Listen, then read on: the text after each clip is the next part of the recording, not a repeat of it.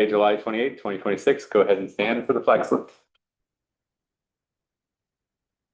I pledge allegiance to the flag of the United States of America and to the republic for which it stands, one nation under God, indivisible, with liberty and justice for all. City Clerk Green, will you please establish a quorum? Yes, Mayor Slawski, Here. Mayor Pro Tem Stefani. Here. Councilmember Napier. Here. Councilmember Lucia. Here. Councilmember Bailey. Here. All right, we have a quorum.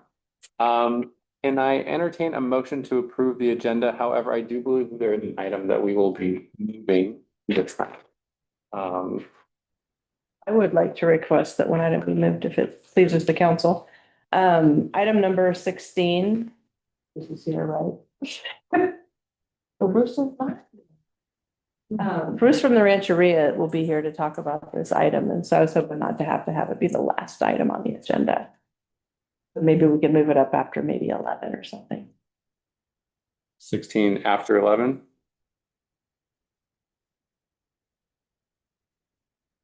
And yours? I was hoping to get item 12 moved before items 9 and 10.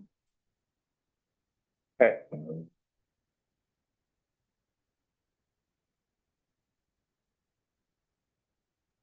All right, who's going to be, help me out with our modifications here. I don't have a pen on me, so when we get to those items, just go ahead and let me know if I get them out of order.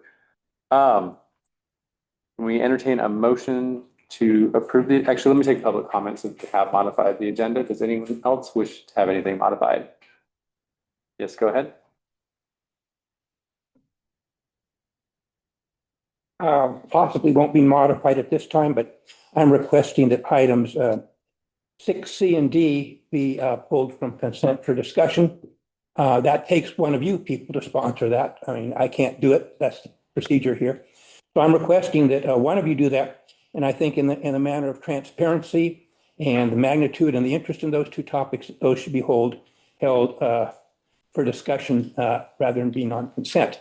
Public has a perception sometimes consent has things to slide things through that they don't want the public to pay any attention to. Strongly support you folks going ahead and enabling the transparency on these two important topics. Thank you for speak. It's a speaker problem.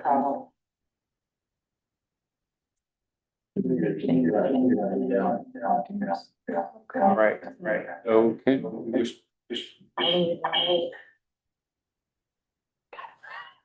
I would move that we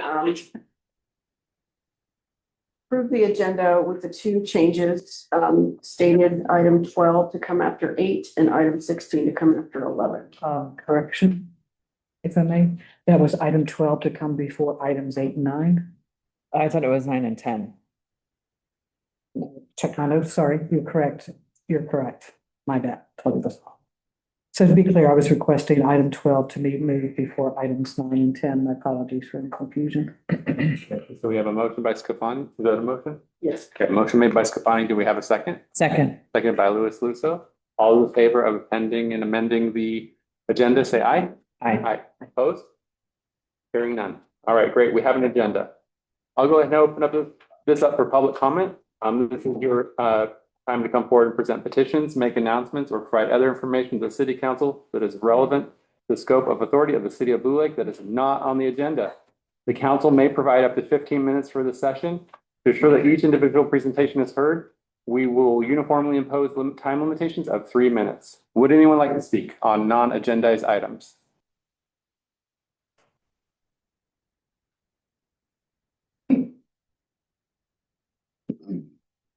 I'm not speaking on item 6C or D, but I'm speaking in generalities.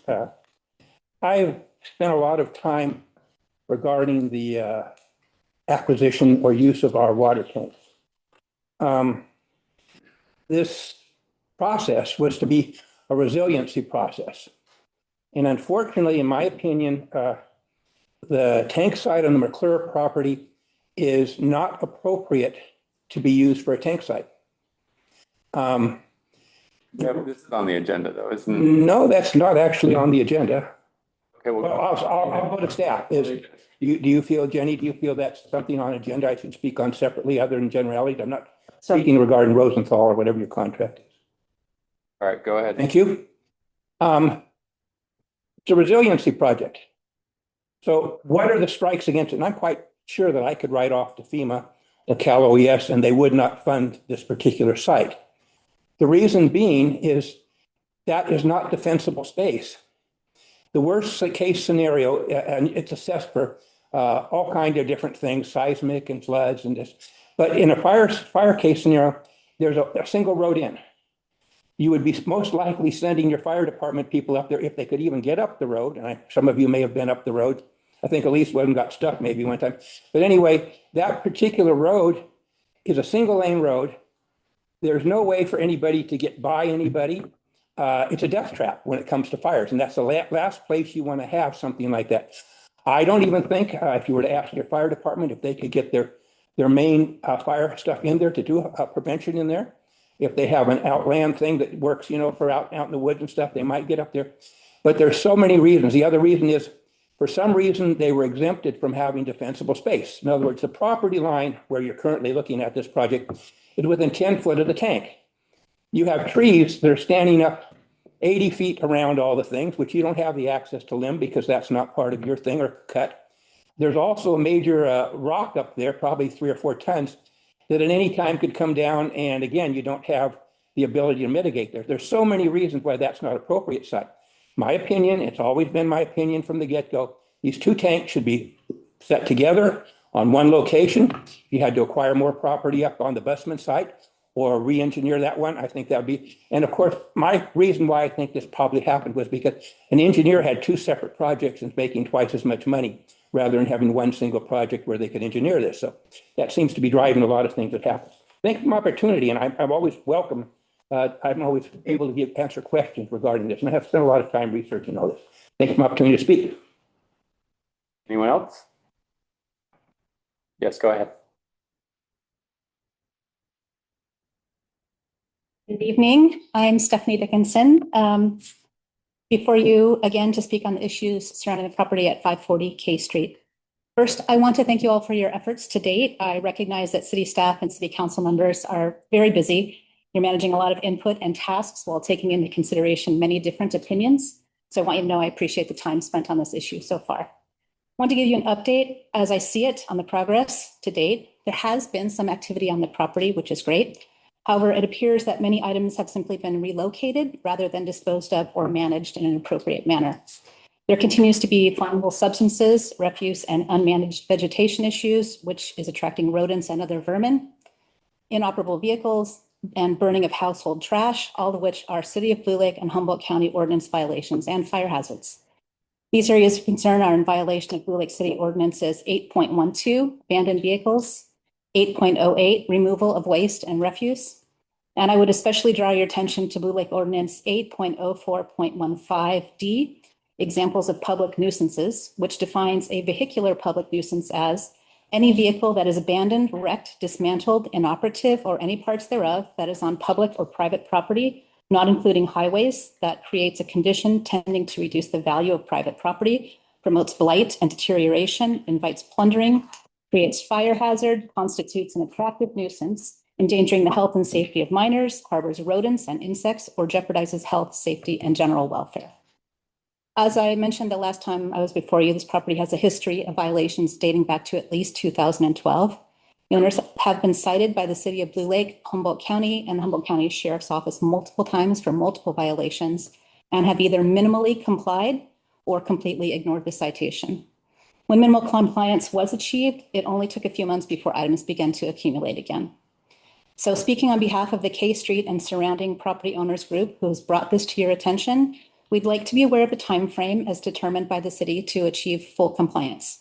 We recognize that not all details are allowed nor are appropriate to be shared, but hope to gain a better understanding of the next steps. We're available to meet with you or correspond via email. So in conclusion tonight, I'm requesting the City of Blue Lake continue its efforts to fully abate all ordinance violations until they are completely remedied and to remain vigilant towards any future violations. Thank you. Additional public comment? Yes, go ahead. My name is Tamara Toyan. I'm a homeowner on K Street, and I'm here to comment on the violations on Fifth and K. And my concern is for the health and safety of our street and our community. And like Stephanie has stated, these violations have gone on way too long, and we need some accountability. And so my request is that the city continues to address these violations submitted, and that we hear some feedback from the city, and we're totally open to meeting with you, but we really have concerns about the safety and well-being of our street and our community. Thank you. Additional public comment? Yes, go ahead. Hey, I'm Levi Kujawa Seda. I'm the son of my parents who live on 540 K Street. A lot of things to say about that, I guess. First off, it is really discouraging to me when I hear neighbors working not with the communities. We're right there. We would love to work with the community, work on addressing this issue, but it comes to my attention from hearing about it through a meeting, from someone sending it to me through Facebook about the issue. I would love for these meetings to be a part of it. I have a full-time job. I've been working on the property since the last abatement meeting last month. We've been putting in dozens of hours into the property. We have, if the council would like, receipts of all our dump runs that we've been doing, removing property waste there. We've moved over 1,000 pounds of waste. We've moved over 400 pounds of green waste. Working with the city and the fire department to remove one of the vehicles on the property. Some of these things, unfortunately, do take time, and I would love for lots of the vehicles to just disappear. Unfortunately, that's just not how the system works that we have in place here. So with that, with everything moving forward, I'm happy to give out my information to the council and to this concerned community here, and to actually work towards this issue instead of having this time waste more valuable time that I think could be used for other more pressing issues for the community. Not that this is not an issue, it is, but I think it could be more aptly used, the time. And with that, I'm more than welcome to work with all of you guys. That'll be all. Thank you, Levi. Any further public comment?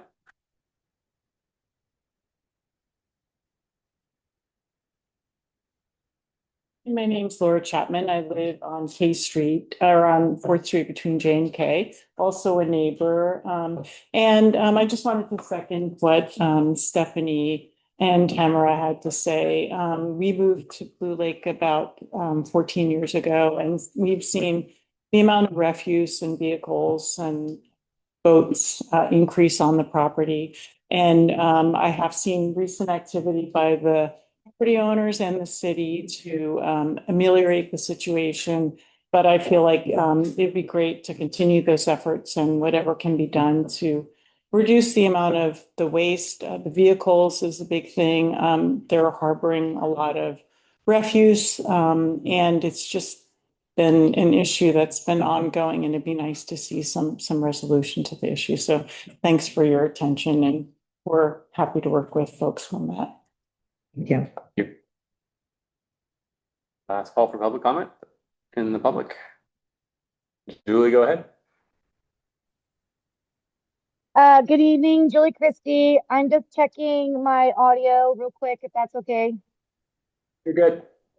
Great. So I'm gonna be the neighbor that informed Lynn and her family that their property was mentioned at the prior meeting. I didn't think it was very fair to them to not be able to be aware of that situation, because neighbors should talk to neighbors and help neighbors. I'm adjacent across the street from the Chapman. So Laura, thank you for those comments of, what can we do to help? I've known their family for 36 years. They've only been amazing, kind-hearted people to me. And, we need to think about what we can do to stop division, okay? Like, how do we start helping each other versus, find the solution. And the best solution is actually just to talk to your neighbor. And I really wish that we had this kind of energy focused on like these other items that I kind of gonna mention real quick while I have the time. We need that energy focused on other things. There's other properties in town. So don't pick on them without picking on them because then you get in a big ball of wax. So infrastructure, again, you guys, my number one topic for any item we can ever bring up, public works, get them in there for a report every time. Winter should be our number one focus right now. We're like running out of time. So with the creek restoration, consolidating costs, like Kent mentioned, the planner with 2 different tank sites, like that's been going on for way too long. Absolutely ridiculous. I'd just like to know what they've made off of us and what they've actually done in the last 10 years. It would shock everybody. And I think council too, for you guys, anyone who's not going to run again, please put a statement out so that the rest of the public knows.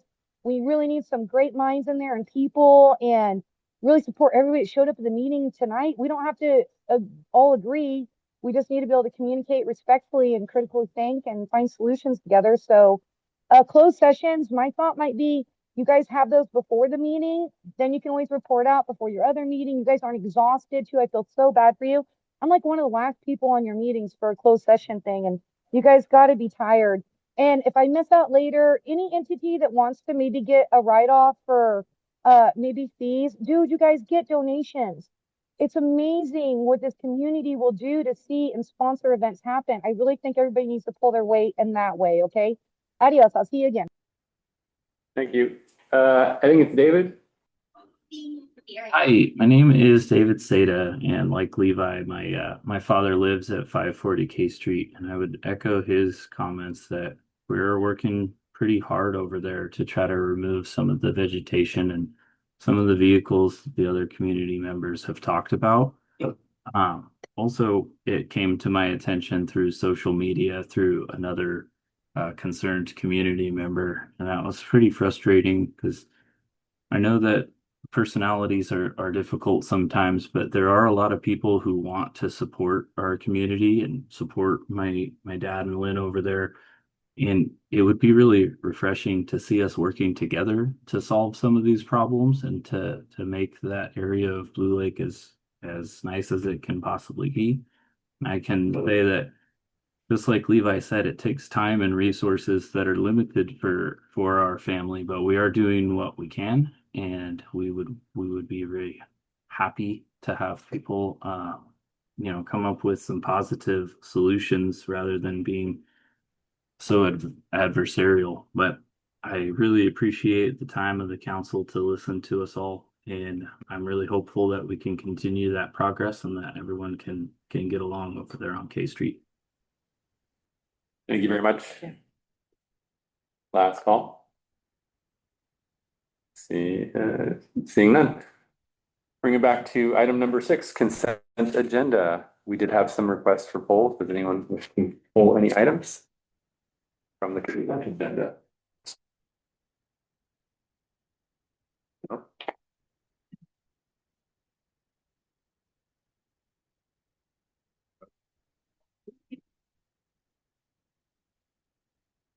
Would entertain a motion to approve the consent agenda?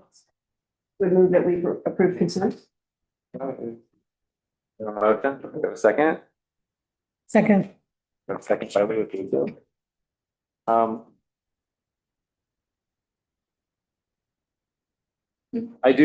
I am concerned about these big items just being pushed through consent. I think it's concerning we're pushing this through.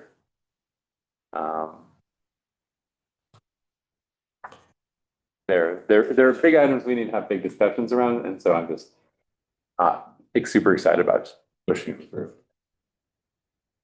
I'll just put that out there. So we have a motion by Scafani. We have a second by Louis Lizzo to push these through. All those in favor, say aye. You get public comment. Oh, yeah. On consent comment. Yes, you do.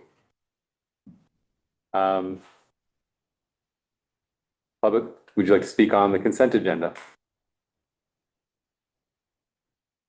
I do. So I have had communication multiple times with the representative there from Bender and Rosenthal.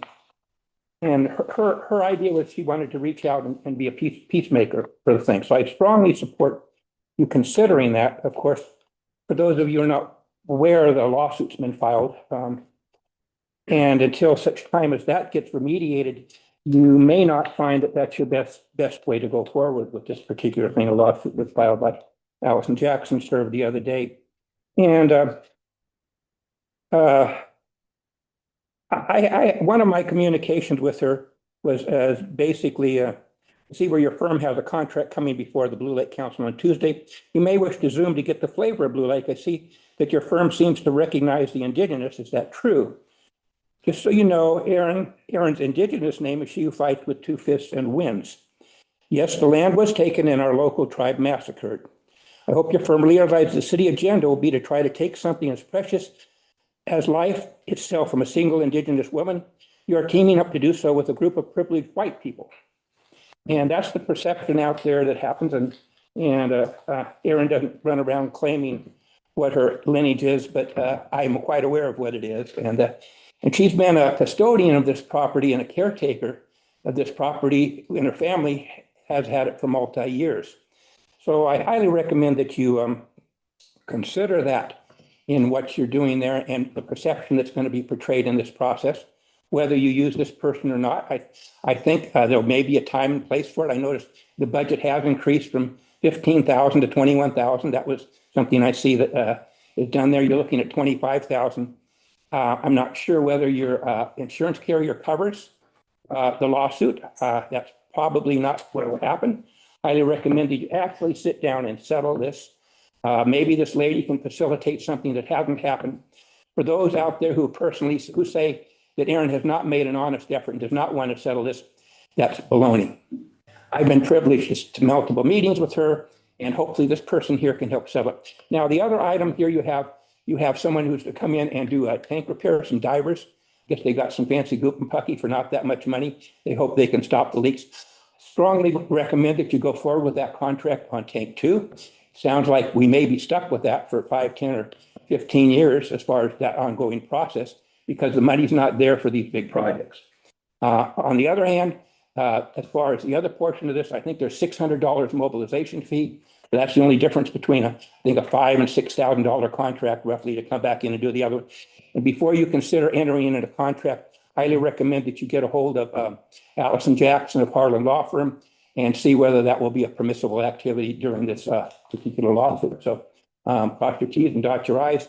You're now in that particular land where I wouldn't want to be. Allison is one of the best attorneys in Humboldt County. Thank you for allowing me to speak. Anyone else who wishes to speak? Consent agenda. And I'm prepared. I just learned about this meeting, but I'm Erin's cousin. And my mother is the other trustee. And we didn't heard anything about this. And we've been trying to just resolve the trust for 25 years. And I have a lawyer that is doing that. So whatever this is happening, that may affect it. And I just really needed to know, and just to let you know that there's a lot more going on here than just what Erin has. So I don't, like I said, I don't know what she's told you. I don't know. It's just, yeah, it's my family too, as much as hers, and it's my land, and I don't know what she is or she is, but yeah, it's crazy. So it's hard for me to give a very lucid kind of statement here, but yeah, I'm pretty sure that this affects everything going forward. So I don't know what the next step is, but this is it. I know she's refused to dissolve the trust, but that's not her privilege, and she may not be executor of the trust much longer. So anyway, Thank you for coming. Thank you. All right. Anyone else wish to speak? Julie, go ahead. I'll be quick. Mine's more clerical. The packet's so big, you guys, like my phone's not going to load it for me, but on the agenda, under consent, you have the first 2 items listed as approvals, where on the contract side, there is no approval prior to the contract. That could be clerical, but that could also be a little loopy hole that you might check in with staff. Should we have said approval of contract in that item on the original agenda, not including packet material. Thank you. Yeah. if you wanna- I would be happy to answer that question. The recommendation that's in the staff report is really clear as to what the action is that you're taking when you approve it under consent. All right. Any further public comment on consent agenda?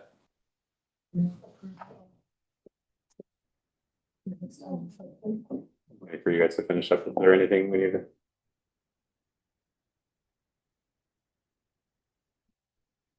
Yeah, anything we need to know about? All right. So we had a motion by Scafani, a seconded by Louis Lusso to pass the consent agenda. All those in favor of passing the consent agenda, say aye. Aye. Opposed? Aye. All right. Moving on to item number 7, Humboldt Gate Collective MOU, Resolution 1268. Staff, will you fill us in on this item? Emily's gonna do it. Okay. Everyone, I'm Emily Wood. I'm the Director of Parks and Recreation here for the City of Blue Lake.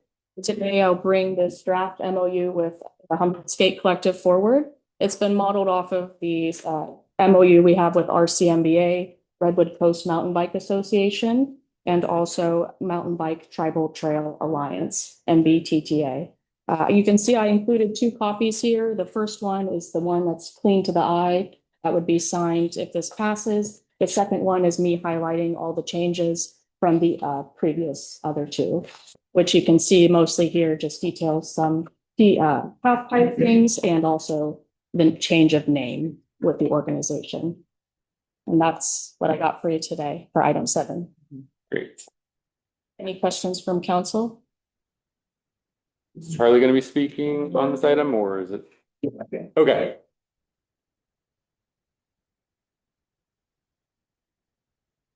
Mr. Caldwell.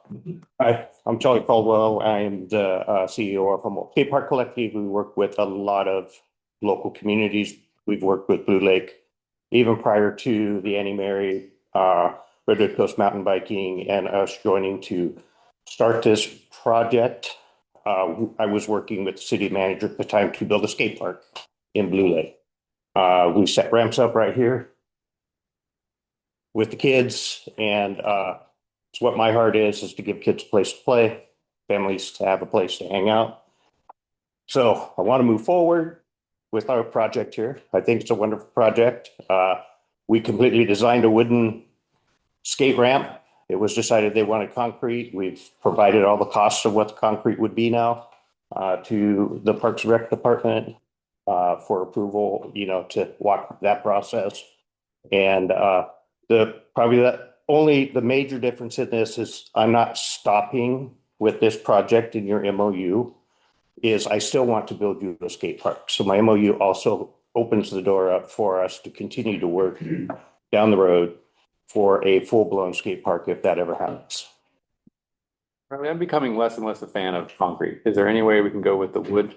That is entirely up to you guys. It's not up to me. I was told to go wood first. We designed all that. It has never been engineered and stamped. The concrete or the wood, either way, the woods are going to have maintenance. Right now, they're resurfacing the Garberville ramp.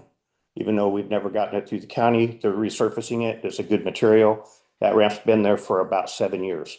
That's what you run into with wood. The maintenance is higher than what the concrete is. So those are the things you have to weigh when you go that direction. What's the rough estimate on repairs for a wood ramp? At the cost of the gator material right now, you're probably looking at about 15 to 20,000. Okay.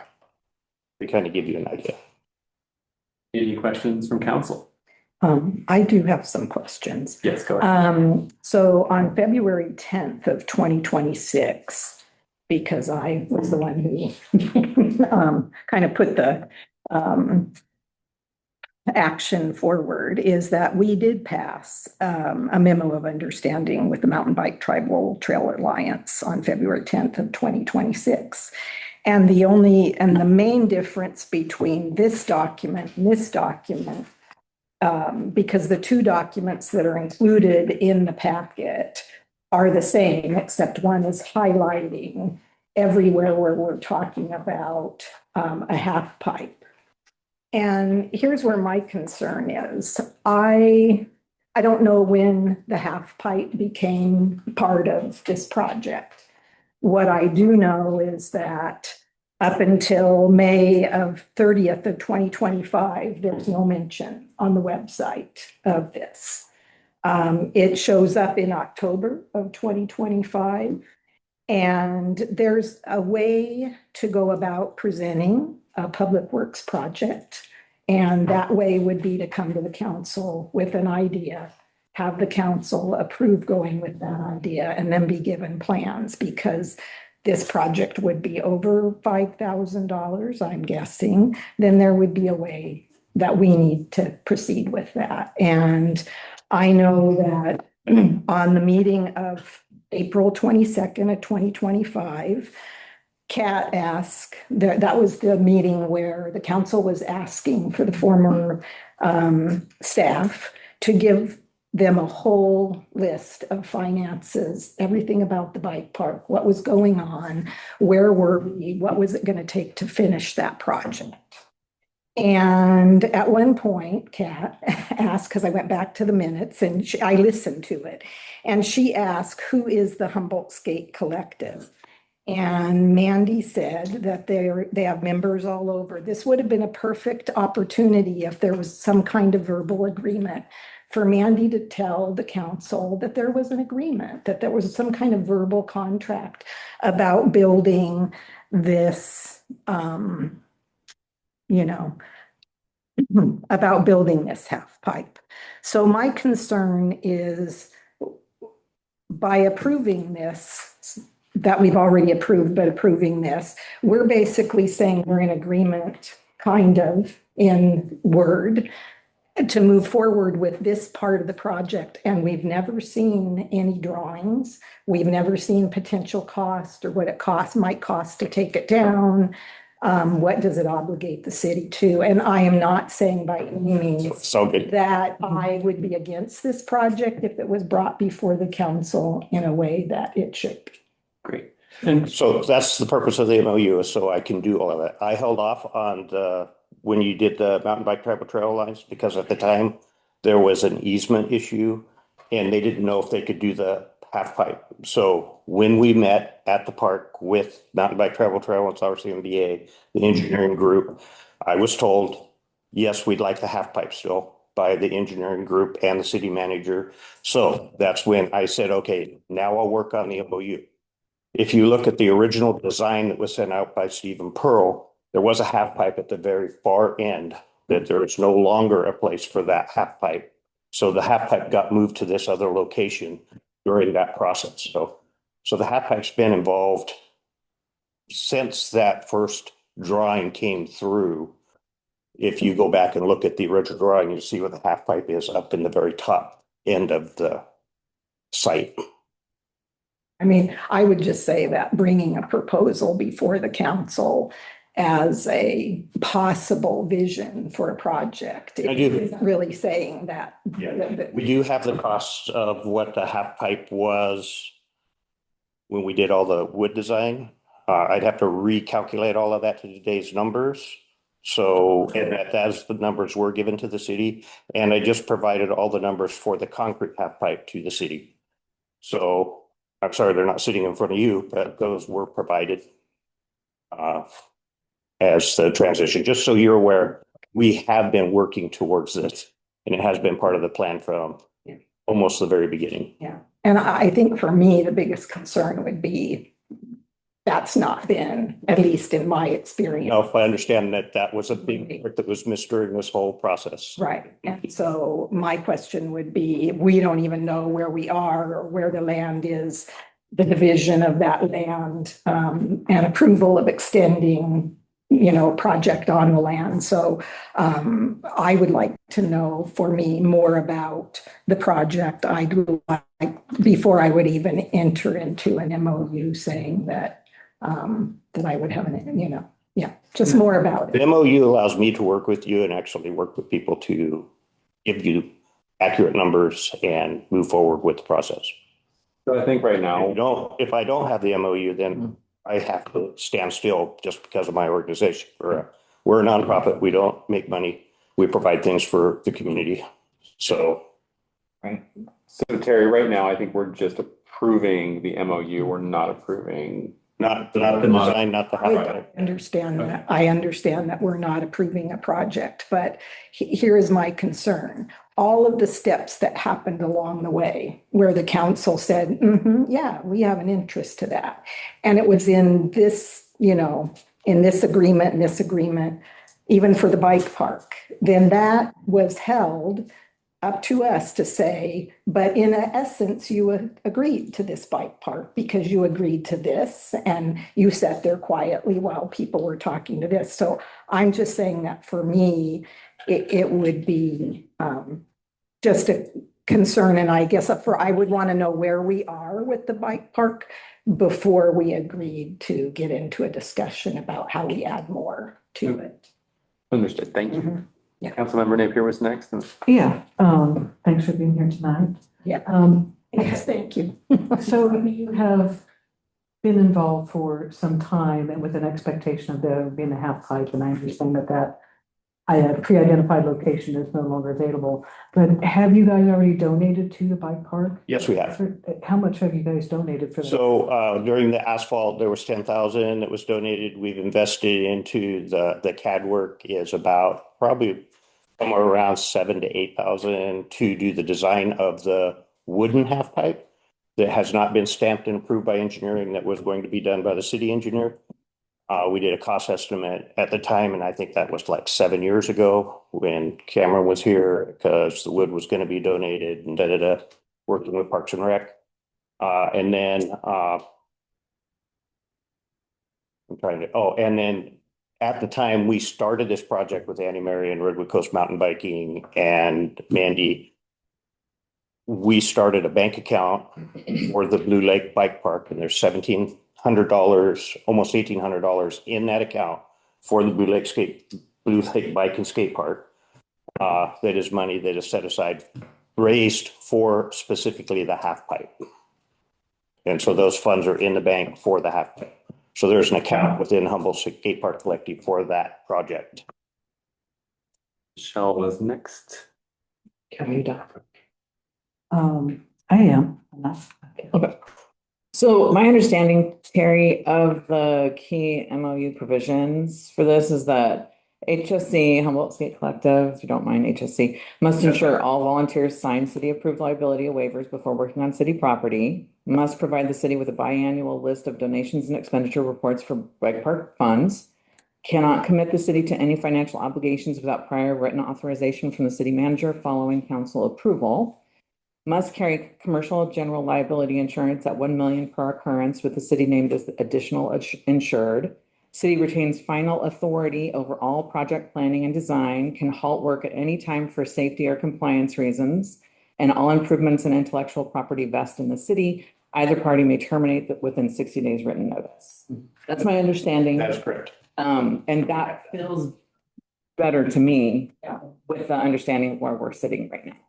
I just wanted to. And I guess my other question would be, if that showed up on the original design, I'm wondering why, when it went to the planning commission, why was there not any discussion at that point that would also be included in this project? Because at that point, again, there was no mention of this. So, yeah. And at that point, we were working under the assumption without an MOU in place. It was a verbal communication of supporting your community, which I do that because I care about your community. Elise, did you have any questions? Well, I just wanted to share that I think everybody's making valid points tonight. And also, I remember on various occasions during kind of an informal staff report, remember hearing half pipe. Of course, I'm skate illiterate and I don't even know what a half pipe is exactly, but that's neither here nor there. But I remember hearing about the half pipe. But we heard about the half pipe like we heard about the skate park. And to support what Terry's saying, so much happened without actual knowledge and approval of the council. So I understand where Terry's coming from, but I also feel like what we're doing is the right steps. So, so I appreciate your involvement to date, and I support going forward with the MOU. I was gonna share one more thing. If something comes up where we decide we're not putting a half pipe there, I still want to help you with the MOU to build a skate place here in your community. So what I'm trying to approach with the MOU is I want to support you to get a place for kids to skate here. And if it's not the bike skate park over there, I still want to work with you to develop something where kids have a place to skate. Thank you. Because currently, in its current form, there isn't a skatable section. Oh, no, you can skate that whole asphalt. It's just not it's not smooth. You have to have a specific type of board to skate it. You can't just grab any skateboard and go out there and skate. And I mean, you can, but it's rough and not quite as fun. Any further questions? Public comment on this item? Yes, go ahead.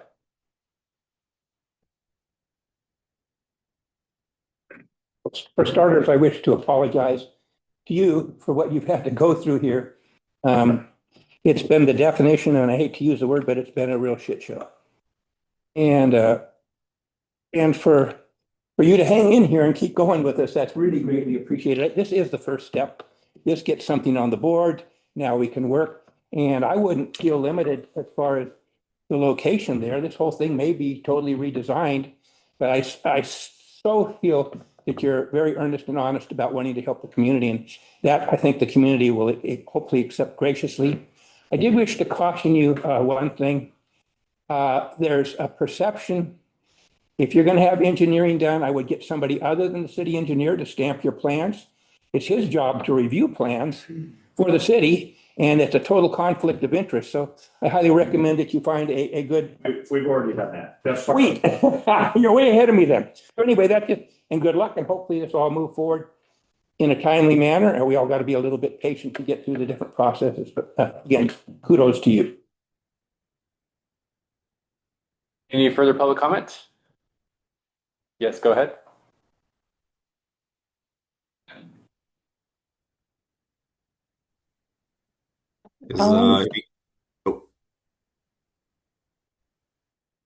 Get you in a minute, Sean. Yeah, I never got the half pipe in this whole plan. So when I started reading the packet, I was like, well, what half pipe? I remember when he came and talked about the skate collective, but I guess it's just that we just seem to keep doing this. We seem to keep getting into these things where we don't, the project isn't brought to the council. And then the council says, yeah, this sounds like a really good idea. Go ahead and proceed with it. It's like always after the fact, now we want an MOU and build this half pipe, but that isn't really how projects happen. And so I kind of agree with Terry and Elise that I think it should have been brought to the council with in the packet showing exactly kind of what they're thinking and the money and what this is all going to cost and how it's all going to happen. But to enter into MOU without any project really designed or how it's going to work, I mean, maybe he can't do anything if you don't give him an MOU, but you're giving him consent to build a half pipe. Yeah. Okay, we hope not, because that's what we were told about the bike park too. And what it turned into was a big fiasco because the project was never approved by the council. So just beware. Just so you're aware, I also support all the asphalt and everything else that's going on at the park. But my job as Humboldt Skate Park Collective is to get this piece of the project for you guys and work with the same members that are out there that got MOUs with. I'm gonna work on the rest of the park too, just so you know that it's not just the half pipe. Thank you. Thank you. Julie, go ahead. Hey guys, first off, I would accept the MOU. This is step one. Kat, you brought up the valid points. The MOU is already structuring everything. Terry's points, very valid, Terry. And thank you to the Skate Collective for coming in. Man, teamwork makes the dream work. And please excuse maybe our council being apprehensive and, you know, we don't get a lot of time to talk about everything in the process. We're always limited with like all these things. So I would suggest like an ad hoc that as we build these MOUs, we have build an ad hoc with two council members and that they have that ability to communicate. And maybe there's already one, you know, it's hard to keep up with everything, but you're really going to need these guys in the long run because sponsorships and donations that these clubs bring in and their volunteer work is literally the only way that that park is going to survive. And God bless them. I do my same efforts. I did it since I was 10 at Blue Lake Arena until the city finally was like, oh, we're going to accept this as a public place. Okay. And the volunteers still have to do all that. I'm up in McKinleyville working my butt off, keeping that a public facility. Thank you, Julie. Yeah. Is that Oh. 3 minutes? Like, No, sorry, you cut out. I thought you were done. okay. So I think your here's the sound deal, cut out. Your sound cut out. sorry, I'm dealing with the barn, but at the end of the day, we do have to figure out these other things. And so that's why I think the ad hoc's an important way so that as stuff's progressing, you guys have a realm to keep these guys informed of what's coming, how the process is going, where we need to gear our energy so we don't have to base it all on these other things. So if you don't have an ad hoc already, I would highly suggest that's the next agenda item. And anybody that keeps adding on as an MOU is a part of that ad hoc. Thank you. Thank you, Julie. Sean, go ahead. Good evening, everybody. Sean Fife, Mountain Bike Travel Trail Alliance. I'd like to, first of all, recommend approval of this MOU for Humboldt Skate Park Collective. They're a great partner for this project. And I'd like to add from what I've reviewed from all the original plans, there was always a half pipe included in the plans for the bike and skate park. And then during the construction of the bike park section, there was an encroachment which paved over the area that was supposed to include the Humboldt Skate Park Collective half pipe.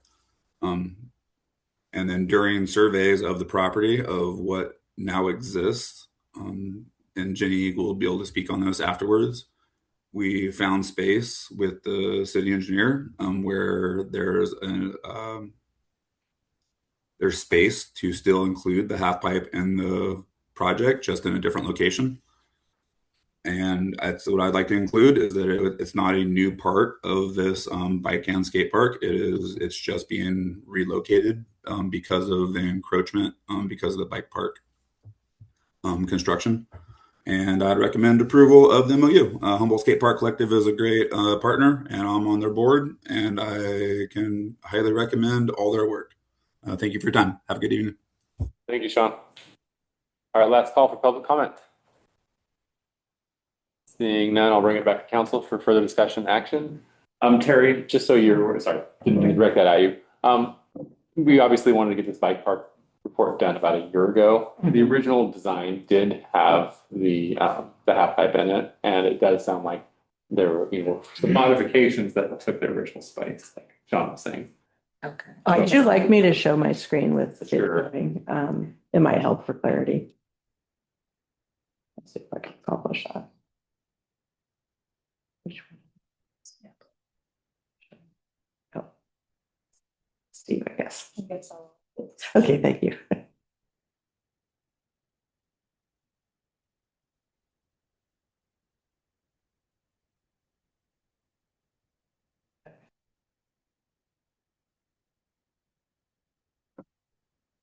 So you can see on here, this corner right here in the point is where the half pipe was originally intended to be. This map does not have a date on it, which is unfortunate.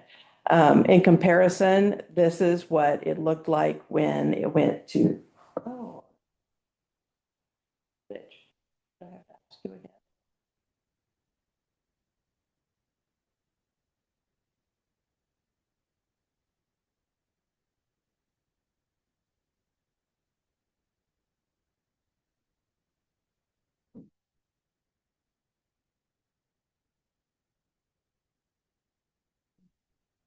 So this is the exact layout that went to the planning commission itself. And this does not include the skate section of it in there.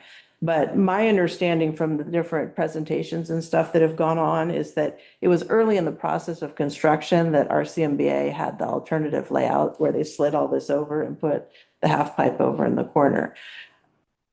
So that's why there's confusion between, it was always a part of the design, but it wasn't on the plans that went to the planning commission. So was this approved by the planning commission? This is what was approved by the planning commission. This is what we're using in the corrective action plan. It's the comparison between what was built and what was approved by the planning commission.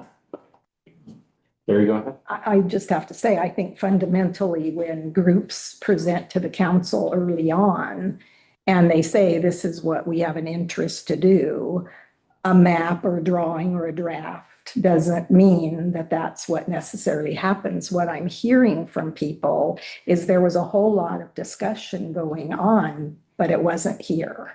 That was saying, here's all the things we want to do, and we have an agreement, it's going to be here, but none of that came before the council. If there are plans that are still in the city, we've not seen them. So that's my concern, is it kind of feels like, and we do have an MOU with them, and that MOU says that they can participate in design and everything else. It doesn't just particularly set that item on the table. And so I'm not really sure why they couldn't put forth the project or design within this, but we're saying everybody's already approved this and that it's in there and there's already plans and people have spent a whole lot of money, but it's never, I can't see. I mean, I guess somebody could tell me, but an initial draft drawing isn't really a set in stone plan for the city. That's just my concern. You say we already have an MOU with. Yes, we have an MOU with them. No, we do not. Not with the Humboldt Skate Collective, no. We have one with RCMBA and we have one with Mountain Bike Tribal Trail Alliance, but not with, okay. not with, and that's basically what Emily and I have been doing, is with each group that's interested in being a part of the discussion and part of the working through of the corrective action plan, we're executing MOUs with them so that the delineation of responsibility is very clear. Okay. And it's kind of like a bringing them into the group to be part of the discussion, is that they agree to the terms in the MOU. And like Michelle said, they're very restrictive as to what they can do, and it requires council approval of everything. Okay. But we want them to be part of the solution, not just on the fringes. And then when we all get it figured out in the ad hoc committee, we'll go back to them and ask them to raise money. I mean, they have a lot of valuable experience and information to be able to provide to this process that I want to be able to use as part of the ad hoc committee. Okay. Councilmember Napier? Yeah, I think something that was missing and is still kind of missing with help. I know it's asking more staff, but I think earlier in the process, we need to have some kind of drawings, even if they're just conceptuals. And if there's, and I'm not by any means attacking that. Okay, you guys have them. Maybe you guys have seen them. Council hasn't seen any of this. And I have to kind of put an exclamation point on what Terry has said about the importance of following process on a public works project. We are here in this conundrum where we want to resolve and get this bike park and skate park collectively together and usable. And we can't do that. And I just, to euphemistically call it enthusiasm in the field, or field conditions dictated that we change it, or these, vague statements that, well, council was aware. Well, the council was aware, and it was a majority of the council, it was done outside of the public eye. And if you're seeing a little bit of a gun shy council up here, or a little reluctance to take steps forward, we can see. So, our city manager, who's also a certified professional engineer and civil engineer, has put together a fantastic corrective action plan that we can follow and take those steps. As far as where, if you have greater designs for a skate park, which I understand is like really different than bike park, council would want to see sketches or something of that sooner rather than later, because I don't even know if we have land for that or what that would entail, if that's a project that we could pursue. But that doesn't, for me, that doesn't stop me from wanting to have an MOU. So.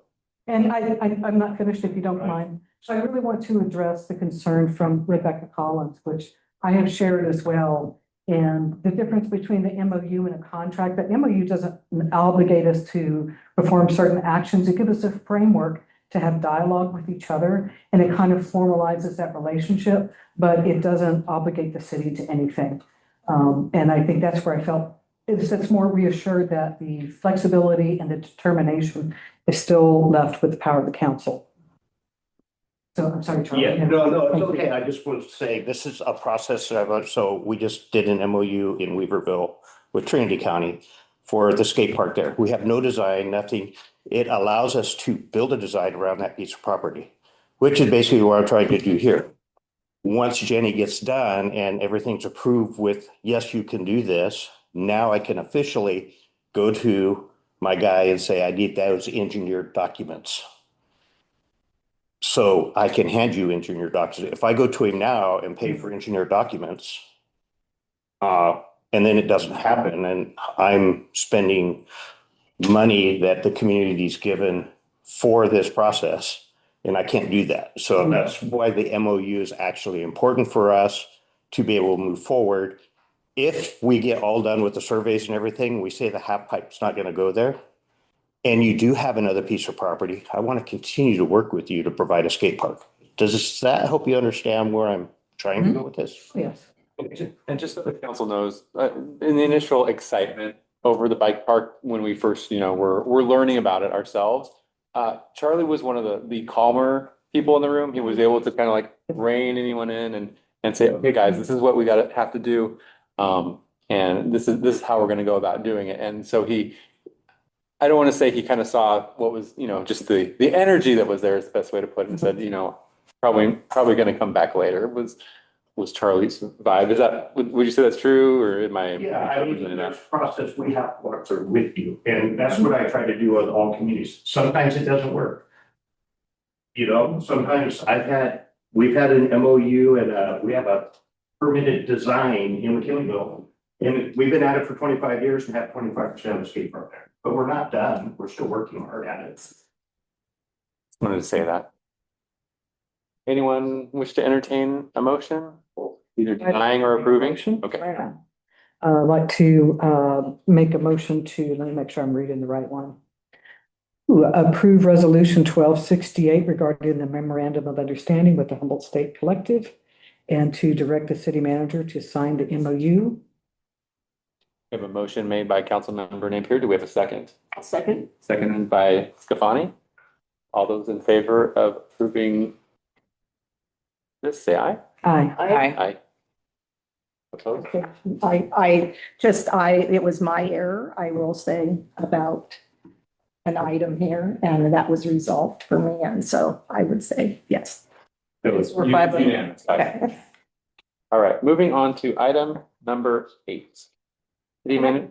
So can I just say one thing about what we just did? Okay. I just want to say that I have 100% confidence in Jenny and her plan and her ability to wrangle all this into something that is going to come to us in the right order, and in the right way. And before we take those steps forward, the council will be able to go through all the steps we didn't get to do before.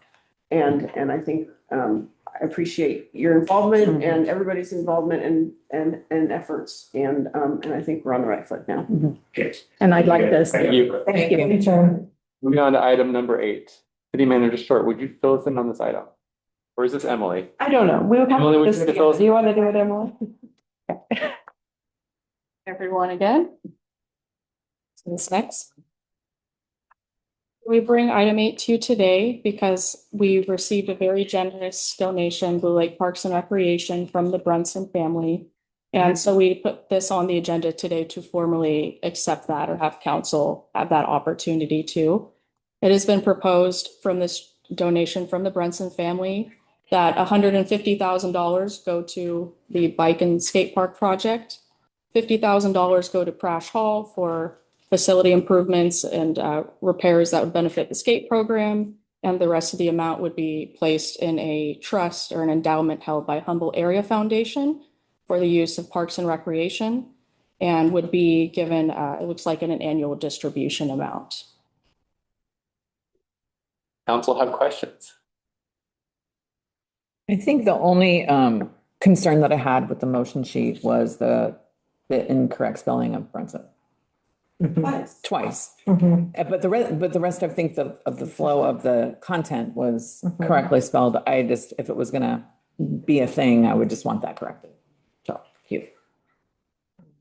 Emily, can we set any criteria on this, on these funds, or does the council have any say, or is it just a yes or no?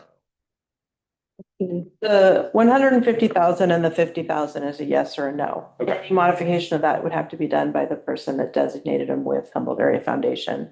The designation was very specific as the, what was her title? She's not the trustee, but she oversaw the trust and the dispersion of that trust. And so she would have to make any changes. Go ahead. I think that's kind of clear that they intend $150,000 for the bike park. But I think when it arrives here, what is our process as a city to make the determination on how that $150,000 would be applied to the bike park? And then also the same for the $50,000. So it would be similar to any other funding that we received. I would envision that you guys see it kind of like a grant would be, where it's very specific as to what it can and can't be used for. It needs to stay within the realm of the intention of what the donation was for. But when it comes to specifically, do you put 150,000 towards a shade structure or finishing the paving or like any of the things at that site, I think you have that freedom. I do know that this amount of money as a matching fund to a grant application could be parlayed into quite a bit more that we could use out there for a lot more facilities than if we just went and spent it directly. And so my suggestion to you is that we hold on to it long enough to finish the state parks per capita process and see if we can use it as matching funds and get, you know, many hundreds of thousands of dollars more to go with it. Additional questions? Yes, go ahead. So on the 150,000, then that also goes into the trust, or not to the trust, but into the foundation. Is that correct? Do all these monies go into? They do initially, and then there'll be a grant agreement, and you have a page in here that's the grant terms that will come with it. It'll have a signatory page and some more specifics. They didn't have that ready yet for the packet. But my understanding is they will distribute the full $150,000 as soon as that grant agreement has been executed. Okay. And I suppose some questions I have. So if this says $150,000 to the city of Blue Lake for used to support completion of the bike park, I guess my question would be, we don't know if we can complete it at this point. We don't know where we are with that. And that word is a strong word, not just to be used to support the bike park, but for its completion. And so I wonder if that has any, you know, long-term legal issue for us. And I wasn't really sure, it didn't say in here anywhere what the amount was that would go into the endowment held in perpetuity. Oh, it's 203,000, right? 203,000, okay. And this $7,500 to $8,000 being distributed each August is their estimate based on past historical interest and earnings that they've had on other endowments. And then my question for you, Jenny, is on the agreement to grant terms. It says that it's outlined in the grant packet, and this is pretty general here. It just is the terms of the grant.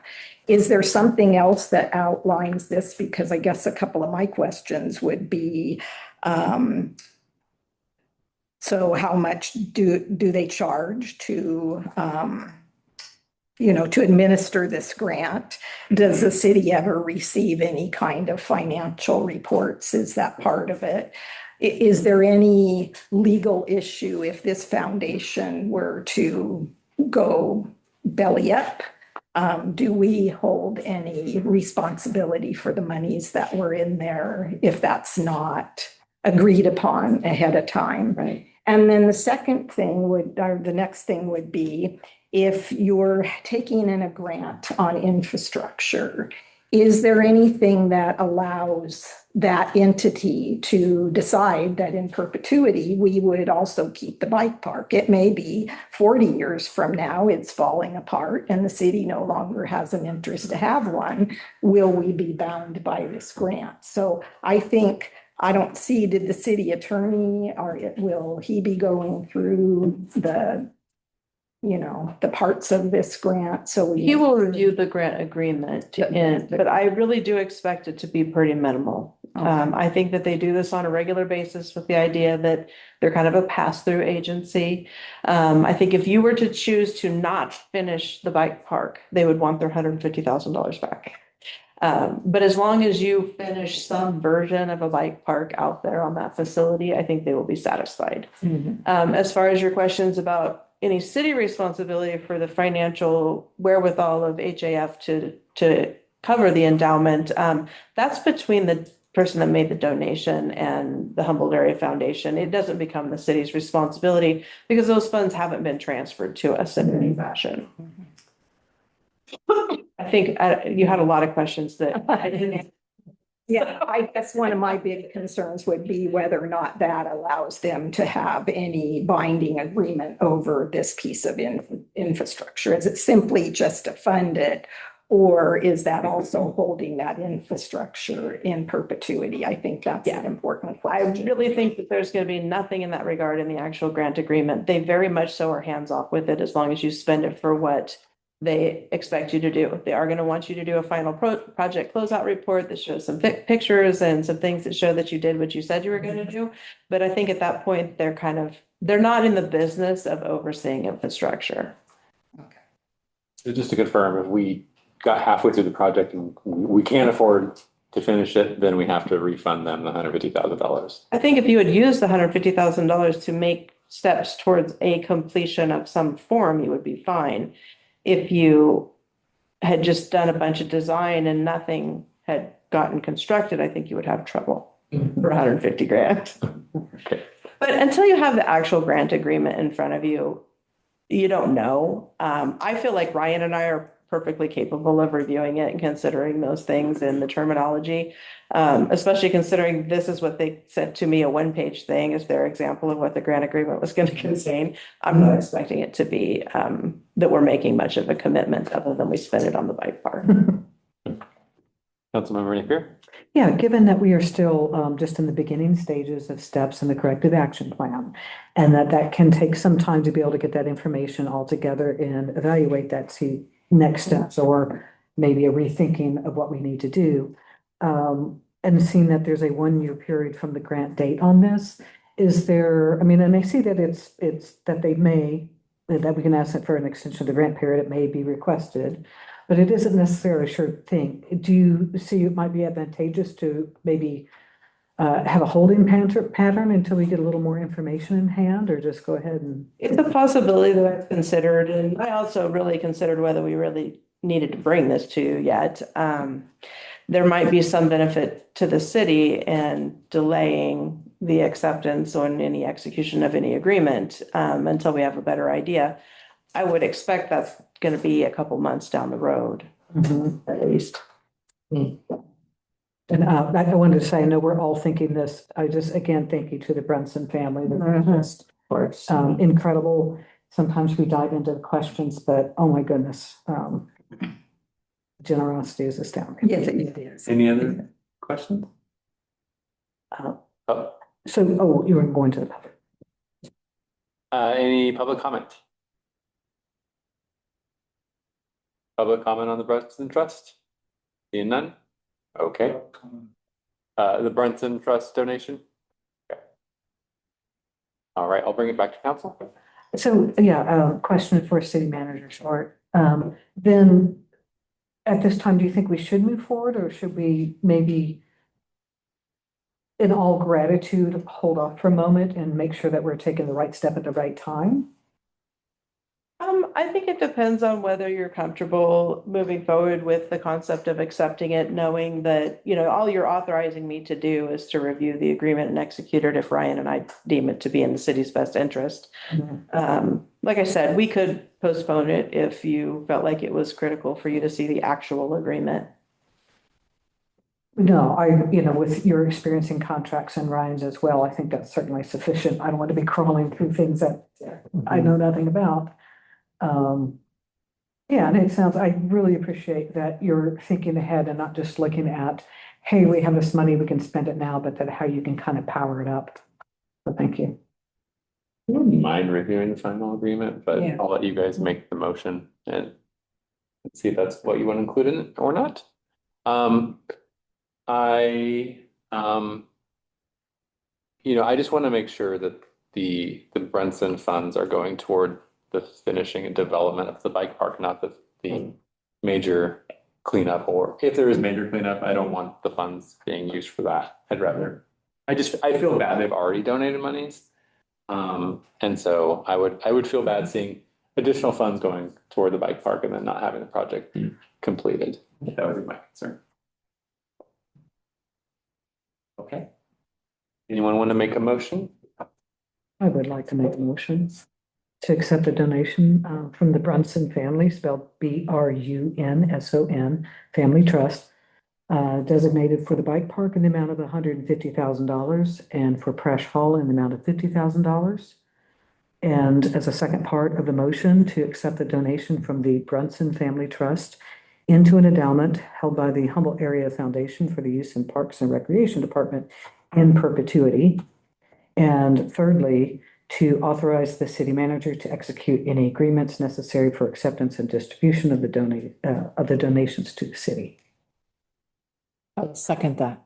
We have a motion made by Councilmember Napier, a second by Louis Lusso. Can I make a friendly amendment? And you can either certainly suggest you can deny it or not. Do you mind if we review the final agreement as the council? If not, that's fine. As an approval or an FYI? Approval? I mean, you could say no, it's fine. I would support you on that, Sean.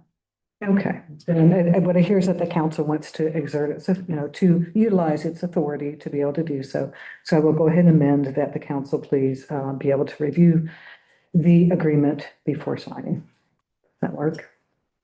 Right, what would that look like? I mean, I feel like you need to take no action if that's what you want, honestly. I mean, Okay. all of these things go together and you can't really accept a donation if you have additional conditions that you want to fulfill prior to moving forward. So I'd rather just bring it back and with whatever documentation is necessary for you to be comfortable with the contract than to do some action now and then have to bring it back anyway. I just don't understand why, like, it couldn't be just a future consent item to review it if needed. To review the agreement. Okay, you guys, you can do what you'd like. Well, I'll go ahead and withdraw my amendment to that, respectfully acknowledging the concerns from the fellow council members, but to keep my original motion with the steps 1, 2, and 3 as listed on agenda item 8. You have a motion. So are you saying you're retaining your motion? I am retaining the original motion and withdrawing the amendment. Okay. Second. Okay, motion made by Councilmember Napier, seconded by Louis Lusso. All those in favor of approving as is the amendment, or without the amendment, say aye. Aye. Opposed? Aye. Okay. Thank you to the Brunson family.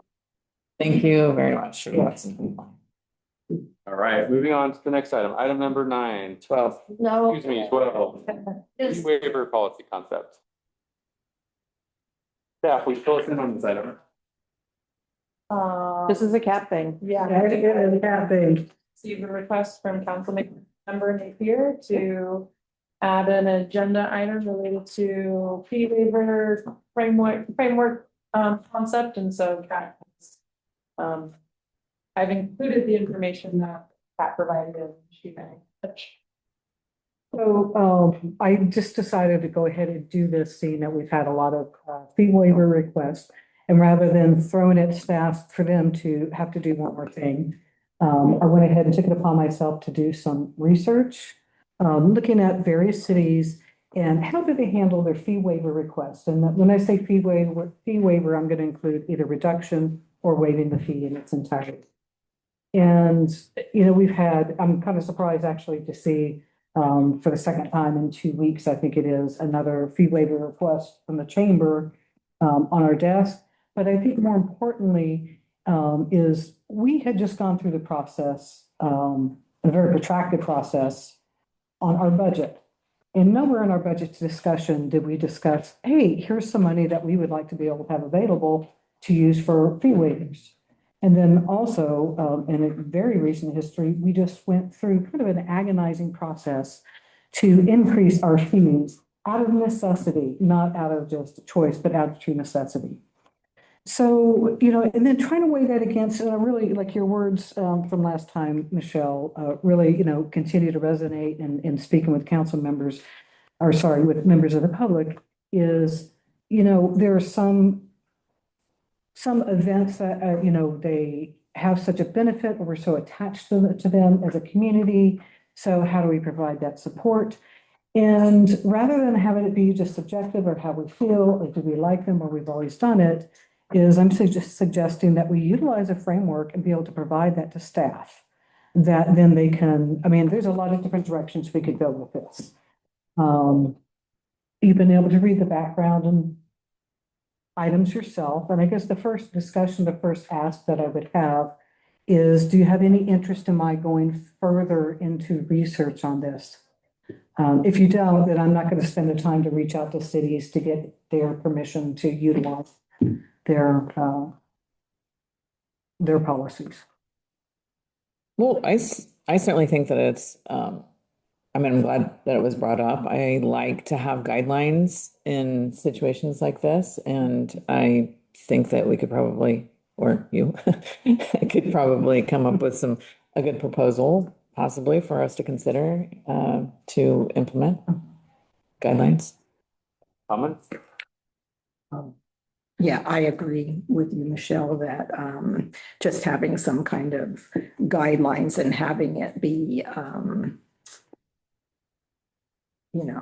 that this is how it would happen every time. There's some basis, and then maybe that can be handled more as an administrative issue. Either that, or we just say we don't accept fee waivers, because this could get really busy and crazy to have this coming before the council all the time, and the staff having to prepare reports about this all the time. So, have a uniform way to do it or not.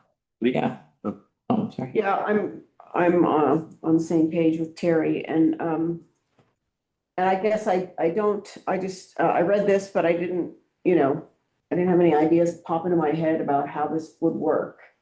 And so I really don't understand where you might be going with it. Is there a little bit something more that you want to offer? Yeah, absolutely.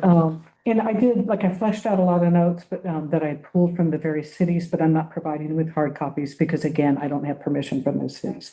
But the way that I kind of see it could work is by utilizing this framework, I could put relevant examples from different cities and sort of a checkbox, hey, I like this one, like that one. No, I don't like this idea, but I'm not going to try to guide this to one end point. I would rather bring it to the council to sort of develop collectively.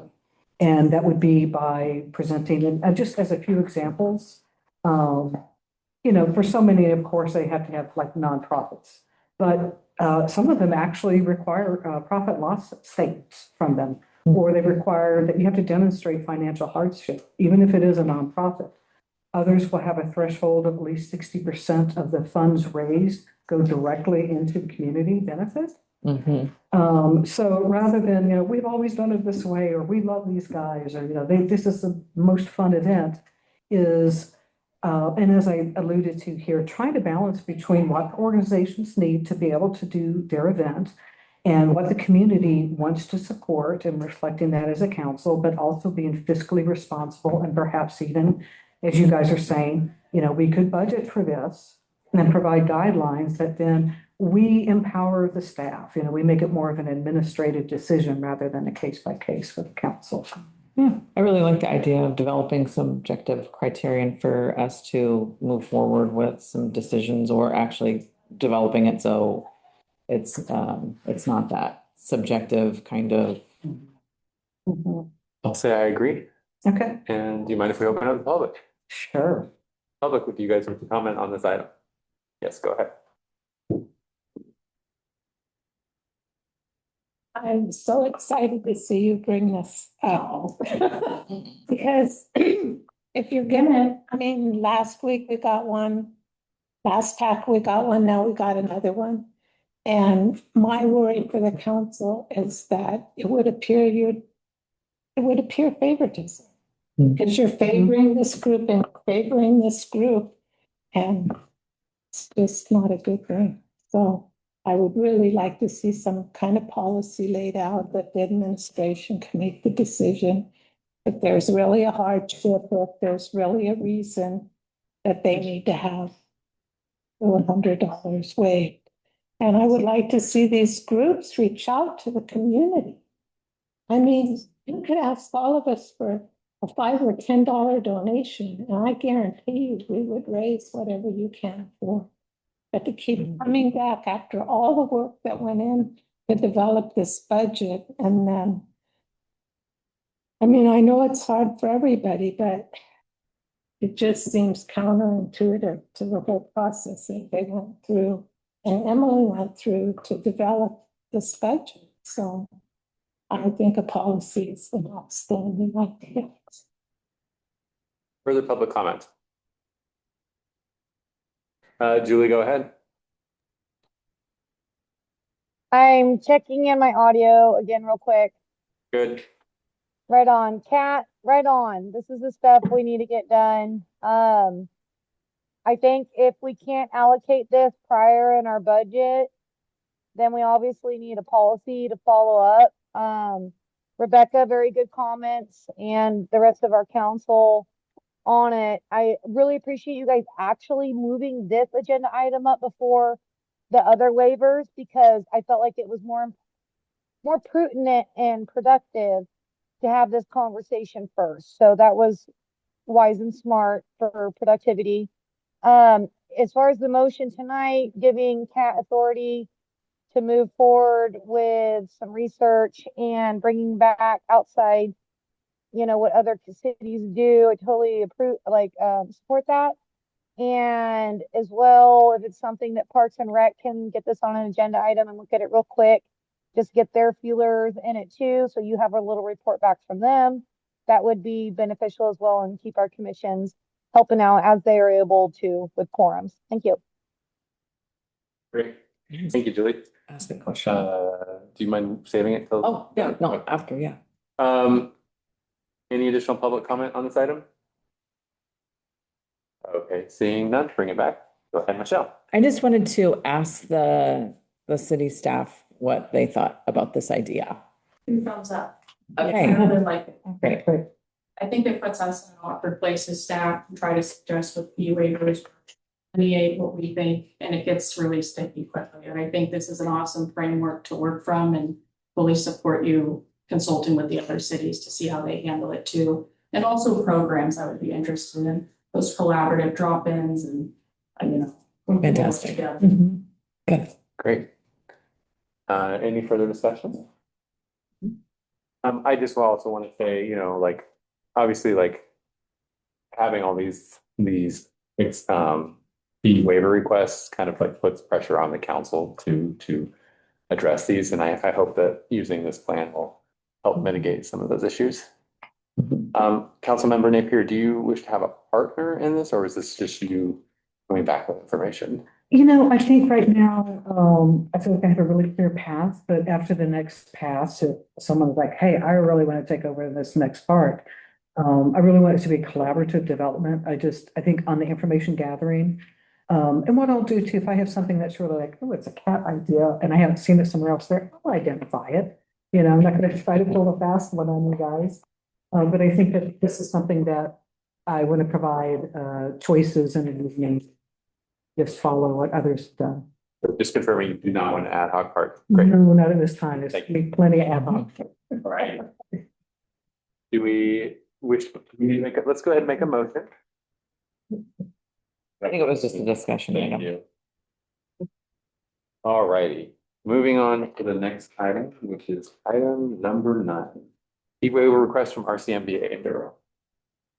So Emily's going to present this, but I'd like to preface both of the waiver requests with this information.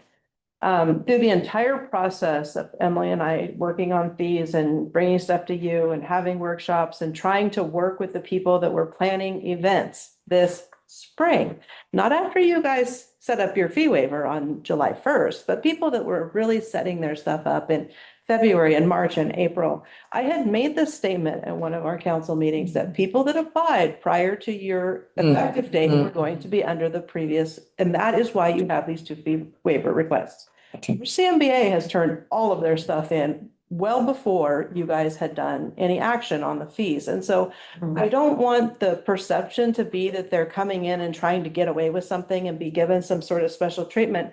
Because the truth is, I think we owe them some of this. They have moved forward on an event in good faith with an understanding that the fees might change, but they didn't know how much. And I have to be honest, what we did for camping was pretty extreme. And I think expecting people to absorb that the first year without knowing about it is kind of unfair to them. And so with that in mind, if you'll just kind of listen to what Emily has to say, I do think that because this is the first year and people did not know when they were planning their events and setting their fees, what our fees were going to be, it's fair to at least consider some waiver. Okay. Hi, everyone again. So I bring this fee waiver request in front of you today for RCMBA's Enduro event taking place in September of this year. Traditionally, they've done this for quite a few years now, and in the past, they have not paid for camping other than a special event permit. And they approached me around February time to confirm and solidify, yes, we want to do this race again. We'd like to do the camping and everything with the understanding that they know things would change in our fee schedule landscape. Granted, and back in February, we weren't necessarily talking about camping yet. It kind of got fleshed out over the next few months as we got to seeing different areas of cost recovery. And so what I've proposed today is a weekend rate. Stacking the multiple days of camping does start to add up quickly.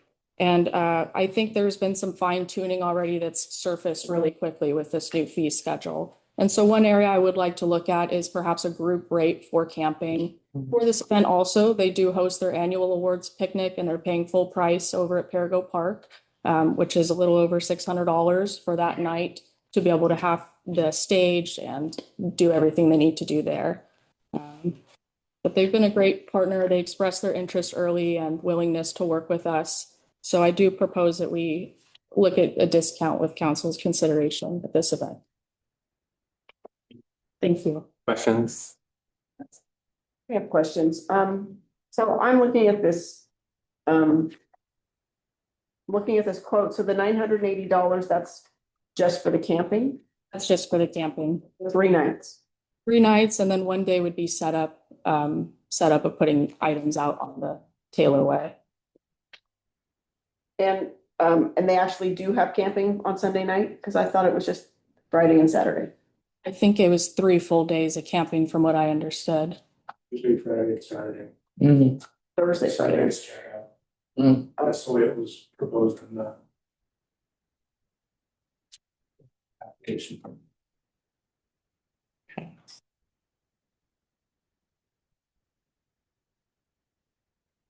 Additional questions? Yeah, what, how did you arrive to $980? Is that like per number of campers or per amount? It was for within the fee schedule, there was a overnight camping rate per day. And so that's what I applied at full cost for the 3 days that they indicated they'd like to camp on Taylor Way. 75 details. Yes, 75. The overnight storage fee, it gives a breakdown of it.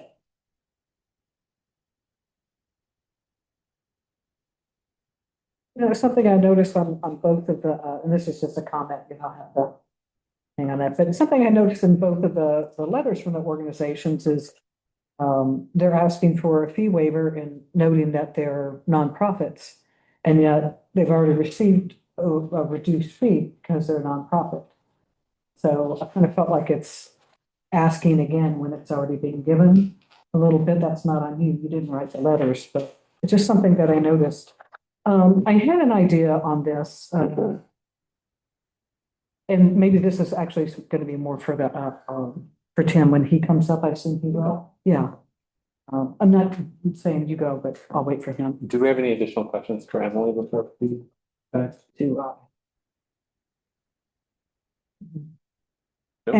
I do. Oh, okay. I see that the administrative processing fee was waived.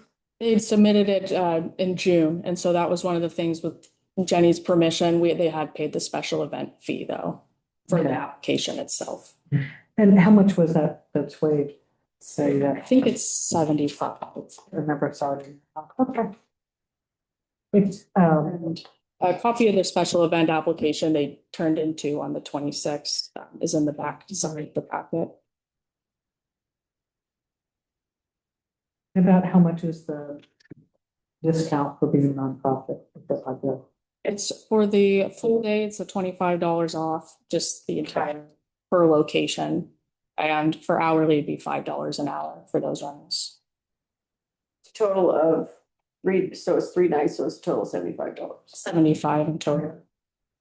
And then I'm sorry if I didn't find this in the writing, but $5 an hour for hourly rates. For hourly, it wouldn't apply in this scenario. Okay. But the camping rate without the nonprofit is $300 a day. With that discount, it's $275. Thank you. Any questions? Thank you. Questions for Tim? Do you want to come forward and see if there's any questions? You don't have to, but. Sure, I would like. Okay. Tim Daniels, I'm a resident here in Blue. Here representing RCMBA, and I do believe you all had a chance to read Gina's letter. Gina, the chair of RCMBA, she made a lot of really great points. I'm not going to beat that horse to death because I couldn't have said it any better than she did. During the process to create these new fees, I kept pushing back on $400 a night. I think it's ridiculous for an open, empty field that we have to bring our toilets to, we have to bring our water to, we have to bring our camp host to, and we clean up afterward. We bring all our own trash service, we bring our own recycling services. And so really what it amounts to is the city mows it once in a while, but they do that anyway. So to that, I think that I know they did lower it to 300 from 400. Originally, they wanted 400, and I thought I pushed back on that. I would like to see it because we didn't have it, because we were under the impression that the fees were going to be waived for us this year. Because when we did get in our application, no fees had yet been established for the camping in the field. I would like to see the fees completely waived rather than discounted. I think Gina suggests we get a discount, and I would like to see a discount for nonprofit organizations too, because there isn't one, and that most of the rental fees, the nonprofits get a discount, but not in this particular event. And I think we're the only ones that use it for camping too. I think, oh, sorry, go ahead. I think we built in, is there not a nonprofit for this site? There is not. Chris, $300, that's $275. Okay. So it's 25 Per night. per night, discount for, yeah. And that only just came up since this got on the agenda. It's part of the fee schedule, so it applies across the board for all of our fees. You misunderstood what I said. Most of the other rentals, if not all of the other rentals, have a discount for nonprofits, but the renting the field does not. Is that true, Emily? It does have a discount. Okay. It's something to think about. Thank you. And I do have some y'all questions. take it easy. Okay. Can we ask a question on what the purpose is of the event? Is it? It's in the letter. Well, I have some questions if you don't mind. Sure. Thank you. What is the purpose of the event? It's in the letter. Didn't you read it? I appreciate that you might not be in the best of mood right now, but it is a simple question. What is the purpose of the event? Is it a fundraiser? Yes. And is it a fundraiser for whom? RCMBA. And how will those funds be used? They go into our general fund, just like the city has a general fund, don't they? Yes, we do. There you go. But these funds go specifically to the city of Blue Lake, or they're not being fundraised for the city of Blue Lake for the bike park? They're not.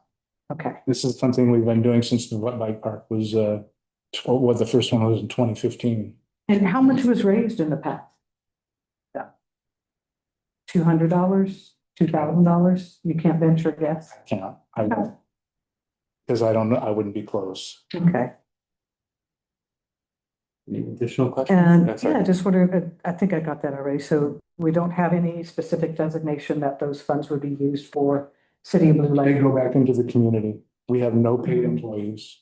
We're all volunteers. Even the people that come out and work the race with us are all volunteers. Our camp host is a volunteer. People that set up the campground out there are all volunteers. Yeah, as you did state in your letter. That's that. And all of our funds go back into the community building trails. Well, and that's the point that I guess the point that I'm trying to get to is the community. The community could be, do you mean just the Blue Lake community, or just the biking community, or the Humboldt community, or is this going even larger than that? So it's a, it's kind of a specific question as far as, so this is a fundraiser, but those funds are not designated to go to the city of Blue Lake or the bike park. Okay. Not specifically. Any additional questions?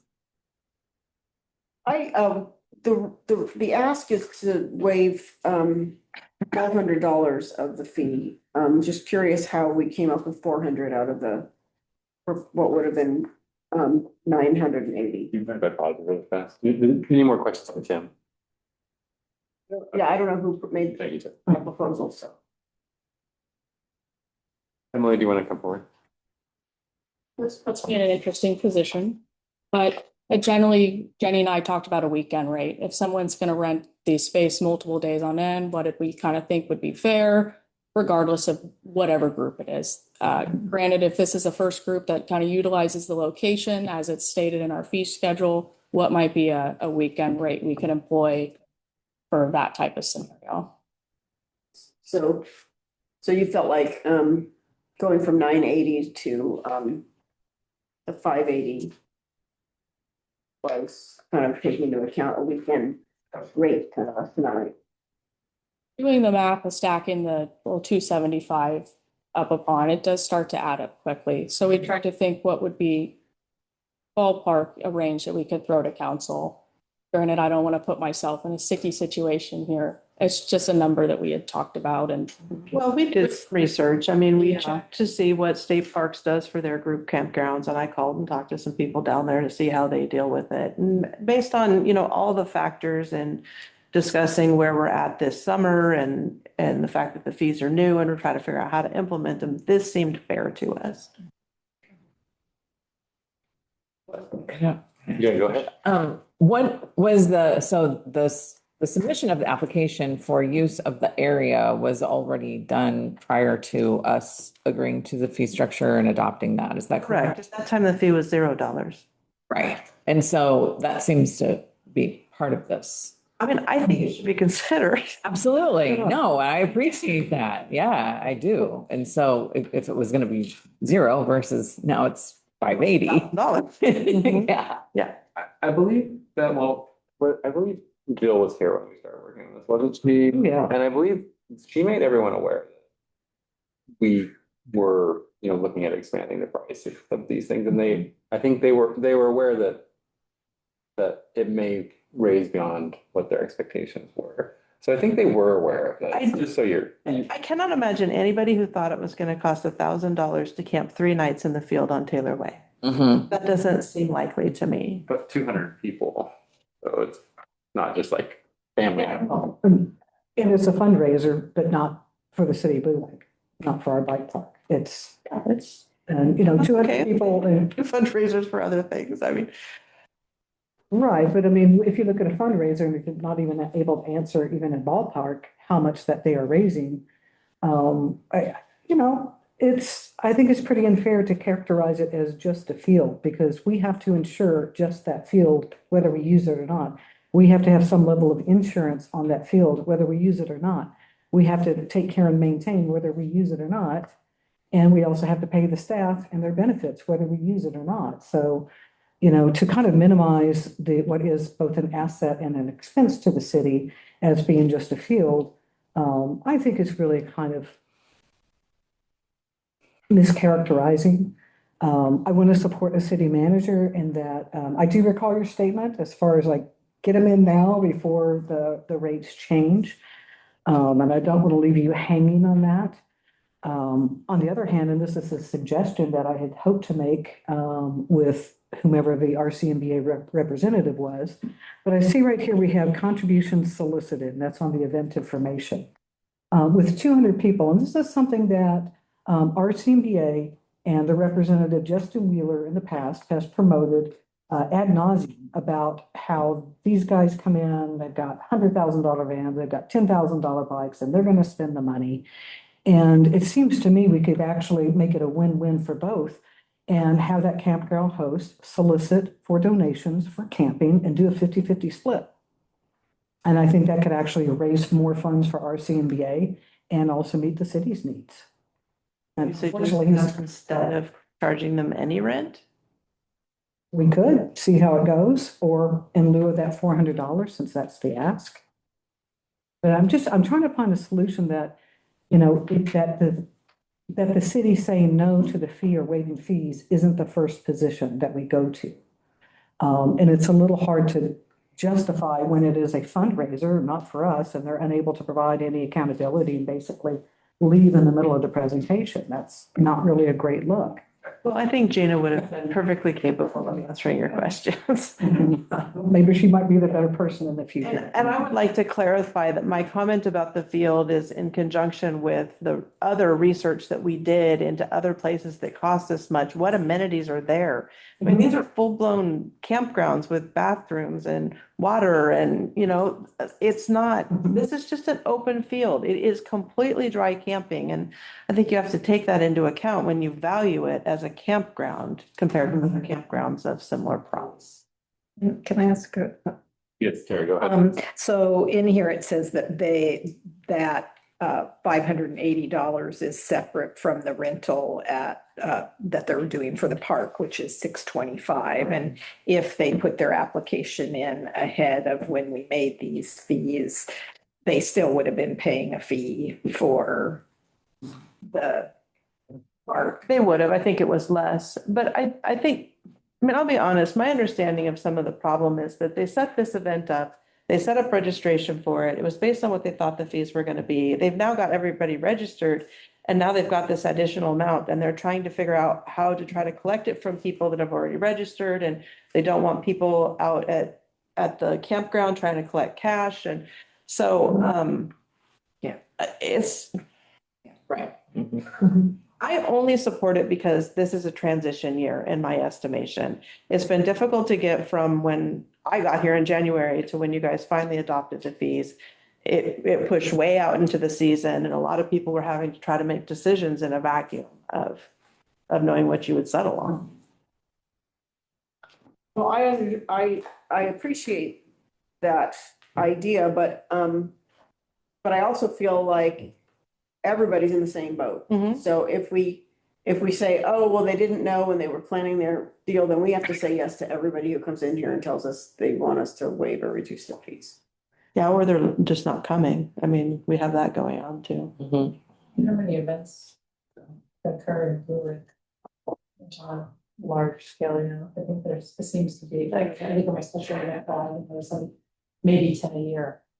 So I don't know. I'm not sure there's gonna be this huge influx of people wanting to come through and not fee waivers for everything.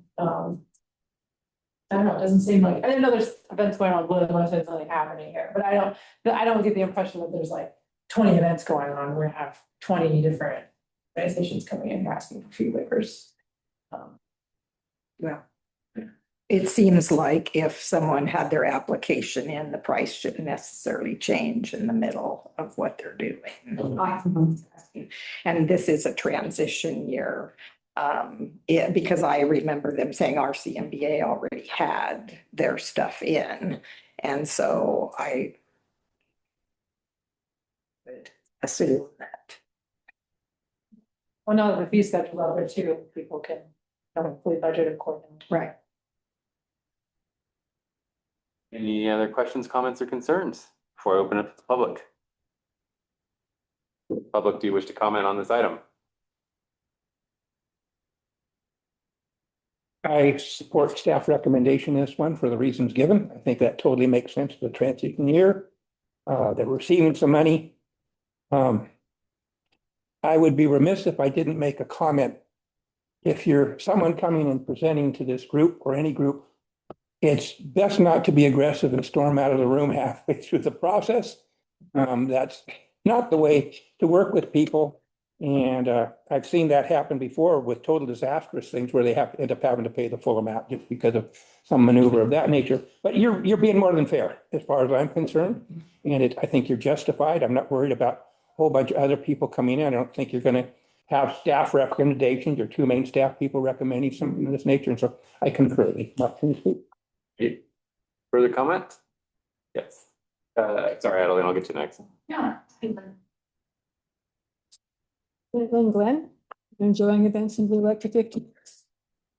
So as your constituent, in general, because this discussion's been going on for quite a few meetings with different events, what I would really love to hear from my representatives is, wow, we love the events here in Blue Lake. How can we make them work? Okay, we're coming to us with some problems. What are the problems? This is money. Okay, what can we do to work together to work this out? Because we want events in Blue Lake.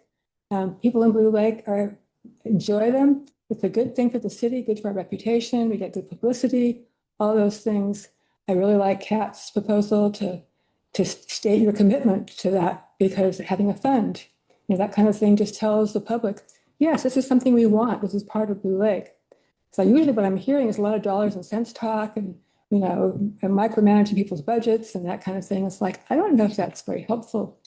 I like Jenny's suggestion here, particularly with the precedent, because I think that's only fair to that organization. But just in general, I'm just hoping to hear more positive pro Blue Lake, the Chamber of Commerce is the city. This is our event. This is what we do here.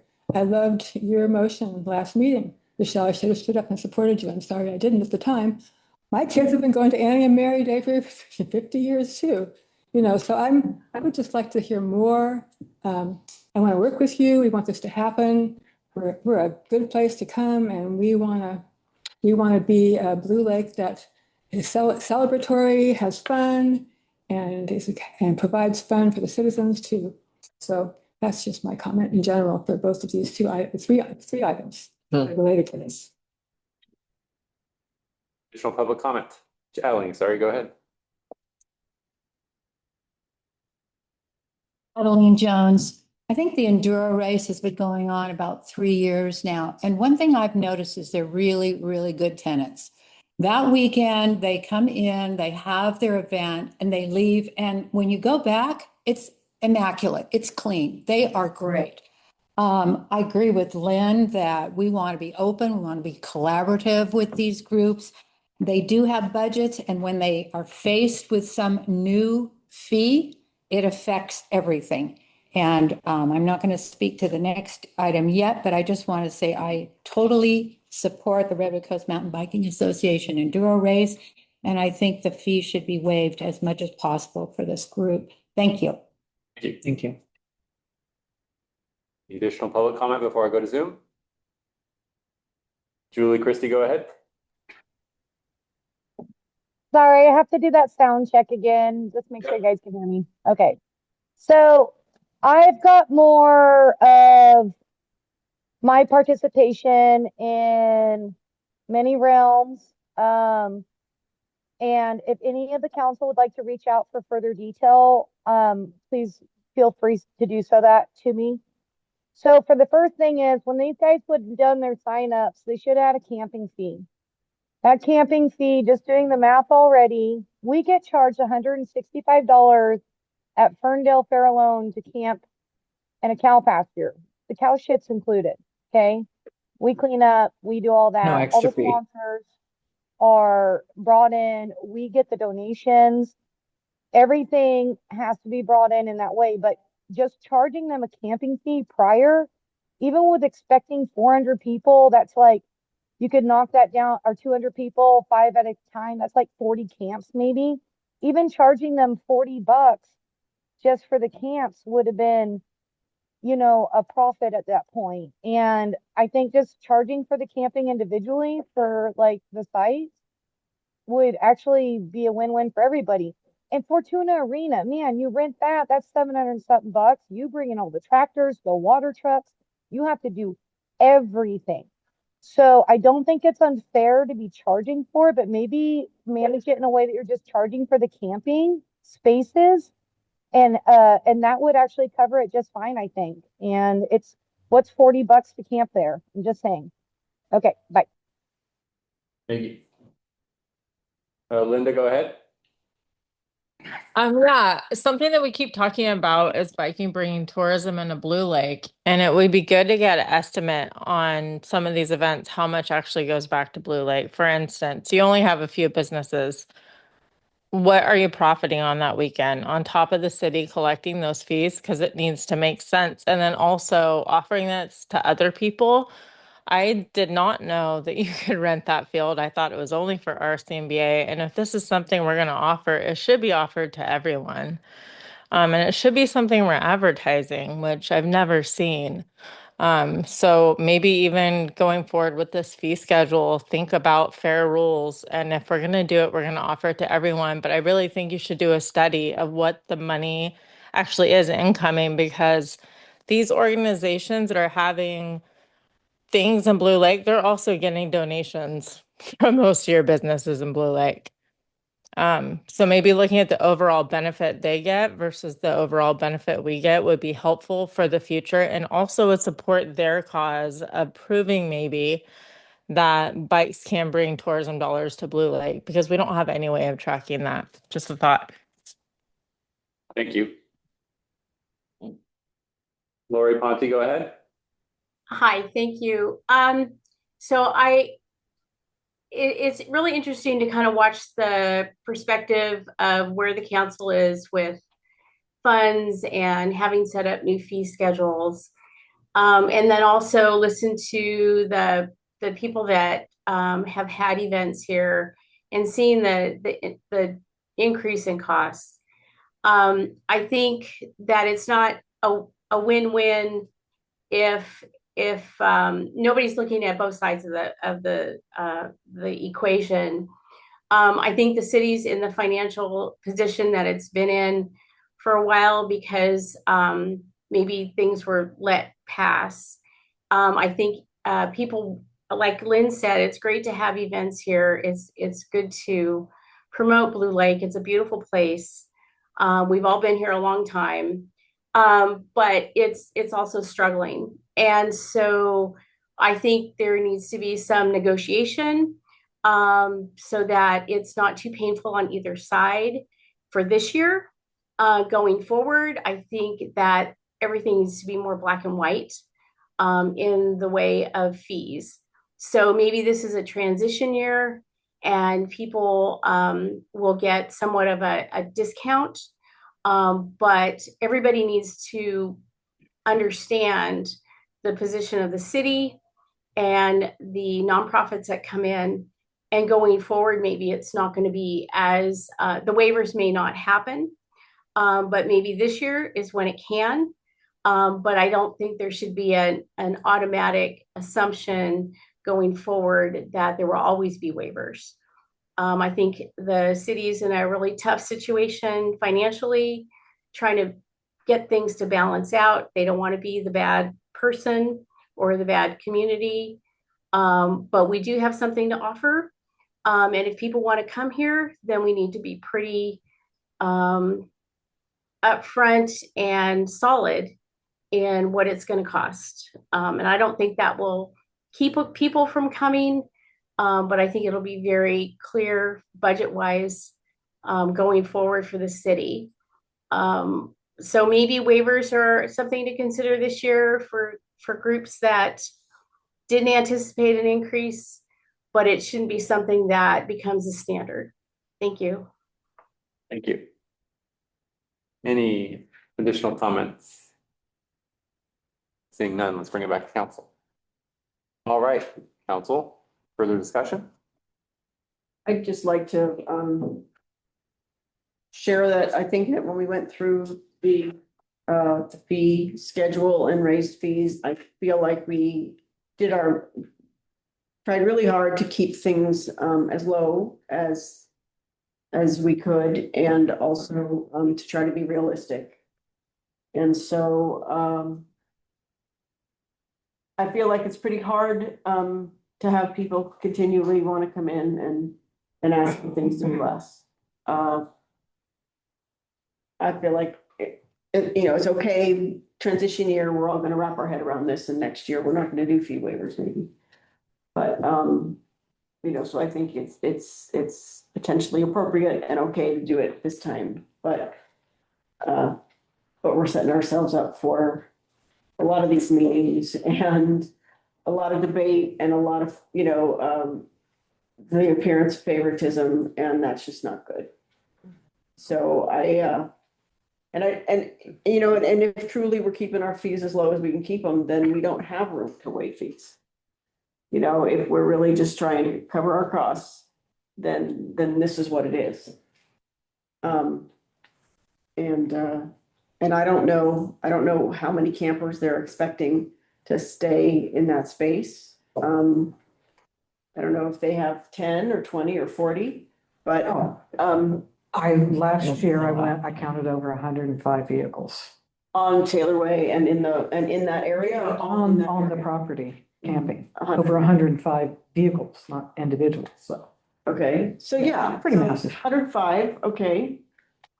Even if we round that to 100, that's everybody paying $10 is gonna cover the fees. For 3 nights, you can't camp anywhere for 3 nights for $10. You can't camp anywhere for 1 night for $10. But anyway, that's not our call to make, but Yeah, it is. whether they charge, Literally. whether they charge their campers, whether we charge them, I mean, Oh, yeah.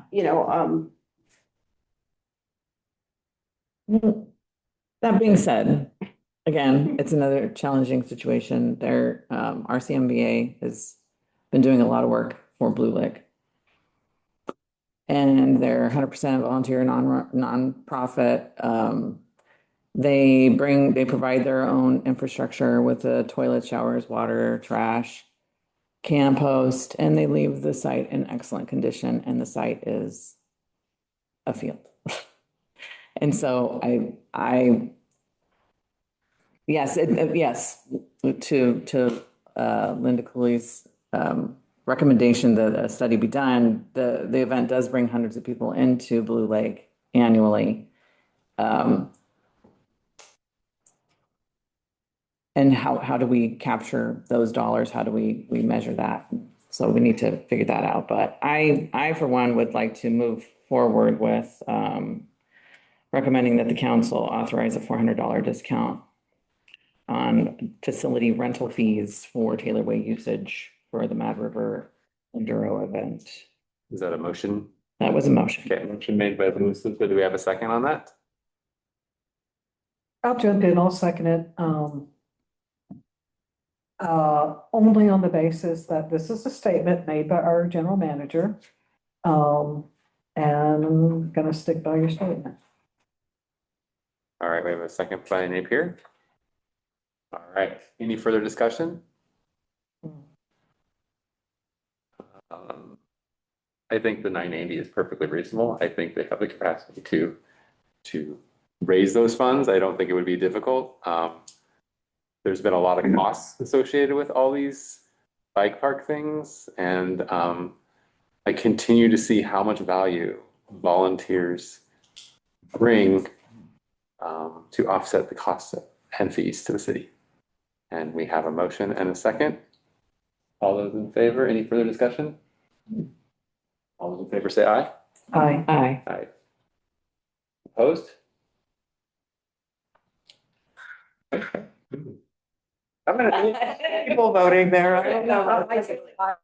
You guys have some read lips up here. I had my face down. Let's do a revote. All those in favor of Aye. having it be $400 or $580, say aye. Aye. Opposed? Okay. Yeah. 5-0. She said aye. She went. Moving on to item 10. All right. Emily, go ahead and fill us in on this item. Everyone again. Oh, hi, Emily. This is the second fee waiver I bring to you tonight. You'll see it here for a second time. The Chamber of Commerce has requested I bring this back on your agenda because no action was officially taken at the last meeting. And so I included a little bit of background info here from my perspective of what I know the chamber covers on their end and permits and fees and what monetarily that looks like. They do handle the permit for Humboldt County Environmental Health, which allows people to eat and drink legally at the festival. And most people that do come to Annie and Mary Day and end up doing that over there. They deal with the majority of intaking the vendors, cataloging them, and the music portion that Humboldt Folk Life helps coordinate, and they end up paying them to coordinate music. And so today, considering those factors and the transition of the new fee schedule, they have not traditionally paid rental fees with prior management here. And so I've suggested that we waive the facility rental fee for the park this year and the two fees, alcoholic beverage and the amplified music, as those are the two common things that most adults, if not everybody, enjoys to some degree. Whether they're eating or drinking or enjoying the music there, I thought that that was something that a lot of guests partake in, and they're the ones that end up covering it. However, I do support a full cost recovery for staff time, any supplies used at the facility. That would include maintaining the restrooms throughout the event, keeping the trash clean, and anything that they would expect from city staff to do, including on a planning level with vendors and such. Today, I do believe a representative of the chamber has provided a letter and may speak as well to you today. Thank you. Who will be coming forward? Okay.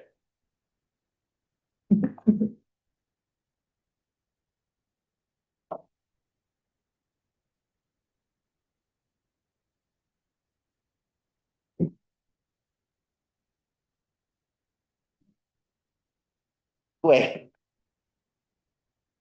Go ahead, sorry. No, you, I was. Okay. I didn't wait for my turn. Go ahead. So I'm not sure who to ask this question to, but there was some math that was done that was confusing for me, and I did look at it again, and so there was like $15 times 2 vendors stated $60, and then there was food truck times 2 at $20 a truck stating it was $80, and I was trying to, I mean, it's not a huge discrepancy, but there's a little bit of a discrepancy in the total fee of 10.15 versus a 9.45. I didn't know who was, unless I'm completely reading it wrong. Food trucks are 80. How many food trucks? There's or 80, sorry, fee is 85 for food trucks. Food truck, 65 for vendors. We raised the fee by $10 for both this year. Okay. Now what you're looking at.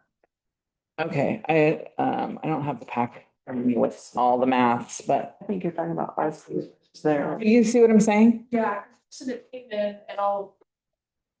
It was the one that had the food trucks times 2. That was a great catch. I appreciate you pointing this out. So Justin came in after the last meeting and asked, can I get a revised quote based on how many vendors they had?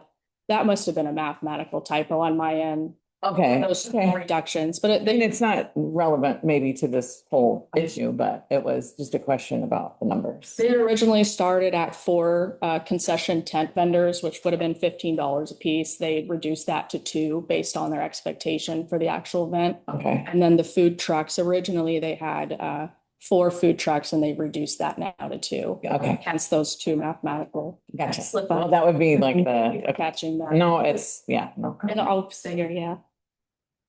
So Member Napier, go ahead. Thank you. What a surprise. Hi. So You're saying, and I'm sorry, is it the chamber that's collecting the fees from the food trucks or the city? The chamber is, this quote provided them would be what the city would charge special event fee wise. As stated in the fee structure. Okay, do it this way. If a food truck vendor is paying $80, to whom do they pay it and where does that go? They pay it to them that, well, the $80 here, they would be paying is $20 a truck, the chamber pays to us. For however many they have at the event. If they want to be a vendor though at Annie and Mary, they would coordinate with the chamber and pay whatever their vendor fee is separately outside of us. So the chamber collects $80 and we would get 20 of the food truck vendor? Or whatever their food vendor fee is. I believe it's 85. We would be charging this or whoever $20 a truck. And I'd ask the event organizer, how many trucks do you plan to have at your event? Okay. And from there, they would pay. And we, to the city, I'm sorry, I can't recall the whole fee schedules. Yeah. Comprehensive, but a food truck, if we had a food truck that was here on city property, how much would that food truck vendor have to pay to the city? Per day? Yes.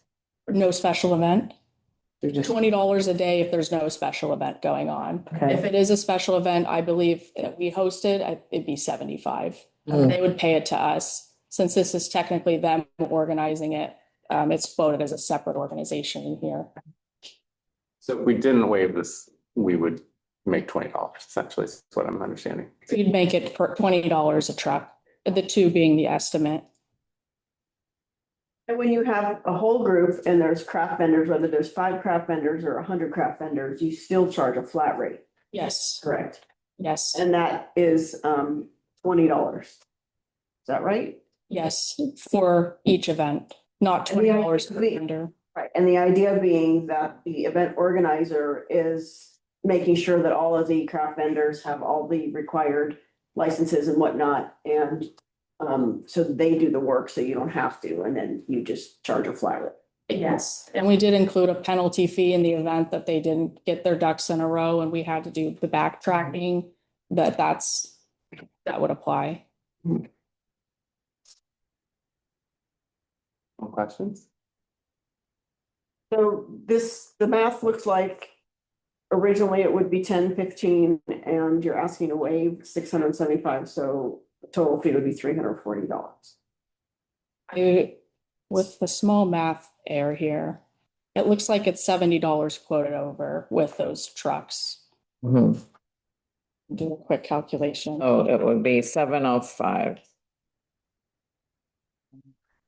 $945 total would be the original with no discount.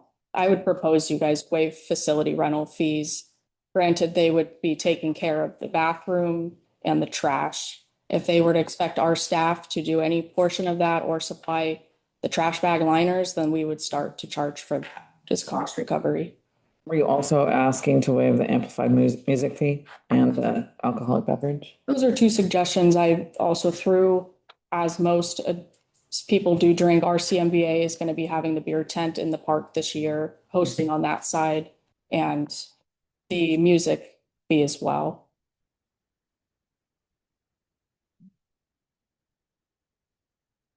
So it looks like we're waiving almost everything.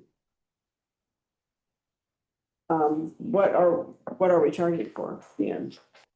We would charge them for the special event application itself, the concession vendor fees, food truck vendor fees, and craft vendor fee. And any cost recovery on top of that they would need for the event to be pulled off successfully. So only $170 plus cost recovery. Is, wait, only $170 taken off or only $170 charged? Yeah, if you approve all of the suggestions.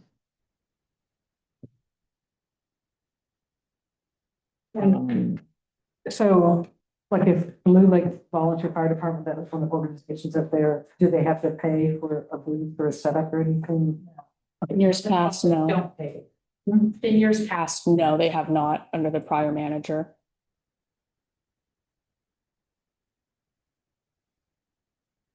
I guess I'll wait for questions from them. You got it. Thank you.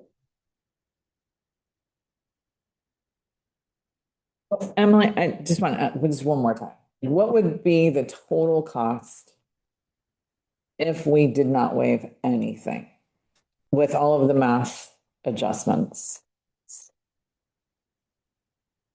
It's like Less. 945 minus. maybe the 7. 1,015 minus that $70, Minus the $70. 945 in total. 945. Yeah, okay, that's right. Correct, 945, leaves residual of 170, not 240. Okay. Okay. You're wanting, it's suggested that it just be $160. 170. 170, sorry.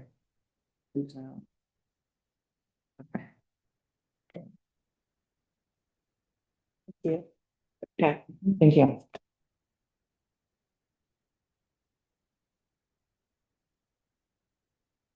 Ask away. Justin.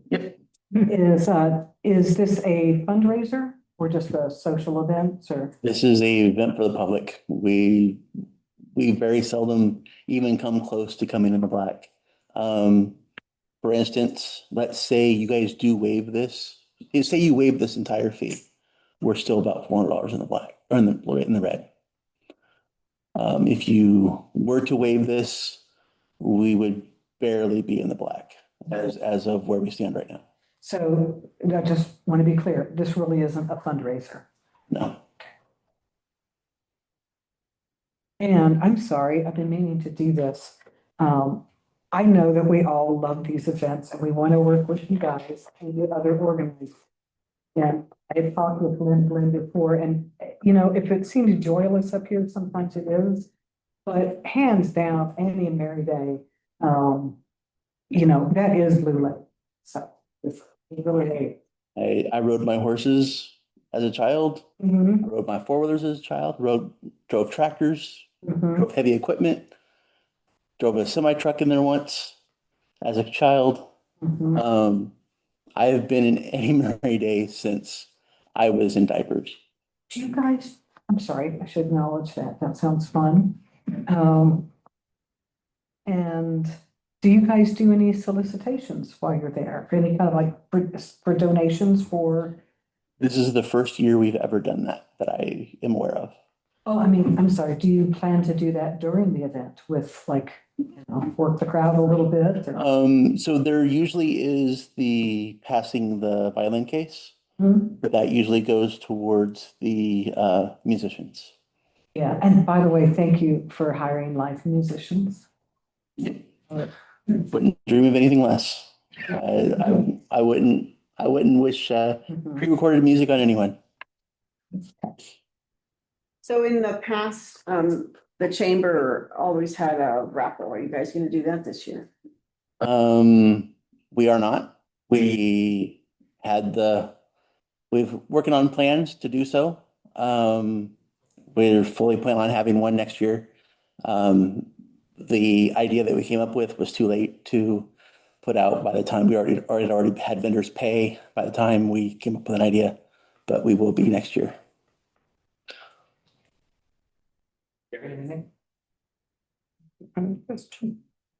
Just, I'm going to take a moment to address your letter to us. Is that okay? Yep. Okay.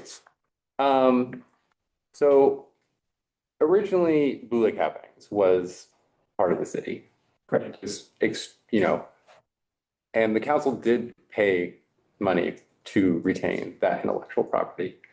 It was then transferred to the Chamber of Commerce. I'm wondering how we can, you know, look into that in the future and see about having some kind of collaboration, because in the letter it talks about collaboration. Right. But I really feel that what happened with Blue Lake Happenings was not collaborative in the slightest. Okay. And I just wanted to bring that up to you. And I was unaware that there was something monetarily involved with Happenings page. Maybe we can have a conversation not at this meeting about that. I would love to hold any conversations. Give me a time and place and I'll meet. Because I just want to confirm the chamber is in control of Blue Lake Happenings. Is that right? Okay. And as for your comment about the post that was not approved, that was, so we are working towards putting rules in place for what will and will not be approved. So what we have been doing is only events and only things happening, not news, not, things like the water tank or any of that stuff. None of that stuff makes it on there. It's strictly what's happening in town. So that particular post in which you were talking about, that was not approved because it wasn't an event, a happening in town. And then also on the Blue Lake Happenings page, there was recall stuff going on there where specifically we're saying they'd come to people's houses. So is that, are you guys involved in that at all? Or that was prior to the chamber taking it over. The date that took it over was far after that. So, but there was approval that had to be done for that, correct? That is correct, but that was prior to the chamber taking it over. Okay. Just wanted to clarify that. And then also, Carrie, are you going to these meetings? I did talk with Justin. I was on their list to get notification for the meetings, and the meetings, the date, the time has changed significantly and sometimes canceled. So I don't, I have gone to a meeting and not had anybody there.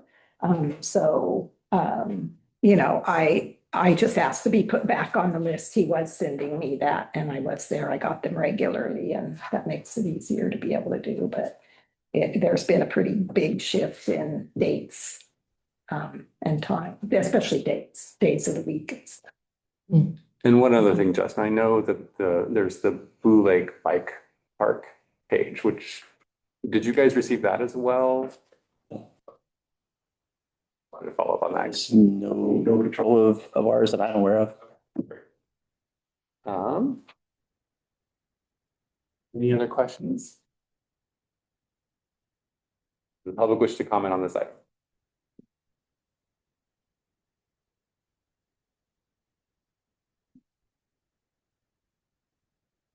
I have a problem with what I consider lack of follow through and due diligence. And I'd be curious to see how much that raffle used to make each year.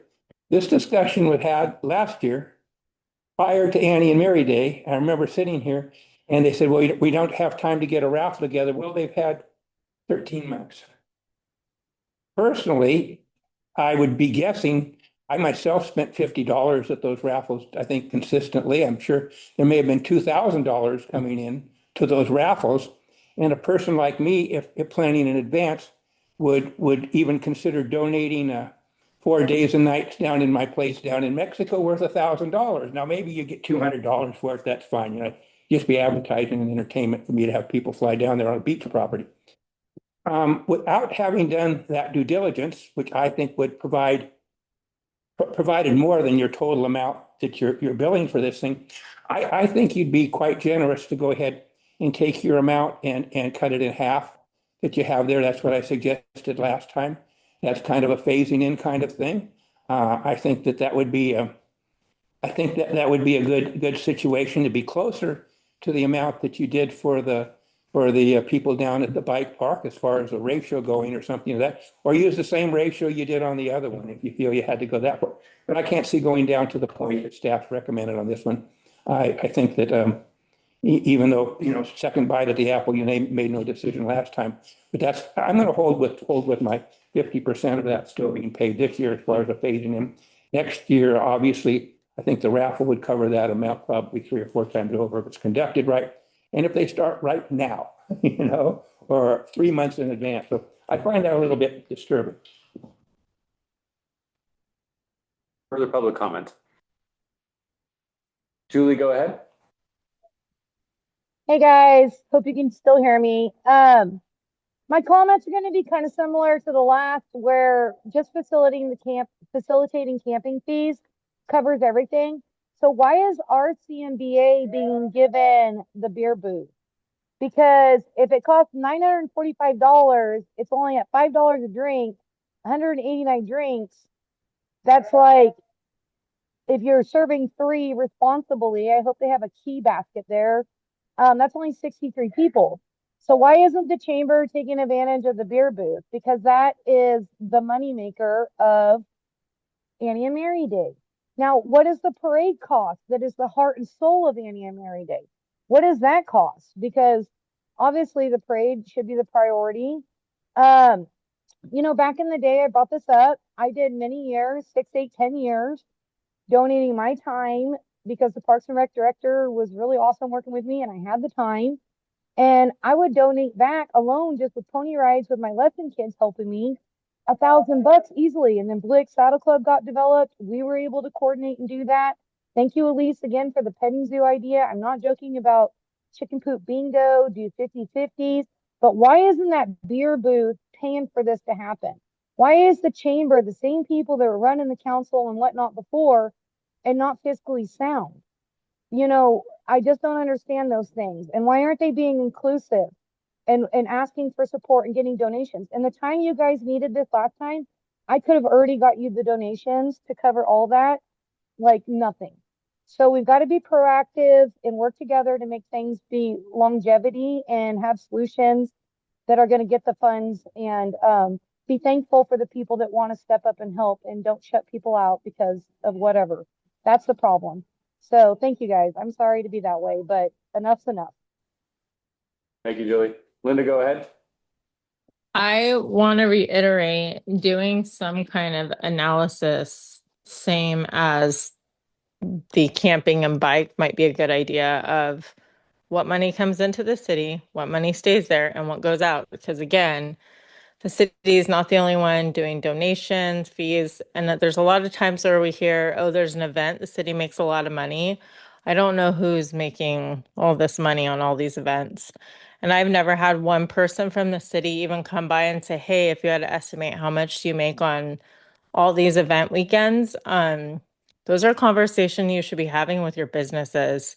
And also looking at the real cost and not to not do this, but so we can be prepared a year in advance. Because I agree, this parade is what makes Little Blue Lake special, but we need to have a real conversation of what it brings and what it costs. Because I don't think we've had that yet. Thank you. Thank you. Lori, go ahead. So similar support into what Julie and Linda just said. When I'm looking at the quoted costs and the proposed costs and all the waivers, it seems like it's not in total, it's not a whole lot of money, really, but it is money that the city doesn't have.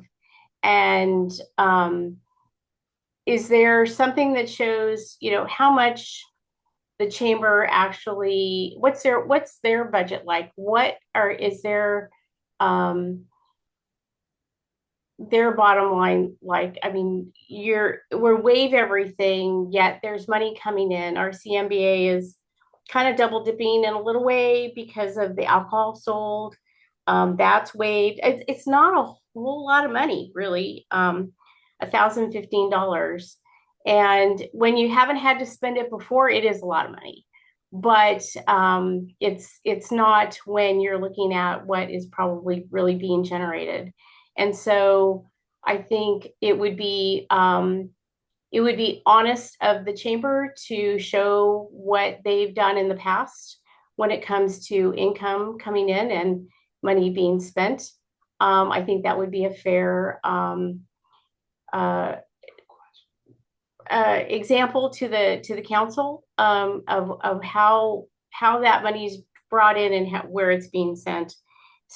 And if truly they aren't making any money, if they're always in the red, then that would be evident.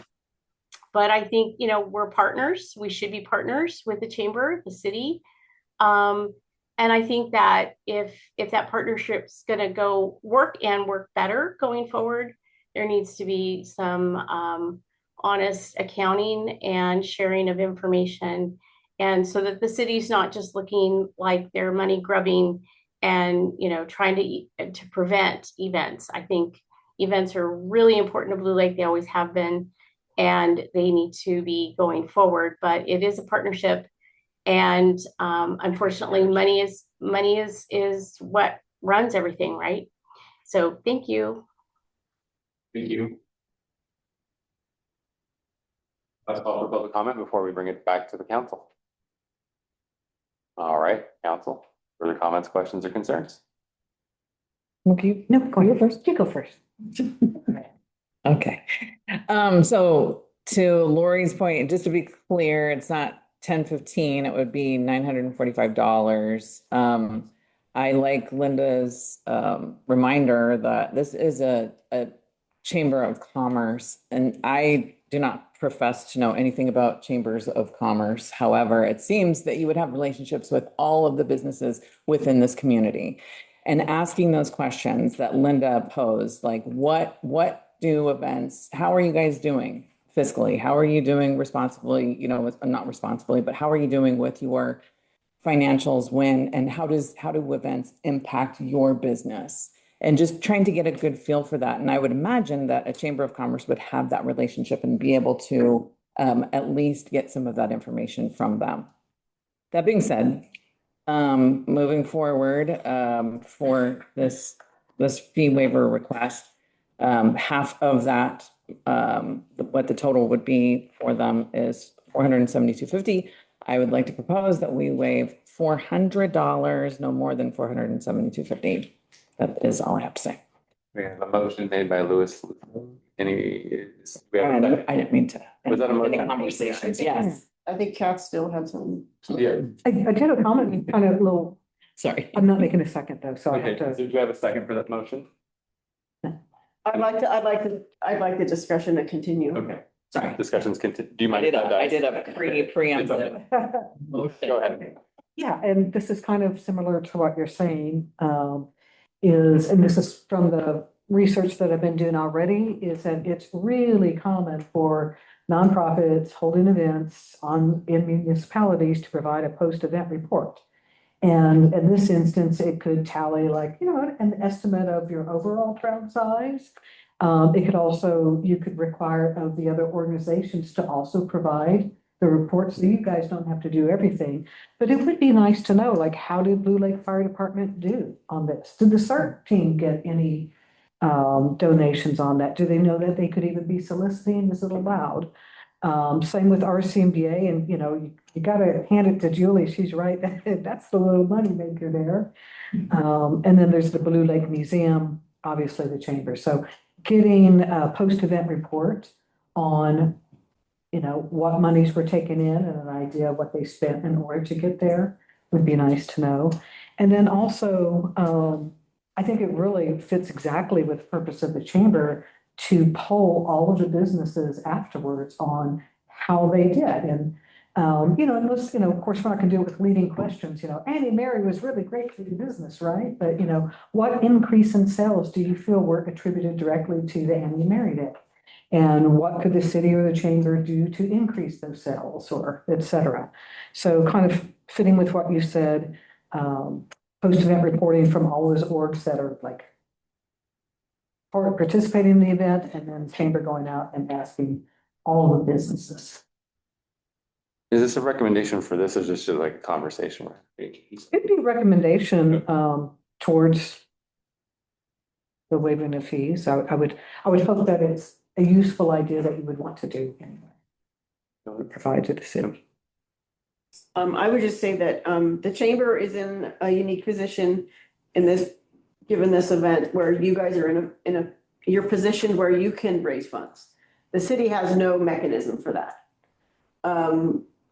You guys can decide whether or not you ask for donations, or whether or not you have a raffle, or whether or not you raise your fees, or how you structure your whole deal, right? The city doesn't have that latitude unless we were to make that, unless we were to say, hey, we're going to do the raffle, or we're going to do this, or we're going to take a piece of the event into the city's purview. And then that would enable us to do a fundraiser or something like that, right? So part of this, whenever somebody comes to me and says, hey, you're charging too much money, we want you to lower that. And this was one of the things that happened during our fee schedule work that we did, you know, I say to that person, well, what is your event? How much do you charge for your tickets and how many tickets do you sell? And, and so, I mean, I like to solve problems. I like to understand what's at play and where we have room to work. And I think sometimes people don't, everybody's just putting on the brakes and digging their heels in with the whole pay more, deal. And if you don't pay those fees, then the city pays them. Right? So I think that it's only fair to involve the city in your planning, to involve the city in your event in a way where you actually, if you don't want to do a fundraising event, you offer that to the city. If we are truly in a partnership in an event like this, then that should flow both directions. Somebody else should have the ability to run a raffle and have those fees benefit that organization or the city or whoever. Because that is something that people used to always come to Annie Mary Day expecting to buy raffle tickets. There never in the history of Annie Mary Day has the chamber ever paid to rent anything in the city. To be fair. I understand that. So I agree. Yes, you guys need to make money. I get it. I have no problem you guys making money. To have suddenly $1,000 bill, potentially, when that was never in the history of an event ever even considered, it's a hard pill to swallow, frankly. Are there any other comments, questions, or concerns? Just looking at what was offered, listening to Michelle's proposal, understanding that we're in a transition year, and we may have to look at everything and say, just like you said, camping in a field, maybe that is too high or isn't, and make some adjustments down the road. I also see that the chamber is taking on the garbage and the other things that in the past, I think the city carried. And so I would be in favor with them making those changes that, the cutting that fee in half, knowing this is a transitional year, and then collaborating together and making this work out so it can be a big fundraiser between both the city and the chamber and this event for Annie Mary Days, which my family's participated in too for 40-something years, knowing that those fees will be there unless there's some mechanism moving forward. And I think that's where our confusion is right now. So I would be in favor of the reduced fee with them taking on more of the bathroom cleanup and those kinds of things. Terry, to be clear, if that's waiving half, I'm sorry, how much is it then? Waiving? Did you say 475? 472.50. Oh, 472.50. And so you're kind of saying the same thing? Okay, thanks. Can I just also comment that the city does do a very large fundraiser at the same time as this event. Our car show is this same day, and part of, I think the draw to that is because it's part of the Annie and Mary event. And so, I want to be fair in that we are doing very well in our fundraiser that's on the same day, and it has been a collaborative thing with the chamber. Okay.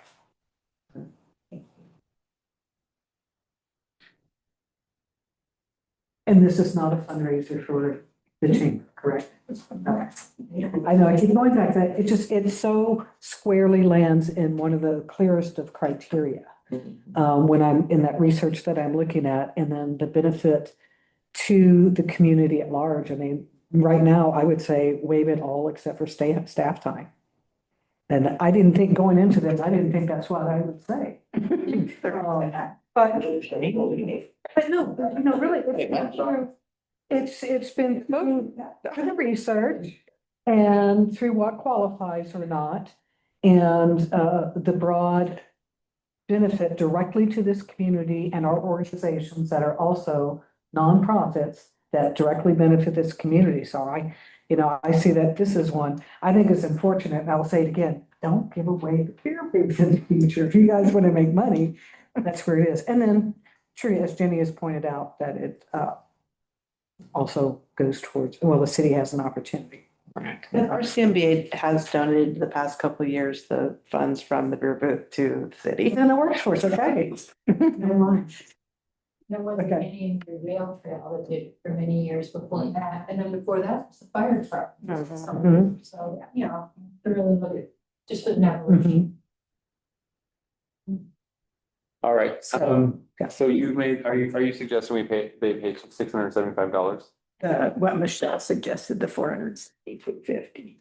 I want to retract my Okay. motion and let Kat make a motion. Okay. I'll second that one. Okay. Surprisingly, I would like to make a motion to waive all fees for the Chamber of Commerce to host the Annie and Mary Day Parade with the exception of direct staff costs. I would second that We motion. have a motion made by Councilmember Napier, a second by Louis Lusso. All those in favor of waiving all fees, say aye. Aye. No. We have all been except staff. Yes, that's right. Except for staff costs, yeah. 170. Can probably, estimate for you. Probably You better. know how many volunteers you have. More volunteers, less cost. We're, yeah, getting older. All right, good night, everybody. Right.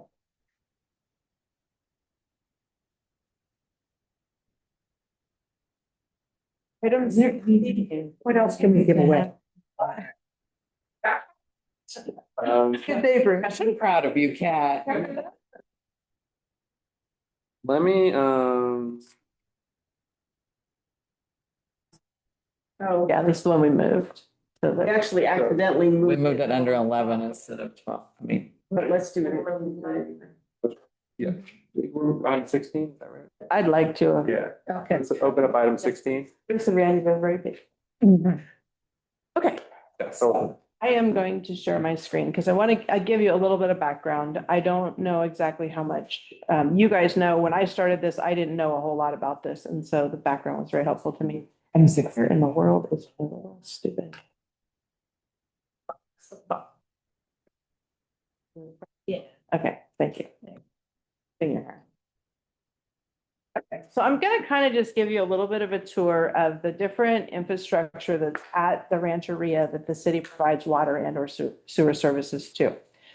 So here's our wastewater treatment plant. Oh, you go. I still want you to do. I don't know. Okay, so here is the city's wastewater treatment plant right here. You can see this is the main casino, this is a Sapphire Palace, and then this is the hotel. And out here in what used to be called the old POF property, which is this big piece out here, they have built two facilities. One is the health center. It's also called Hula and some of the paperwork. Jenny, I'm sorry, there's a little delay, I think, between your computer and what's on the screen. So you might just give an extra. So here's, this building right here is the health center. It is called Hula. And at the moment, it is connected via a water line that comes down here to the meter that used to serve the two single-family residences that were on the POF property. They have additionally built the TAM facility out here. It's not quite finished. You can see that they're in the process of building the roads. There's water and sewer lines that are going to go in here. The request is before you is specific to these two properties. This is actually a 15 facility application process that Bruce and I are walking through. There are 6 residences along this road, and there are 6 residences along this road that they would like to have water and sewer service to eventually. These are, all except one of these are pre-existing facilities. They have, this whole area back here used to be served off of a water hydrant or a water meter that sits right here. Let me see that. Make that bigger on that TV. It's full screen on mine. So there's a water meter right here at the intersection, and that meter used to serve what was a trailer park out here. You guys have been here long enough to remember what the trailer park was like. So they demolished the trailer park, and they then built the Tribal Justice Center, which is their new headquarters right here. And there's a big water tank right here. I'll zoom in so you can see it better. Here's their big water tank that is connected to, well, will be connected to their well. You can see there's 3 trailers right here. All 3 of these trailers are currently receiving service off of this 1 meter. But there used to be 18 connections to this meter. And so there's basically 15 connections that they are holding in reserve to have connected to other things once they were done doing their construction. These residences have never been on city water. They've always been served off of the well that the Rancheria has, but they would like to transition those into both water and sewer service for those. The Rancheria will have to build new water line or connect to the new water line that they built in here. And they've also put some new sewer lines in here that will come down to right here. You can see the wastewater effluent meter. That's the last place that all of the sewage for the Rancheria is collected, and then it goes into the wastewater treatment plant. And this is where we have the new meter that's causing us to be able to charge them based on the actual amount of sewage that they are sending to us, as opposed to us charging them for all the water we were delivering to them. So that's where that junction is. And all of these will go through that meter before they go into the wastewater treatment plant. So all of this section down here where we need to deal with sewer is stuff that Bruce and I are in the process of working through with his engineer and figuring out exactly what the infrastructure is going to look like. We also are working through what the connections fees will be and what the ERUs are. Because of the limitations that we have on our wastewater treatment plant, they are going to participate in some expansion at the wastewater treatment plant to be able to allow for additional aerators to be installed in the treatment plant. You can see right here, there's 3. And one of the things that SHN had recommended as part of the 6th housing cycle is if we wanted to be able to have additional development like this, that we would need to add 2 more aerators out here, which requires some electrical upgrades at the wastewater plant. So our electrical engineer and Randy, who is their electrician, we've been working together on trying to figure out what all is that going to be and how much of it can they do, which would be significantly less expensive. And then we'll divide it out into what part is theirs and what part is excess that we would then be able to use for our requirements under the housing element. But that will come back when it's all been worked out. For today, all I'm asking is this. So over in this section, they have a water line that runs down Casino Way here. And instead of using this old water line that's in this old road that doesn't exist anymore, they would like to bring the water line across here and feed everything on this side for both fire flow and for domestic service through that new water line. Kernan is out on site. They've built almost all of this. They have not made the final connection because they've been pending approval by the city. And when I read the ordinance, it turns out the city manager doesn't have the authority to make that. Really? I was wondering. So here I am. Okay. So like. We won't actually turn this service on here until such time as we've worked out the connection fees and they've paid the connection fees for the water service. But he would like to allow his contractor to button this up, pave the road, be done with it. And so that's why I'm here. The only thing that I'm asking for you to approve is for him to be able to take this water line, connect it to their existing water line, not turn it on, leave the valve off, to the health center and to the TAM building that's out here. There is no other development that will be served off of those lines at this time. In case you're wondering, one of the concerns I had is that this 1.5 inch meter here that served the 2 single family residences, we currently are being paid a base rate for from the Rancheria. And so one of the things that'll be part of the agreement for the new water service is because all of that water will now be going through this main vault right here, where you enter into the Rancheria's property, we will be adding the value of a 1.5 inch base rate to the base rate for that meter so that the city continues to collect that revenue without having an additional meter that's being read. And so as the expansion behind that meter gets bigger and bigger, we're just going to keep adding to the base rate for that meter as a specialized meter and not bill it based on its size. It's an off meter anyway, because it's an 8-inch connection here. And we actually don't have an 8-inch one on our schedule. And so we had to work that through when we did our rate increases in April anyway, to figure out what that should be because it wasn't on the schedule.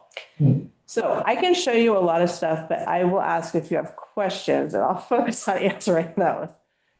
Yes. What is the alternate to approving this connection? They could continue to use the 1.5 inch meter, but they won't be able to get adequate fire flow to be able to run the sprinkler systems and stuff in their buildings. They don't have an alternative as far as like, well, maybe Bruce could come up with an alternative. He's pretty creative. The preference definitely is to use city water so that they don't have to worry about whether or not water that's going to a health center of all things is fully potable. Because they don't have a water treatment operator that runs their wells and their groundwater system. Okay. Any additional questions? Sorry, go ahead. I'm just confused. There's a lot of stuff in here. I know. And so I get that there's some number of meters that are being held for future development. Which is unrelated to what I'm asking you to do tonight. That's more background than anything. Okay, there's one giant meter. Yes. That you're being creative about how you figure out what's going on there, because, yeah. Just for the base rate. For the base rate. Yes.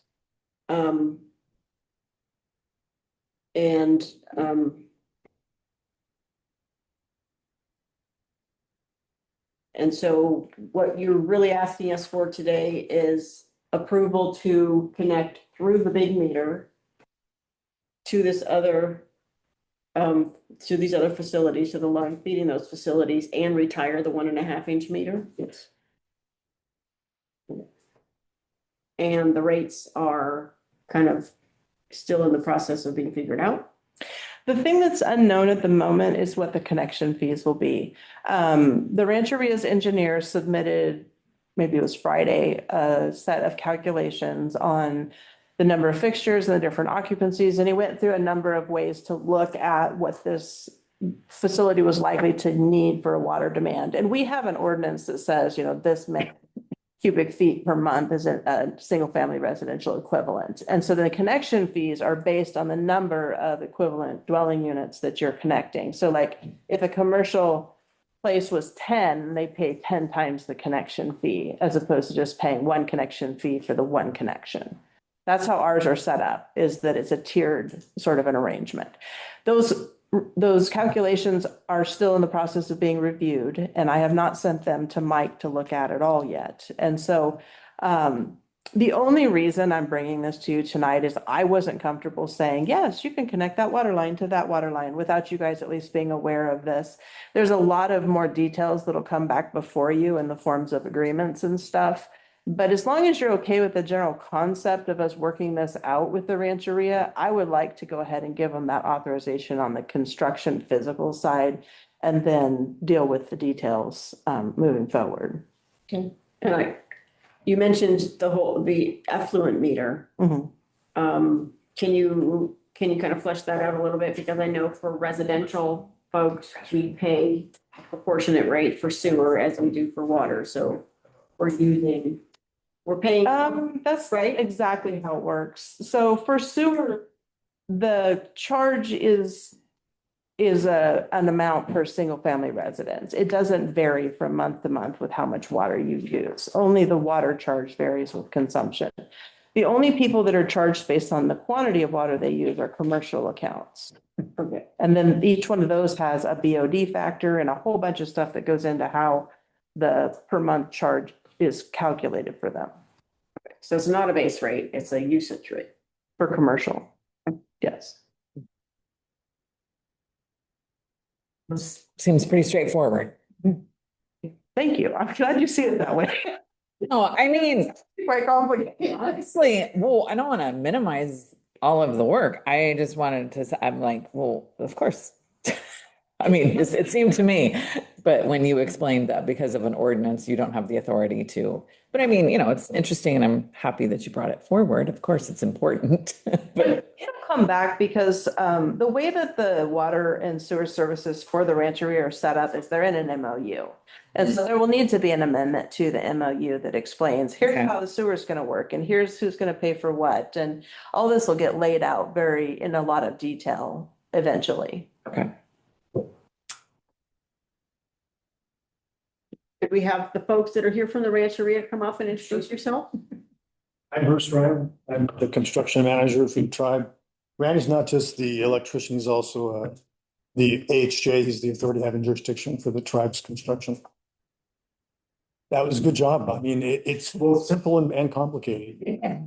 There's, of all the applications, I mean, probably the one variable I would add is that the parcel of land that the trailer park was on is in the city limits. It has been since the Siegel sisters were annexed, probably 30 or 35 years ago. I'm open for questions. What do you guys got? Go ahead. I just, thank you so much for working with us. Well, thank you guys. Yeah, it's great. It's good to see. Yeah, and we've had our differences over the years, and I think that's all behind us. I'm really happy to be collaborating with the city again. I mean, I came to every city's council meeting. It was great seeing Adeline for 2 years back in 2002 when we were building the casino. And it's like I was telling Randy, it's old home week for me. I get to come back to city council. But we've had a bunch of meetings with your staff. And city manager has been pretty demanding about what information she wants, which is great. I talk to stuff all the time. I know it inside and out. So to me, it's not that complicated, but I do understand that, there's 15 or 16 applications and everyone is unique. Some are water, some are sewer and water, some are sewer only. There's fire elements to it.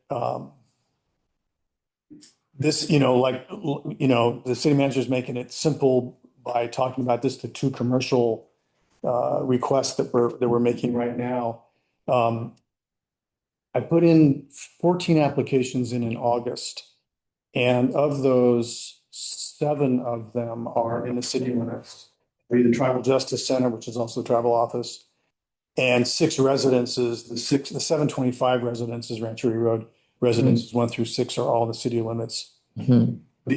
The other complicating factor, and I know this isn't really what you guys were talking about tonight. It's all in the table that I gave them. Okay. They got the table. What? They got the table we made. Okay.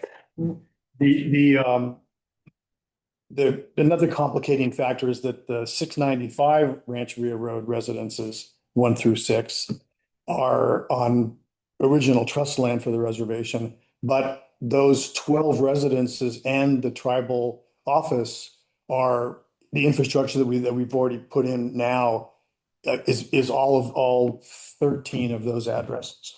So again, 7 of those are in the city limits and 6 are not. 6 residences are not. So each application is unique and it has its own details that involve it. Specifically, tribe has paid for the 4 commercial applications, 2 of the ones we're talking about tonight. And then also there's the old, you guys remember, John probably does, the Bill Knuckles house, the black house on the corner. We're now converting that over into an office for the microgrid company that Randy is really involved in. And then the tribal office is the 4th. So there are 4 commercial applications I have in. We're not moving very quickly on the residential ones because Indian Health Services will fund the application fees for that, and they'll actually fund I don't think I've told you this yet, that they actually will, they'll fund the infrastructure, they'll put out the contract, and they'll pay the application fees, but they won't reimburse the tribe if we make the application fees. So for the 12 residences, those are sort of backburnered right now. And Indian Health Service, I need to tell you more of this stuff. Indian Health Services says it'll probably be that the residential construction, if approved by the city, the non-city limit ones approved by the city, then they're expecting 20 and fiscal year 27 for them. So that's sort of pushed down the road a ways. What else you have? You guys have that water tank, is water that comes from your well.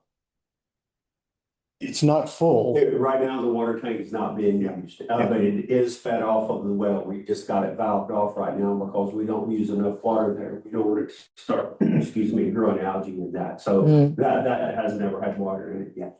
Oh. Yeah, that was part of our smart water grid project. Yeah. Being a layman, these buildings right now, they currently do not have water connection. They don't have water in the buildings, or how will this benefit you guys? Just out of curiosity. Well, for water, all of them have water. Okay. They're all on, well, the 12 residences at the end of Rancheria Road, that would be the 695 residences and the 725 residences, are all on the original trailer park single meter that Jenny was talking about. There's 4 different septic tanks. I mean, do you want to get into sewer at all? Or you want to hold off on sewer? There's 4 septic tanks that service. They're old. We don't even know where the leach fields are. And the infrastructure in the old trailer park was so bad. And we would environmentally, we'd like to get the septic tanks out, and we'd like to contribute to the wastewater plant. That's always been our goal, is to get it out of the ground, get it away from the river, and put it into the plant. I mean, your plant is non-detect right now. Like when you turn in your stuff to the state, they're blown away. That probably wasn't the case when we were putting out too strong of effluent. But we're lower now on effluent. Randy and I have been working on mitigation factors that were dismantled by a previous facility manager that I had put in along with Dwayne Riggy and John Birchtold and a bunch of other city managers. I was always working on improving the wastewater quality and strength. I mean, both to keep our bill down, but also to comply with the city standards on BOD and TSS. That's biochemical oxygen demand and total suspended solids. Is that right? And those are ours are lower now than they have been since we started. When we opened the casino in June of 2002, they've just come way down. Part of that is we don't do the volume we used to do in terms of meals, but mostly it has to do with our mechanical mitigation measures that we have in there. But I can go into detail, not like for an hour, but that's going to be boring. So our goal was to get rid of leach fields, get rid of the septic tanks, contribute to the plant. Our hope is that, I mean, certainly with water, it's revenue, it's revenue for you guys. You own all the water anyway. I think it was what year was it that the Humboldt Bay Water, I think you guys ended up buying all of the water that comes out of the pump station. You used to only own a percentage of it, but now it's all your water from the pump station down Glendale. And you guys have you have tons and tons of water, so water's never been as big of an issue, it seems like, with the city as sewer has been, understandably. A little bit of history too was that in 2008, maybe, the tribe loaned the city $1 million, no interest, pay back over 10 years for plant improvements, which is also part of why the plant performs so well now. That plant does really, really well.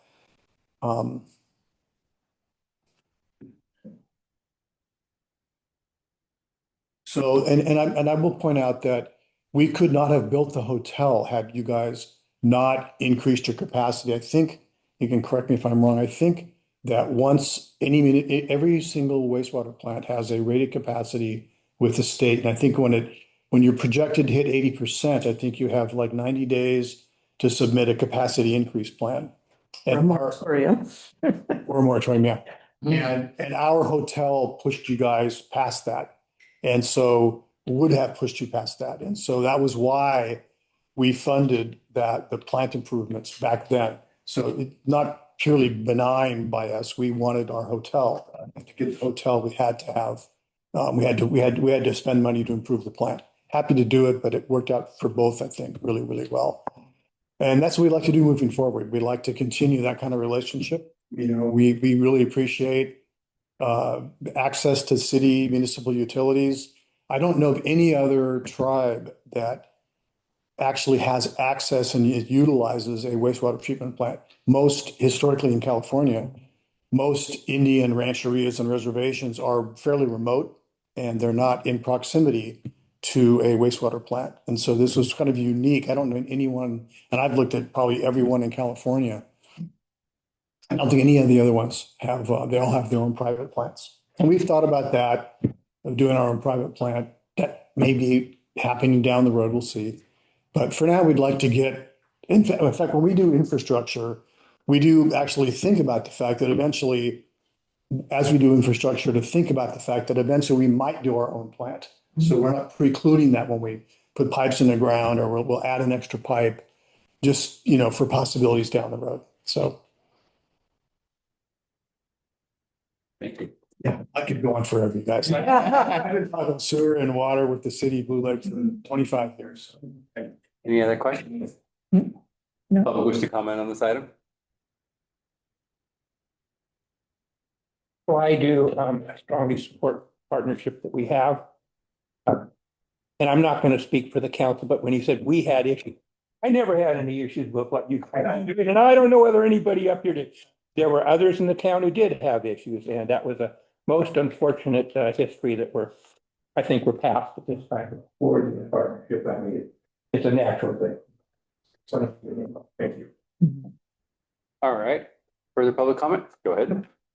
I'm Randy Cox. I'm the electrician over to Rancheria. I've actually been on that property for 26 years. Worked for Corbin Electric out of Eureka when we built a casino, and stayed working for Bob Coburn until 2018, about 2 months shy of 20 years. And after that, I went to work for the Rancheria. Most of my work for 20 years with Bob was at Blue Lake Rancheria. And I'm very proud of what we've done over there. You know, we've got 3 operable microgrids right now and a very robust electrical system. We can maintain power there when most of Humboldt County is without power. So we're very proud of that. And you know, I remember the old days when the Rancheria and the city worked very well together. And you know, for whatever reason, you know, a few years later, things went downhill. Now they're beginning to pick back up. And I working with Glenn, you know, every now and then he'll call me over for some little electrical issues. And, you know, I've started coming over to the meetings with Jenny, and I think she knows a little of my background. So it looks like that we may be able to work out some electrical trade for me to come over and work at the plant a little bit, and in return with some services from you guys. At this point, you know, as far as my services and my crew, we're not looking for any money exchange. At this point, what we're looking at is coming up with labor rates for my crew. We did have a call with the city engineer, Richard, really smart guy. And I think we've got a path forward to at least get one aerator up and running to help the plant right now, and put in some spare stuff. We're going to get the one up and running, see what the loads look like, and then possibly be able, with the present infrastructure that we have, put in the second aerator. And then there has been a discussion of maybe in the future, the Rancheria providing our microgrid backup power to the city wastewater treatment plant. And I think that would be a great thing. Back, I think it was in February, earlier this year, PG&E had a really hard time with their power. It's very dirty in our area, and it actually burned up some equipment over at the wastewater treatment plant. I think the event happened on a Thursday. Glenn called me. I went over there on a Friday, bypassed some of the burned up equipment, got them back up and running till we could get some new parts in and get it back up and running. So with the way our microgrids work, on some occasions we don't even wait for PG&E to go out. If the voltages get out of range with what our... Sir, I apologize. Were you doing public comment or were you presenting? I know you were here representing. Yeah, this is representing. You continue, I apologize. Okay, thank you. Yeah. So with the way our power works, we can separate from PG&E once their power gets out of range of what we like, then we'll go on self-generation. Right now, we don't even, for years and years, our main backup was our diesel generator. And right now, our diesel generator don't even start except for an exercise. We did upgrade our generator. We've got our main microgrid. Final backup is a 1 megawatt tier 4 Cummins generator, which is the best that EPA certifies now on that type of generator. But it don't even start. We've got Tesla backup systems. We've got a latest and greatest mega pack that we spent over $1 million for that picks up our loads right now. When we lose PG&E or we disconnect from PG&E, we island our main microgrid with the mega pack. Seamless. The lights don't even flicker. Our load runs at about 600,000 watts at 480 volts. So we could probably run most of Blue Lake with the system that we have. So hopefully we can, keep this relationship going and be able to work something out to where we can keep your guys' stuff up and running just like we do ours. And I appreciate your guys' time to listen to what we have to say. Thank you a lot. Thank you very much. It's kind of want to clap. And you should be proud. You should be proud. Yeah. Yeah. Yeah, thank you. Any further public comment? Julie, go ahead. Thank you, John, for allowing our prior speaker to have that little extra time and not getting back to council too fast so the rest of us can speak. I just feel that I'm kind of with you guys on this topic of infrastructure, longevity. So I conveniently am a neighbor as well in another realm of my generational livelihood with Kernan's and the Rancheria, and the council as well with the city. So any of you want to reach out to me, I find it disparaging sometimes between all of you guys that you're just doing what you want to do, not so much our council. I love you guys, but the other two, not ever reaching out to me. That's weird. My truck's here. I'm here. I'm here all the time. But for longevity, I'm more concerned about the Rancheria having a well, not going off the grid, being prepared for those outages and keeping water. I'm concerned about us as a city. I'm concerned as me as a farmer. What do we do when the power grid goes out and we don't have water, you guys? It's a huge issue. That well they have there, knowing what I know, if they brought it up to speed, would have the pressure and what they need to facilitate what they need, especially if it's just for sprinklers. Yes, algae is an issue with settling and do. Again, reach out to me. I'd love to talk to everybody. I'm very approachable. I'm just working all the time, and I apologize for that. However, this situation with them right now, I would just suggest we get the amendments to the MOU, because that's what needs to happen first, and that perhaps we create an ad hoc. I know you guys hate that word, but if we don't have one already, this sounds like Jenny had to bring it to you guys to make sure it was okay, but just have an ad hoc with them. And that will facilitate it not having to maybe be such a educational thing at the meetings. Okay. And thank you all. This is going to be a long meeting. I'm here. I got a lot more to do. Let's go. Thank you, Julie. Last call for public comment. Being none, bring it back to council. We should have further discussion on this. Just a comment, that I think that there are a lot of unexplored opportunities for collaboration and development in our infrastructure. And I think even in that larger picture, when we look at Humboldt County and energy security, you guys clearly are the premier leaders in that, not just in Humboldt, but in all of state of California. And, I hope that there's going to be an opportunity that maybe the city of Blue Lake can play a supportive or, in partnership in that role. Great. Yeah. Can I comment or? Sure. Yeah, I think that, Would you mind coming up to the mic? Go, I apologize. So we get it on. The CERC is the Shots Energy Resource Center. Yes. Yeah, at Humboldt. And I worked at Humboldt as a project manager for years. Amazing, those are amazing people, and they are really world-class, and this microgrid thing is incredible, and I mean, I sit in a lot of meetings, a lot of engineers, and this is when I was at Humboldt. We redid all the 12 kV feed to the whole campus and all that stuff when I was there. It was one of my projects.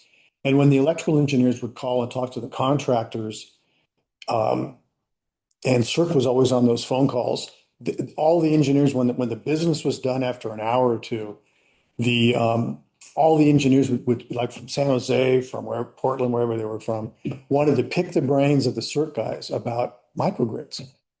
They would turn it, I mean, the whole thing was over my head. I have no idea what this guy's talking about, but it's amazingly incredible. It's really cutting edge, and all the engineers are really excited about it. And I agree that there's lots of opportunity for collaboration. And Jenny and Randy have had good conversations about possibilities, to create reliability for the plant. The woman up there was talking about water insecurity maybe, and sewer insecurity. We take that really seriously down at the Rancheria, and we've resolved all that, so we're a good resource for that, and we would love to collaborate, so. Yeah. Thank you. All right, any other discussion? I apologize, I don't have sorry, go ahead.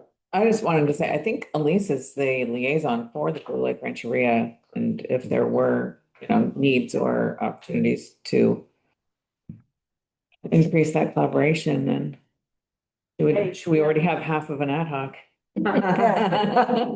Anita has my number. I apologize, I don't have the sheet in my packet. Oh, but with the motion? Are we ready for motion? Yes. It actually. I'd like to make a motion to approve the transfer of water connection to the residences on APNs 312-111-006 and 312-101-014 to the new commercial facilities, UCLA, Claudia Brendan Health Center, and the TAM campus. Motion made by Napier. Do we have a second? Seconded by Bayless. Any further discussion? All those in favor say aye. Aye. Opposed? Hearing none, it passes. We're gonna take a. Thank you very much. Thank you a lot. Good to see you again. Yeah. Taking it around. Thank you. Thanks, Trey. We're gonna take a quick 5-minute break. All right.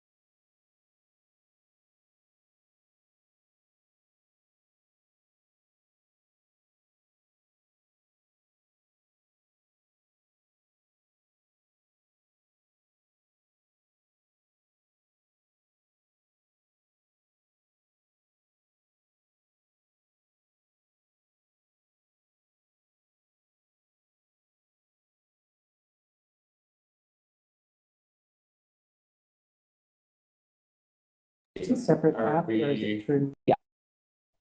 Yes. Okay, one second. Come back to the Blue Lake City Council meeting. City Manager Short, can you fill us in on the 7th cycle housing element update? The MOU that we have set up with HCD required that the city have our initial draft for the 7th cycle housing element released by August 3rd.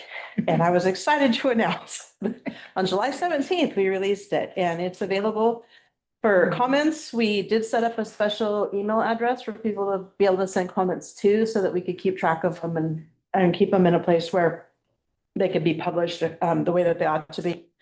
There is going to be a public workshop by the city council on this Saturday. Hopefully you all are planning on coming from 10:30 to 12:30 at the Mad River Grange, and the consultant Planned West will be putting that on. I gave you a supplemental handout that kind of lays out what their agenda is going to be for it. So if you have any questions about any of those things, or if you would like for them to elaborate on any, I might be glad to bring that information back to them.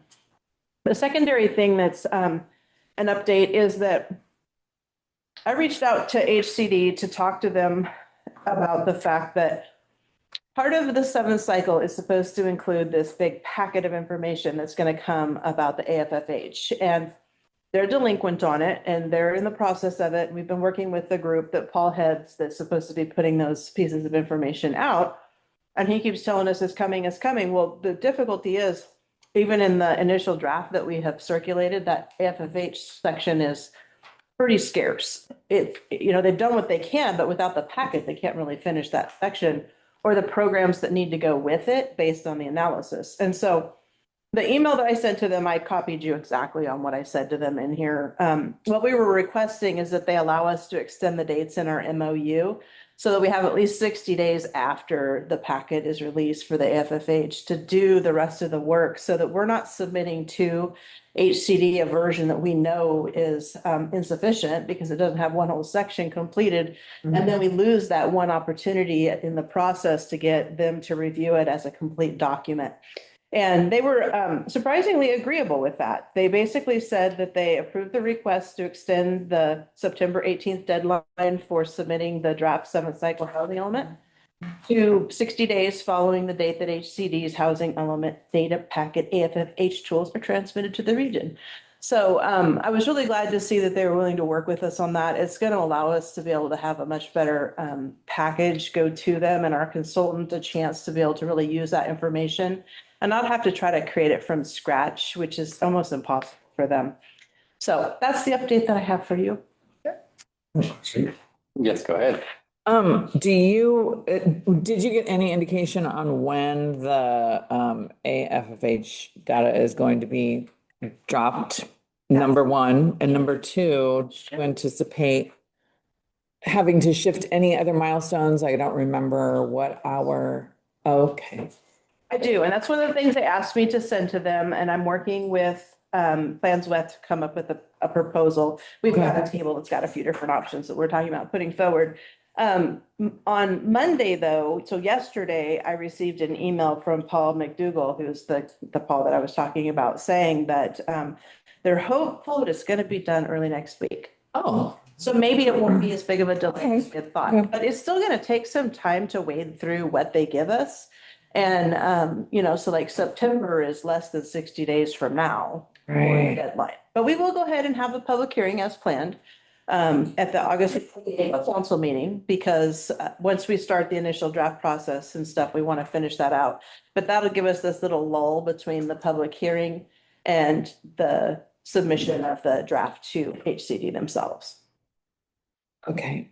Do you anticipate getting the revision back to like in September maybe then? My guess is that we probably will submit to HCD by the end of October. Okay. Thank you. She has October 13th on hers, but she's always optimistic. Okay.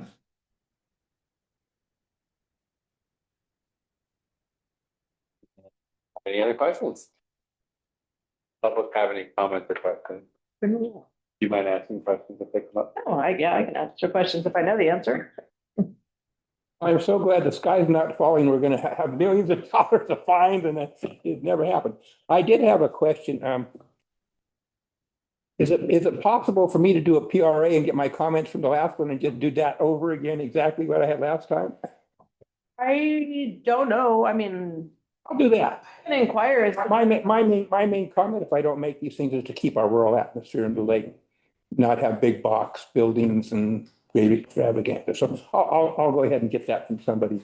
I'm sure that's somewhere in the record, right? I'm sure that Gary has them all cataloged. So. No. 300 bucks. All right, any other questions? Julie, go ahead. Sorry, I had to throw the laugh emoji up for Kent. Thanks for having some humor, you guys, because you know what? Everything we're going through, it's best to just sometimes have a little good laugh and giggle. But I also have my constructive criticism as usual. So I noticed during the survey, didn't look like many people use that option to do the online survey, and also not many people use the option to go to the Grange. Thank you, Jenny, for having all that transparent, or the planners. I don't know who provided that information to them to shove it in there so we can have this draft. My concern is, as usual, I had the same problem with the last planner, you guys. You should have already been presented this by the planner with a PowerPoint on a special meeting, and the planning commission, if they had time or quorum, that everything that's being additional, redacted, is highlighted, asphyxiated out. When I'm reviewing this stuff, I can see things where there's potential amendments or needing to go back to the general plan. If I read it, you guys already had 160 something page on this agenda.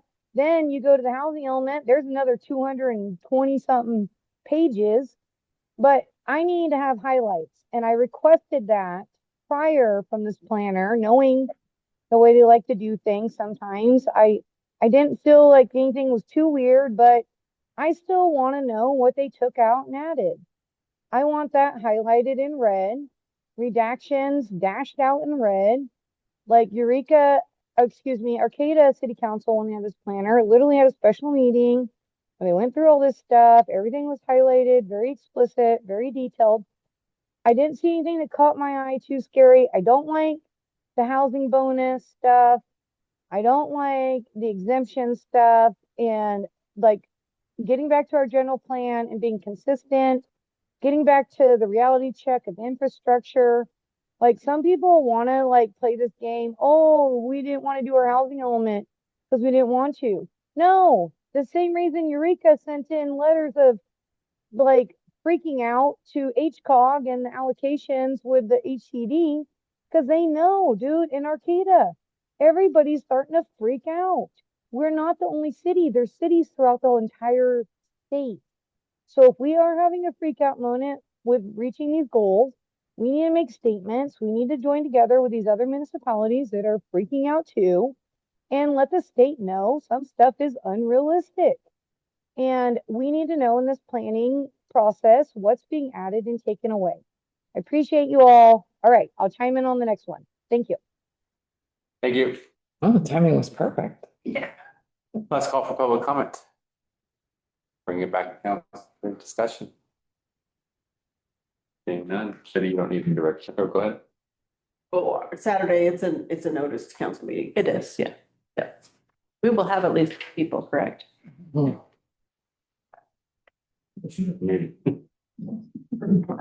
Will there be donuts? Yeah, was there gonna be snacks? It's right around lunchtime, brunch time. I'm thinking brunchy kind of thing, Yes, brunches are nice. right? I'm getting hurt about I'll show up if there's snacks. I love snacks. All right, guys. You guys are beer fest after. Oh. I should have done that before. It'll make it so much more entertaining. 13. Now we're on 13. Schedule update. Hey, Phillipson. All right, so as part of our ongoing efforts to update various fees from our building official, Dan Dimick, and city staff, Jenny and myself, have been working together to bring forward what we have prepared tonight with a resolution and a fee schedule for the building department schedule of fees. This was last revised in 2011 through ordinance number 501. But since our adoption of the amended ordinance number 551 at our, I think it was our May meeting, we removed any mention of fees in ordinance so that we can establish these fees through resolution, which allows us to be flexible updating these fees as needed. And I've attached the resolution and the fee schedule, but I've also attached a letter from Dan Dimick kind of explaining where these numbers came from. And so since the building fees were last updated in 2011, we apply the average annual percentage increase of the CPIU to the existing fee schedule for each year from 2011 to 2025. And that gives us a cumulative increase of 39.5%. So that kind of explains, the application of that to the current fee schedule, I guess whose proposed fee schedule, which is attached. If you have any questions, Jenny will assist in answering them because I don't know much about building department fees and erosion rating permits. But you've done a very good job. The only things that I found that I had a question about that I feel because this is an ordinance or resolution. It's a resolution, sorry. That is the inconsistent attachment reference. Section 1 calls for the fee schedule exhibit A, but sections 2 and 3 call it appendix A. And so I feel like that needs to kind of be cleaned up a little bit. And that can certainly be done as an understanding for any approvals. And then there's one typo in section 5. It says for ant reason. Yes, I fixed that. Okay, thank you. That's all. That's all I had, but thank you. In the copy that I have provided, that I brought with me tonight to have signed by the mayor for any approval, I went ahead and made a consistent reference to appendix A. You're fabulous. And then just for this resolution, is this a roll call vote? Okay, because I can get that straight in my head. Yeah. Sure. That's all I had. Any other questions? Can I open up to public? Public wish to comment on this item? I looked at the fee schedule and it makes sense as far as, like what you'd expect as far as inflation and everything goes. So from the builder's viewpoint, what we had, a 35 or 40% increase in building material costs in 2 years of that. Yeah. Totally kicked that. But at this time, I would like to see if Cat will move forward with a fee waiver request that I don't have to pay any of those. The joke. Anyway, no, it's great. I appreciate the time. I appreciate it didn't seem excessive. And I think people should be able to live with that. Julie, go ahead. I just commend our prior speaker. I concur. Thank you. Thank you. Any other public comment before we close public comments? Okay, bringing it back to council for further discussion, questions, comments, or concerns. Or motion. I'd like to make a motion. Okay. That the city council adopt resolution 1269, a resolution of the city council of the city of Blue Lake, replacing the building department's fees and establishing other miscellaneous building related charges from ordinance number 501 with an effective date of August 1, 2026. We have a motion made by Stefani, can we have a second? Second. Seconded by Louis Lusso. Any last call for a discussion? Seeing none, all those in favor say aye. Aye. Opposed? It passes. Moving on to item number 14, city manager and city clerk performance evaluation methodology. I know we have an ad hoc for that. Is there any comments from staff or should we just go to the ad hoc? Ad hoc it? Yes.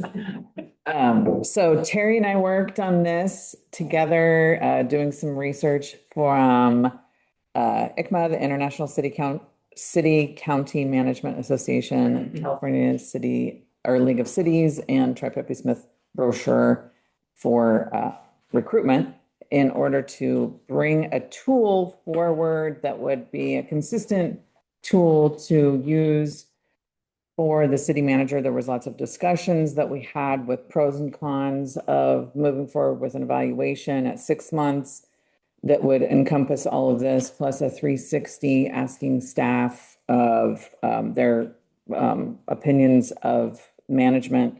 And so we came up to an agreement with a tool that seems pretty straightforward as far as all of the elements that are expectations of a city manager. And this is, of course, a draft. The draft includes the tool itself, but also the process, because we hadn't established a solid, consistent process for this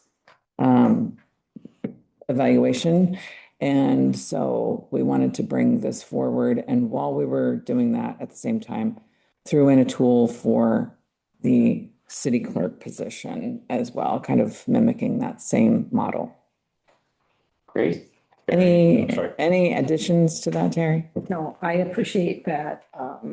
Michelle was the one who put it in and formulated this whole thing. We had a discussion about what to add. And I know at one point it was difficult because we had a discussion about it being hard to evaluate some of the items that were on the original, and then trying to find some ways to bring the city manager recruitment for that to the table so that it would be easier to evaluate those items. I appreciate the work you did putting the table together. And I felt it was, I really feel like it's only fair that the expectations be crystal clear. There's an agreement among everyone what the roles and responsibilities and duties and expectations are of the city manager and the city clerk. So I wanted to just kind of bring this forward again, draft, happy to have feedback about the tool, the elements in the tool, the scoring system, what have you. I did also use a tool for the 360 for the city manager. I used a tool from HWMA that was used as far as the performance and management styles of the executive director of HWMA, just kind of that style of doing that, throwing in the elements of the city manager so that city staff that report to the city manager can report back their opinions, and that can be part of the process as well. Maybe we're talking about at a year, maybe we're talking about, sometime down the future or not using it at all. So it was just kind of put it out there. We needed to push forward on this anyway. And so it's the first draft. Great. And you created these tools, or these were tools that you've gotten from somewhere else, correct? These tools were developed in response to the guidelines and standards from ICMA, California League of Cities, and Tri-Pepe Smith brochure. All of those elements kind of collaborated into the tool, brought them all. In-house tool. It is an in-house tool. Great. Yeah. Any questions, comments, or concerns from council? I'm just gonna say that the 360 part, I think, emailing is not anonymous. So. True, great, yes. Yeah. So, I think that, we can never require people to participate, but I think, if we could try to make their responses anonymous, I think we have a better chance of going. Yeah, the 100% anonymity thing isn't really true to form. It was how they did it was they had one central person being the collector of the evaluations. And so the person being evaluated, it was anonymous to them. The responses were. And so, yeah, you're right. It's not 100% anonymous, but we could certainly develop another concept. Years ago, we kind of struggled with how to make that be anonymous and we came up with rather than have, some people said have a Dropbox at City Hall. It's like, well, then somebody can tamper with that Dropbox. Or, whatever. But we came up with on a work day, myself, the other person on council that were the ad hoc for the evaluation sat out on the porch for an hour. Invited staff members to drop their sealed evaluation into a box. And so we didn't know which ones came from who. As long as we typed it out, I would imagine. We handed out forms. We also didn't analyze handwriting. Most each other. Yeah, most people, some numbers and that. But anyway, that was, and there were donuts involved. That was our best shot, or the best we came up with anyway at that point in time.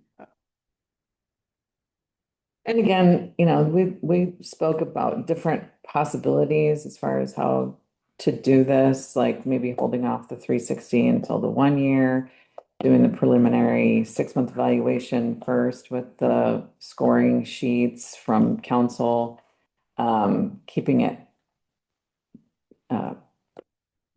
to that instead of, and then expanding the 360 at the 1 year and forward. But again, it was just a thought. And I'm assuming that the 6-month idea is that when you have somebody new in a position, you do a 6-month evaluation. Correct. Yeah. And sorry. No, I mean, go ahead. The process is likely to take several meetings.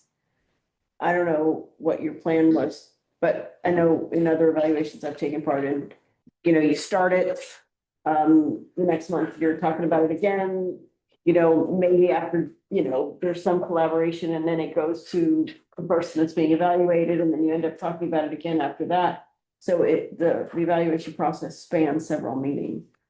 And so my concern about doing a 6-month formal evaluation, I think maybe you need to use a formal tool in some ways, or at least as a guide, but that I think that to do a true formal evaluation at 6 months is pretty cumbersome. So I would my thought is that we should do the full thing at, a year and do an informal at 6 months. Informal using what kind of tools? Well, maybe using this as a guide, but okay. But not going through all the steps to where we're spanning so many meetings to try to get the full. Okay. Was your concept, Michelle, that each council member would fill out all of these pages on their own, and then you would combine them all up into like a average score type thing? Yeah. I mean, it's not hard to pull the tools into a data collector. Yeah. And do that. I mean, that doesn't seem super time intensive to me, but. No, I don't think so either, because the tool itself doesn't, I mean, to me, it seemed pretty, I mean, I don't know, maybe I'm oversimplifying it, but.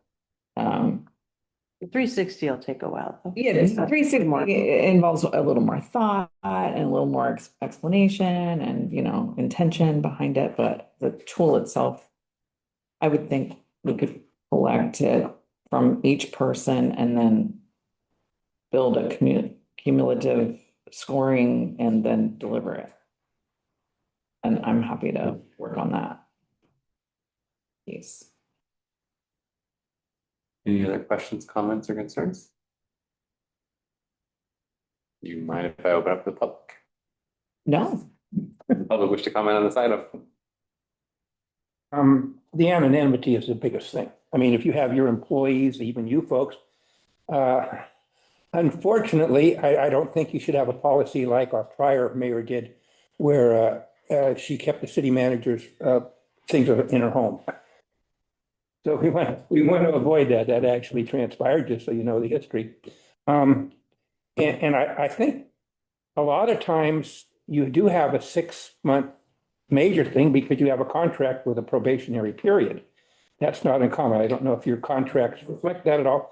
But the big thing, the sooner the better on these things, because if there is some kind of a problem, you can adjust and nip it in the bud. If there is a problem and it festers and you let it go for an additional 6 months, then that can be beyond fixing. And so I highly recommend that you, as soon as it works for you within a reasonable time period, you go ahead and do that. And then it's just best for everybody involved to nip any problem in the bud or compliment people and get them to keep on doing what they're doing if it's excellent work. So that's what I've seen happen before. So. Julie, go ahead. Hey, I just think that we have a manager that's keeping you guys happy, great.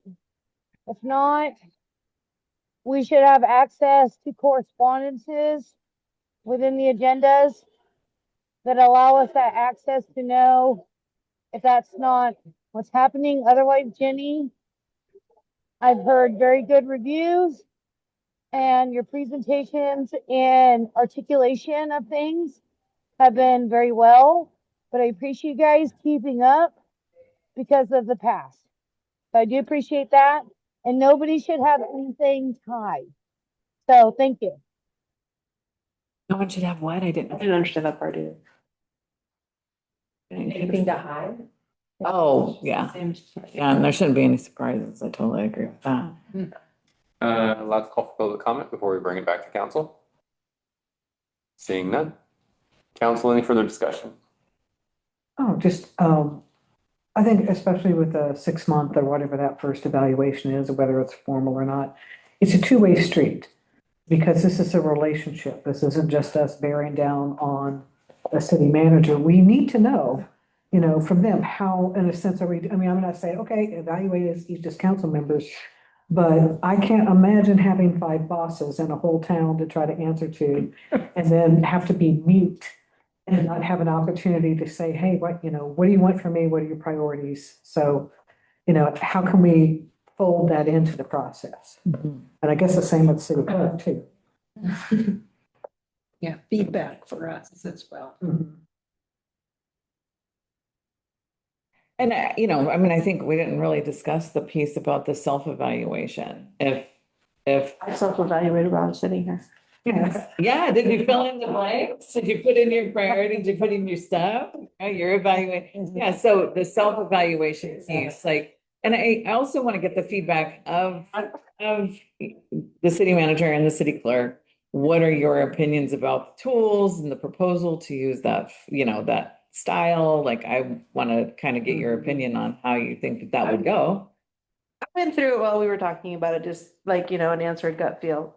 I think it's pretty thorough. I think that the questions are straightforward, and if people just go through and go with their own gut, you're going to get a pretty good assessment of what they think. Because there's enough of them to kind of really get to the heart of it. Balance that, yeah, okay, yeah. What do you think, Sam? I agree with the James. Evaluating. He's filling up.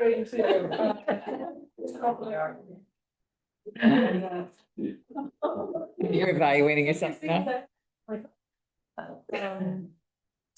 Yeah, this is great. I thought this is a very all-encompassing of the city clerk in general, but there are lots of things that I do on a daily basis that are not even in here. Right, and you know what? Great feedback is the breakfast of champions, yeah.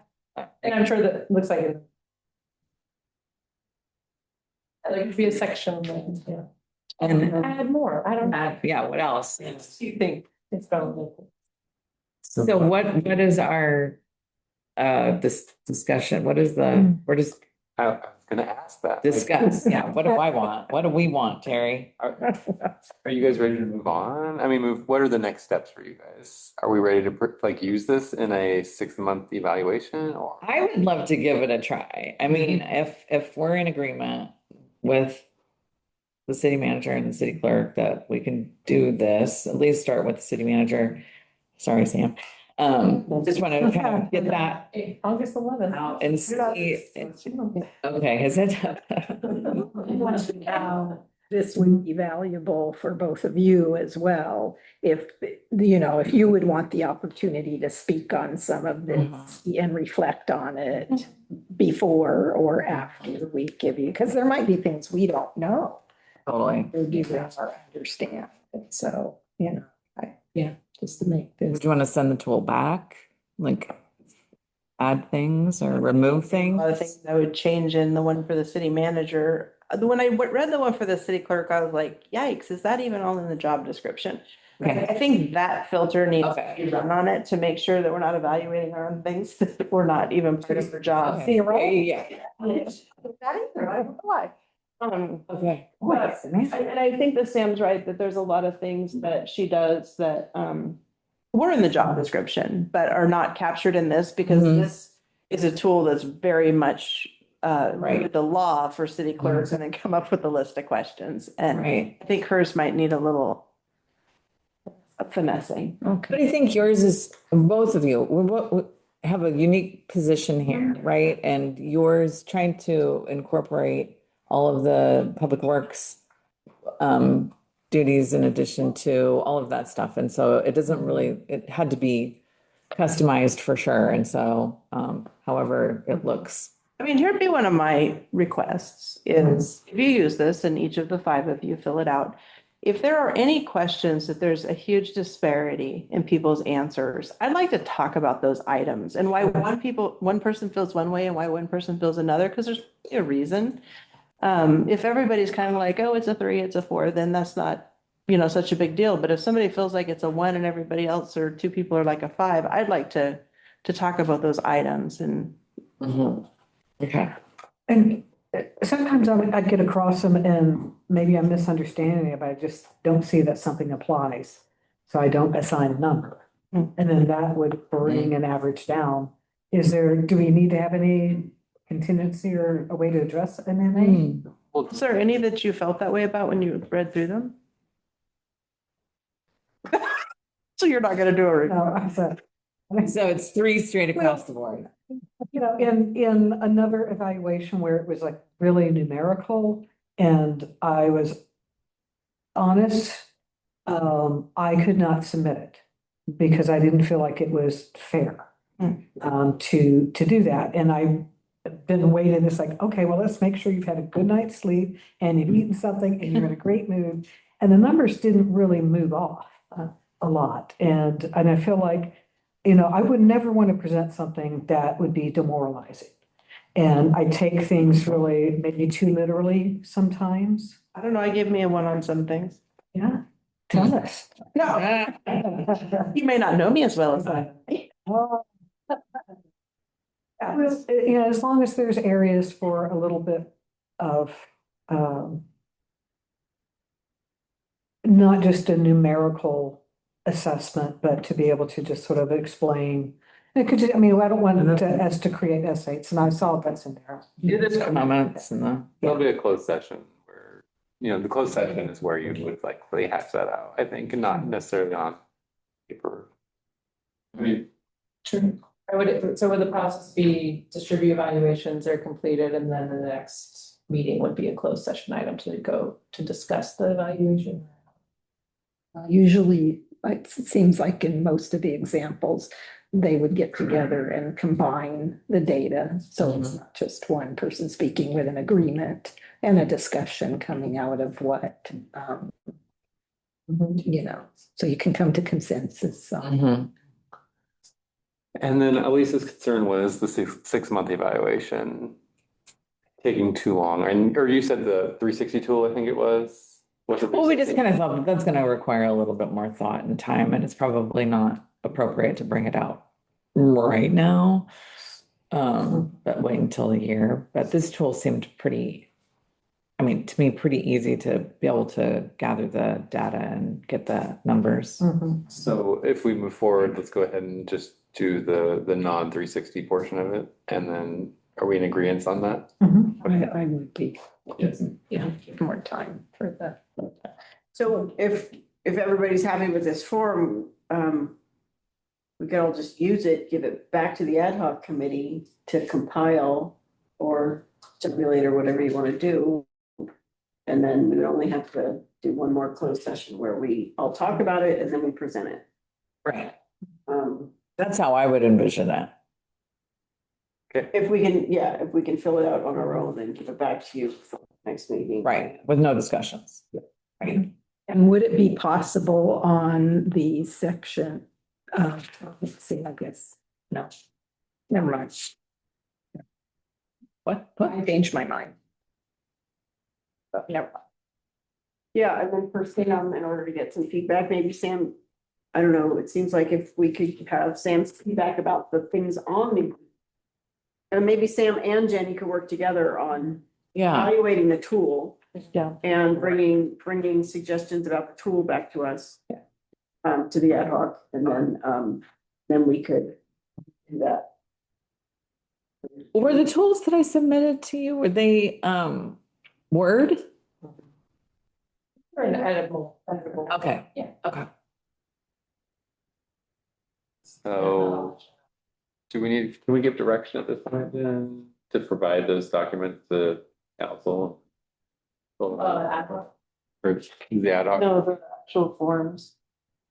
I mean, looks like most of you have them printed out, yes? Or do you want a different version? What I'm thinking about, I didn't make them like a fillable PDF because I thought it was truly a draft. So if we're good with the version, then, I mean, it would be nice to be a fillable, or keep it as a Word, doesn't matter. Yeah, okay, yeah, all right. Yeah, I'm good. And then they will be coming back to me. And Terry. So we'll just take this, fill it out, and give it to you. Like, give it to you when? By the end of next week? So you can bring it back for the. Were they gonna? The 28th? Suggestions for changes? I mean, I think no, you said you thought the city manager one was okay. It seemed okay to me. I mean, I didn't see anything atrocious. Are we meeting again?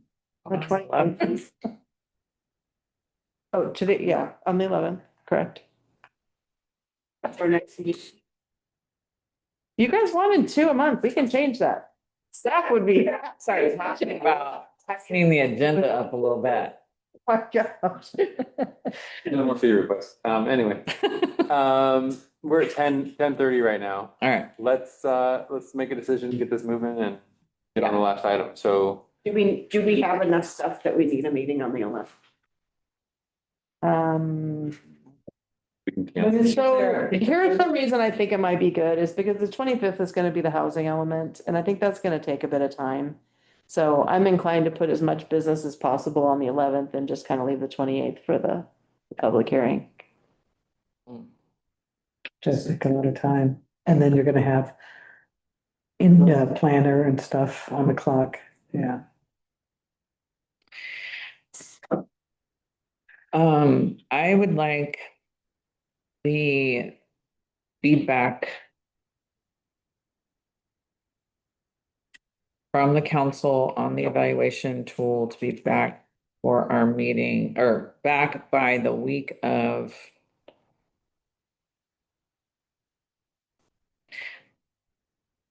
by the 14th, by August 14th. And then that'll give me an entire week to compile, put it together, and then we can have a closed session on the 25th.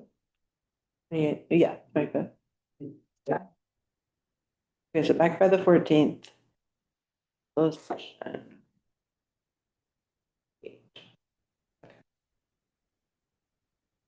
Get those ones in right now. Need it.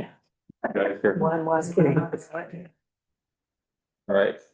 Anything else? Moving on. Town Square financial update. The staff. You guys had requested that I put together a financial update on this project, along with a number of other projects that I've been working on. We have about half of them done at this point, and it was interesting to kind of see how much some of these things had costed and how they ended up getting posted into the accounting system and how they were funded. The construction costs, including payroll and materials and stuff, was $485,000. The purchase of the property itself ended up costing 231,000 and some change.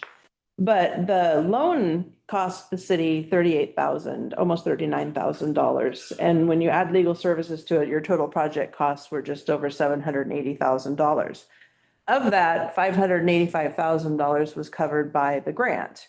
3,000 is currently posted into general fund. I suspect that when the fiscal year 24-25 is fully closed out by the accountant, that will get moved into Fund 36, and all the rest of it has. These just appear to be stragglers from wages and stuff that are still in there. The Fund 36, though, the Power Creek District Fund, has covered a little over $103,000 so far. And when we were doing the budget, one of the things I pointed out to you guys is that that fund is negative.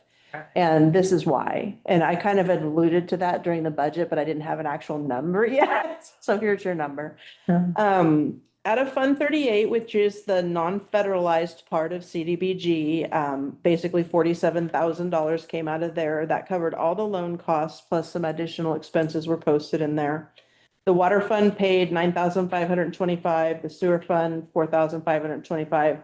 And interesting to me, RMR gas taxes were used for a little over $28,000 worth of expenses. RMR gas taxes. So anything that was in the road right away was separated out in the bid items and paid for by RMR. It was in the report that Jill submitted last year. Oh. That's kind of unusual. It's a little surprising to me. I mean, I don't think it's like illegal. It was in the SB1 resolution and the council approved it and it went through the appropriate process with the state. But it was a little surprising that that much of it had been, RMR had been I used. think that that was not presented to the council Clearly, clearly. that could be. I think it was presented to the council that it was gonna be used for all kinds of things in that neighborhood, but it was not stipulated that it was gonna be town square. It was the parking area out there and all of the bollards for, the wheel stops and the striping was part of it and the asphalt. There were very specific bid items. I did go back and check to make sure, though, that in each of the resolutions and in each of the annual reports that it was accounted for correctly, and it was. And so the water and the sewer, those appropriately. I mean, they were the work associated with bringing water to the site. It included some demolition of existing water infrastructure that was there. That's why that one's a little bit higher. And then the sewer was running the sewer line out there to the restroom that at some point in the future could be built. But that wouldn't be Fund 62 and 72. That's not where it's been posted at this point. Again, we haven't closed out the fiscal year. There is the potential that Scott may choose to move them into the capital funds instead. But this is where they sit right now. Okay, thanks. May I? Sure. Thanks. On Fund 36, was there any money in there, do we know, prior to this? Or Is there any, well, I mean, there was money in there because it's not $103,000 negative now. Okay. I think that part of what has compounded the issue in Fund 36 is that we're having problems with our tenant paying the rent. And so for the last few years, we haven't had income from one of the buildings down there that we normally have, which would have probably been enough to cover at least 2/3 of this. Oh. And looking at the definition for the Powers Creek District Fund, it doesn't mention anything about the town square. I think the only way it could fall under that is as well as to support economic development activities within the city. But otherwise, I mean, it's kind of unfortunate. And as some people have pointed out with the flooding, the fund is considered part of the general fund, is utilized for the maintenance and operation of city-owned properties and infrastructure located in the Powers Creek District. I think that is something that had members of the public upset. And I can understand why. I don't know. I haven't like gone back into all the minutes or anything to try to discern whether, council approved it coming out of Fund 36 or if that was a staff decision. I just am at this point just reporting what happened. And if you guys want to know more about the history of how they got here, I could I'll put Sam on. Figure that out. Yeah. I do really appreciate this kind of, yeah, showing us what's going on, because I think that was one of the things that wasn't there. So had it been this clear, someone might be asking questions along. Well, this is how every project should look as you go along. Yes. So Jenny, on the state park per capita payable, is that still what we're waiting to be funded? Correct. But all of that money has been spent. And that's one of the things that, Emily at the last meeting was like, oh, don't worry, we have 132,000. I was like, no, I don't think we do. We don't. That's just still would come in. Yeah, so doing the mosaic and doing the sign and stuff on the walls to be able to close the grant out is gonna have to come out of one of the city's funds. The trellis, is that happening? It is. They're actually gonna start on Friday. The anchors are all in and they've got all the new things built and the bolts are all together and so yeah. And that's the pergola and the old crows are. Yeah, they're gonna bring it down. They really wanted it installed and up by Annie and Mary Day. Nice. So this is kind of dredging up some old memories, but I think it was explained at one point that the money in the Powers Creek District Fund, that there was some money put there as it was kind of a holding place. I don't know if that's accurate or not, but that the money coming out of there for this, maybe. I don't know of any that was put there. Your Powers Creek Fund has had some very major setbacks in the last 5 years. I mean, we wrote off several $100,000 worth of rent for Blue Lake Power. We wrote off about $58,000 of water and sewer fees for them. I went through and reconciled that this week to see what was in each fiscal year. And so I don't know where they would have gotten money to set aside in there that would have been Parks and Recreation related for something like a town square. So, and there was never money borrowed from that fund or something, like maybe that was part of it. Money was taken from that for the purchase of the property and then it was supposed to be paid back. It was taken from there for the purchase of the property. And I truly believe that Mandy thought that the $30,000, which was the second payment to the property owner, was going to be reimbursable because it was included in the first pay request, but it was denied because of the timing of it. And it didn't meet the grant's criteria for the start date. And so it was excluded. In the end, it didn't matter because they spent all $585,000 anyway on other stuff. But I do think that when she said that, she probably thought that was the case. My understanding was that water and sewer, I mean, and maybe if it comes out of capital improvement, it's different, but it seems like these funds shouldn't be paying for the town square. No. I mean, these are the installation of the water and sewer services to a bathroom that's part of a parks facility. It doesn't add anything to the water or the sewer system like a normal capital improvement would. I guess the, foundational thing would be that is if you got a grant for a certain amount of money, how do you stay within that in the project without digging around for everything else? Because when I think of the things in the city that we're struggling with paying for, or we couldn't afford this, some kind of study, or we couldn't afford this, this is often frustration. Yeah, but I mean, $200,000 came out of funds that could have been spent for anything else the city council wanted. Right. Because they were not restricted in any way. Yeah. A drainage study. A quick question on how we got here. How come there is no sewer connection to the toilet there? Like, that just seems like an ongoing. Because we don't have a bathroom. I mean, it is there. It's literally just below the concrete surface. It's made to be able to just be chipped out and connected to. Okay. I can set a toilet. I thought It's my pride and joy. We're like, why do we need a full portaloo? I don't. Yeah. Great. 40 grand over 10 years. Any other questions, comments, or concerns before I open it up to the public? Thank you for the information. You're welcome. Yeah, thank you. Public wish to comment on this item?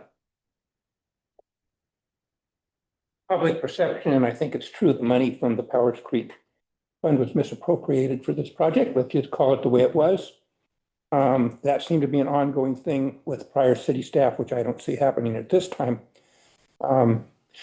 When you asked about the road improvements, I think quite a bit of that was the ADA compliance. They had to pour a bunch of concrete out there in the street, and that's why I think that came from the road fund. That backed it up. Otherwise, it would just striping, I think, and a few other things out there. I think also the sidewalks. I think that was also part of it. Sidewalks weren't?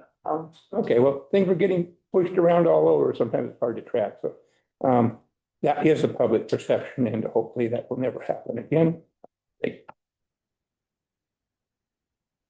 Last call for public comment on this item. Nobody. Well, we're on this topic, could we?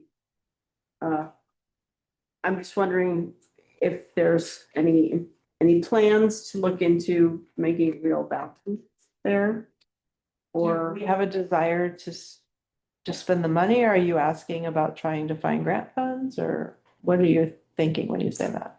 Well, I'm thinking that I don't like the idea that every month that we B&B there, we're paying over $400 to have that B&B there.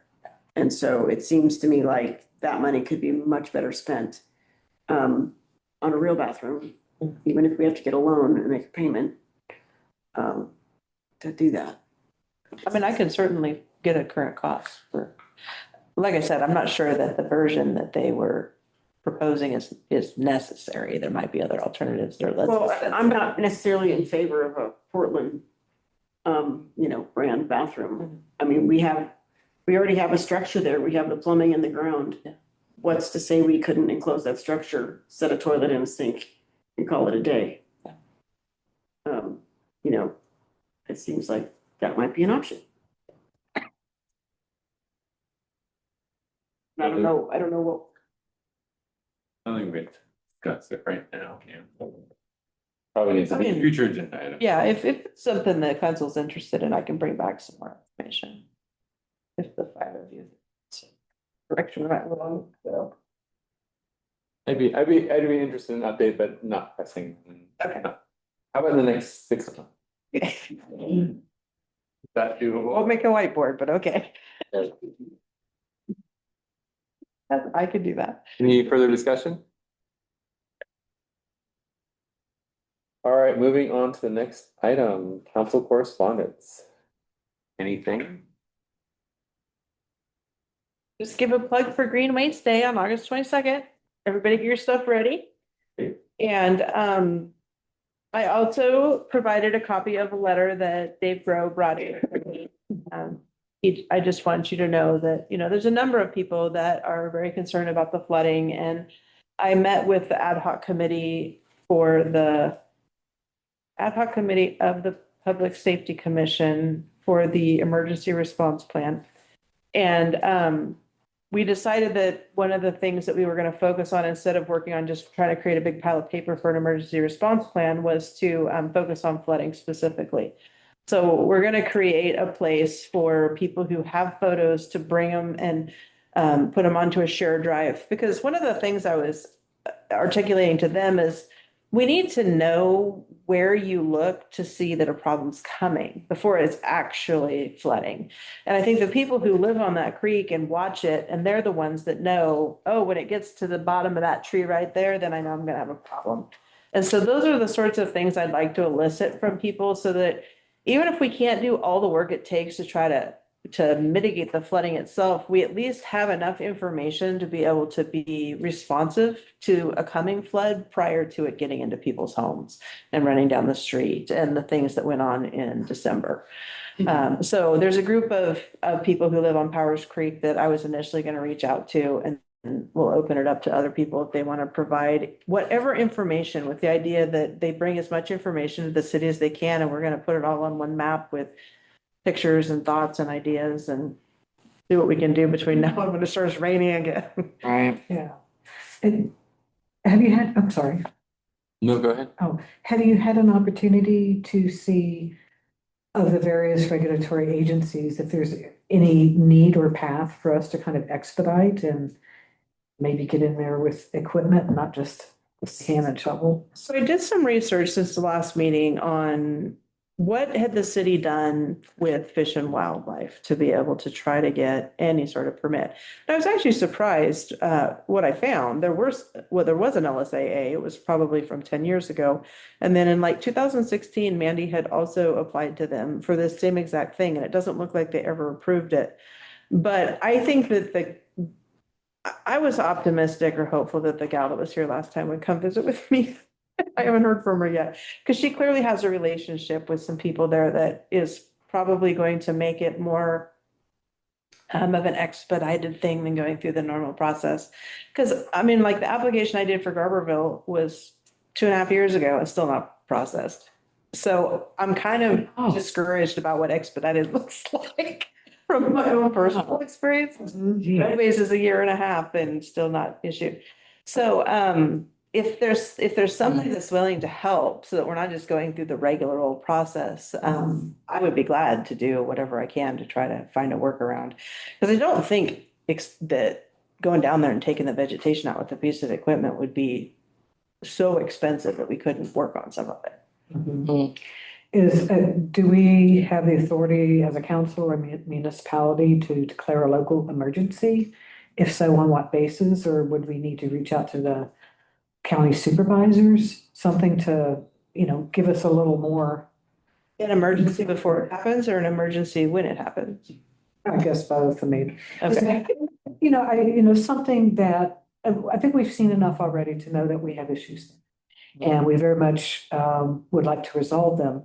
What can we as a council do to help, I guess, bring attention or bring the full weight of the council into this? Well, I have been communicating and working with Steve Madrone. I know he's technically not our supervisor anymore because of the redistricting lines, but he has a real heart for drainage and he has concerns about some of the drainage outside of the city limits in this area. And so I'll ask him if he has any suggestions of ways to try to escalate this. He's been doing this a long time, and he could be a really good resource for that. The Public Works Department has been good to work with as well, but they're more kind of, I think, boxed into here's where the money's been designated, and so here's what we can do. So keep chugging along with it. Yeah, I wish I had just a magic bullet, but I knew exactly what should be done, and we just go do it. But I don't know. And we don't have any information. I mean, drainage studies from 1980, and lots changed since then. The G8 campaign. Yeah, that would fix it. Did the gutters get fixed or replaced on Prash Hall? Or did they put in additional spouts? I do not know the answer to that. I would have to ask Emily that. Is this related to? It is. The flooding, yeah. Yes. Okay, gotcha. Yeah, because that was flooding specifically into Karina's yard. It's like they finally got gutters on, and then they have, I don't know if it's a 60 or 80-foot run with only one downspout at one end and one at the other. And yeah, I'll ask Emily if they got repaired. I think they were trying to get some whomever installed them to cover the house. The other thing included in your council correspondence was a supplemental provided. I got a bunch of postcards. I would love for you to speak if you want, all with the same message. Scan of the 4 most legible ones. Please adopt the regional climate action plan and provide Blue Lake proportional support for funding and administration of the RCAP. And just, some of them are really cute. A lot of them are not signed, it looks like. Not signed. I A bunch of them have a label on them that was pre-printed. I think people were at some sort of an event and they got. Did you get postcards from like all over the world? They're all from Humboldt. Oh. The postcard. Yeah, that's cool. I love postcards. A collector. Really cute. The first one that came in was just by itself and you could barely read it. And I was like, I have no idea what this is. And then I kept it because I liked the postcard. And then all these came in. Lucky. Some of them are signed, some of them just say Humboldt County resident, but that's the. I don't know. I'm trying to get you guys out of here by 11. Yeah. Right. Okay. Yeah. How much was that proportional support, can I recall? I don't know that we know. I don't know. Our CEA is supposed to be housing and staffing the climate action plan. And, something that happened was a lot of the municipalities that were going to help fund it all said they weren't gonna fund it. So, it's sort of not happening.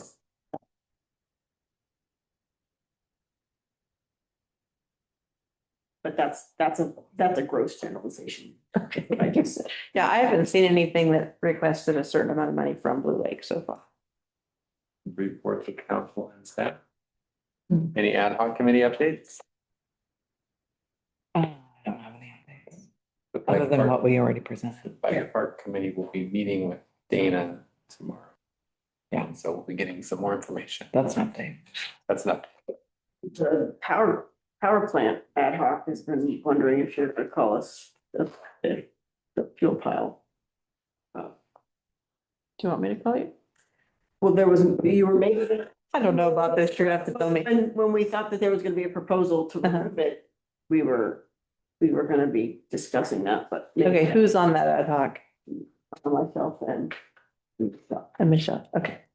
I will call you or text you. Okay. I need a list of like all of that. Where I think. Gave you Time. minus one. Keep coming up. We're gonna have another one of these before winter? Yeah, probably. First, we need to burn some stuff and see how it goes before we get too big of a pile. Yeah. Can we, is there gonna be the public's invited to the incinerator? They can sit in the street, but I don't think we're gonna let them in the power plant. Okay. Yeah, I'm just waiting for the guys to get done with all the striping. They've been working hard on that. Commission updates? Any commission? Safety Commission's having a safety fair on September 12th. It's gonna be right around here. And that would be great fun. Everyone should. Okay. Rita did not have a meeting. This should have been last night. I have a public safety commission update. A commissioner is resigning. So there will be a seat open. Okay. And I will notice that. And we will. Maybe we want to consider this our normal announcement or maybe the next meeting. Who's this next? The commissioner has missed a number of meetings. No. No public safety. Can you announce or not? Can you announce or not? It's correspondence. Yeah, or not? I think you should go ahead. Yep. Okay, we have a vacancy in our public safety commission and we are accepting appointments to applications for public safety commission. Lance Google. Angela Dare. Right. I forgot to open up public comment for 17. I'm included now. Does anyone wish to speak on council correspondence or reports of council and staff? Public comment. No. Okay. Julie, go ahead. Hey guys, sorry about, oh, there they go again. I'm in breeding season. They don't care what time of day it is. I'm so sorry. For correspondences, I do not commend the climate action plan.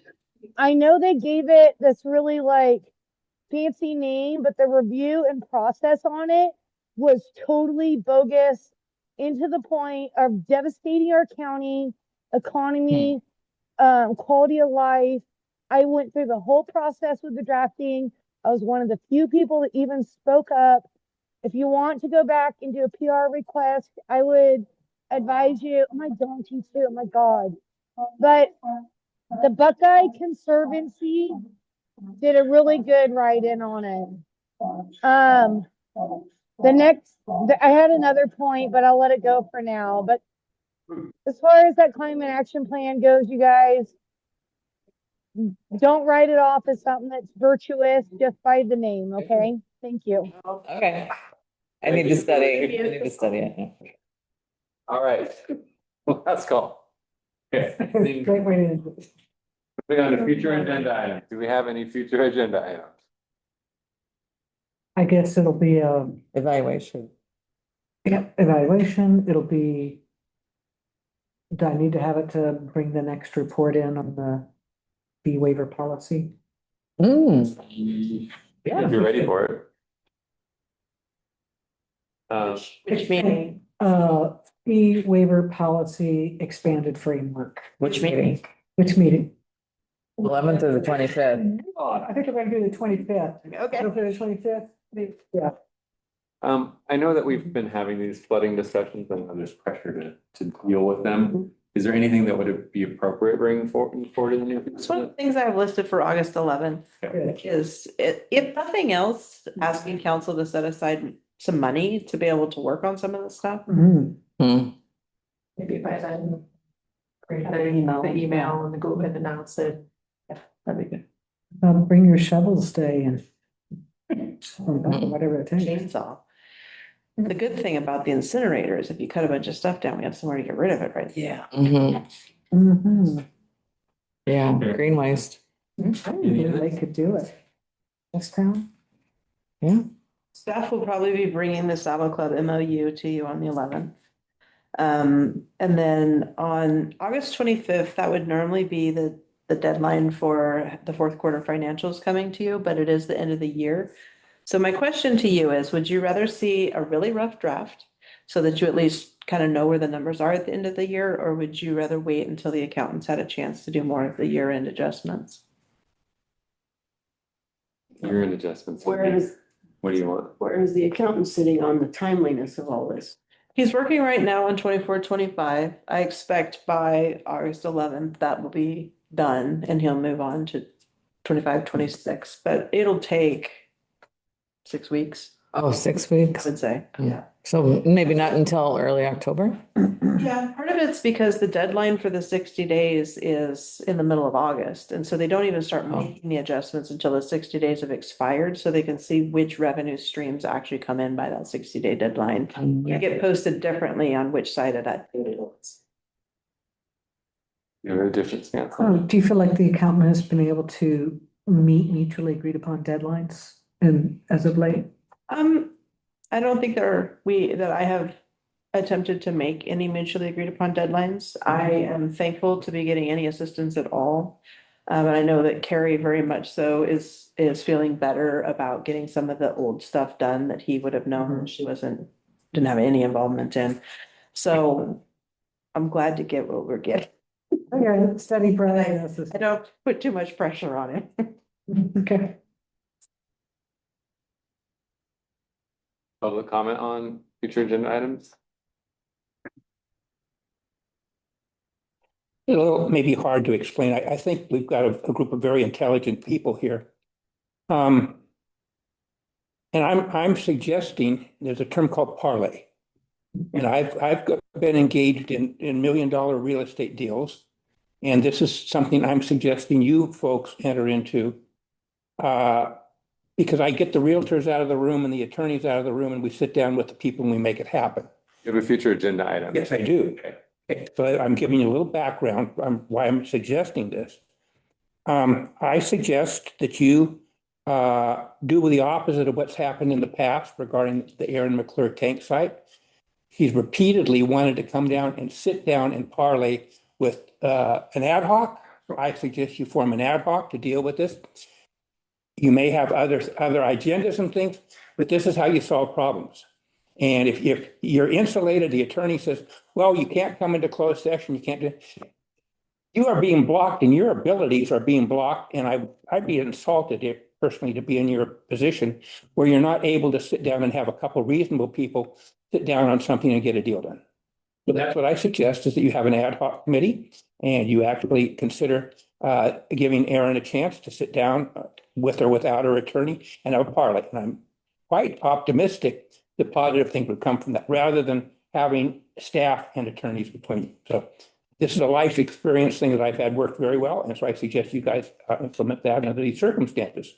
It may save the city considerable amount of time and money. Julie, future agenda items? Yes, I would concur with our prior speaker with the ad hoc suggestion. Any other topics we had this evening? I know it's such a freaking conundrum for you guys for your time and energy. However, it gives you that flexibility to have those conversations, and that's what's really productive and moves stuff along. If you don't have time and energy for it, then let's have the agenda. So CDFW, let's get a representative in from them specific to the creek. If they're, I know you, anyways, Jenny, just give me a holler. But you know what? We can't move forward unless we have everything lined out with them and whatever engineer or whatever wants. And what's up with let's get an update for the watershed. Where's Dave Farrell? Where's that update? I warned you guys they would just dip in and dip out, and here we are. So just some thoughts on future agenda items because winter's coming. Anyways, I love you guys. Thank you. I second can we get an update on the Dave? What do you want to know? Like, what's going I don't on have any with money. the, At least waiting for the grant application to go Okay. through the process. That's kind of the update. He doesn't work for the watershed council. So. If I be Rose, wait, okay. Got it, understood. I can put an item on a future agenda if you'd like. I mean, we're heading that way, just kind of. Okay, I have a meeting set up with him and Rose, and I'm not sure who else all they're gonna bring to ask some of those questions, but I'm not expecting amazing answers. Pretty good clear. No, they just need money. A lot of it. Oh, my God. We are future agenda items. Motion to adjourn. All right. Adjourn.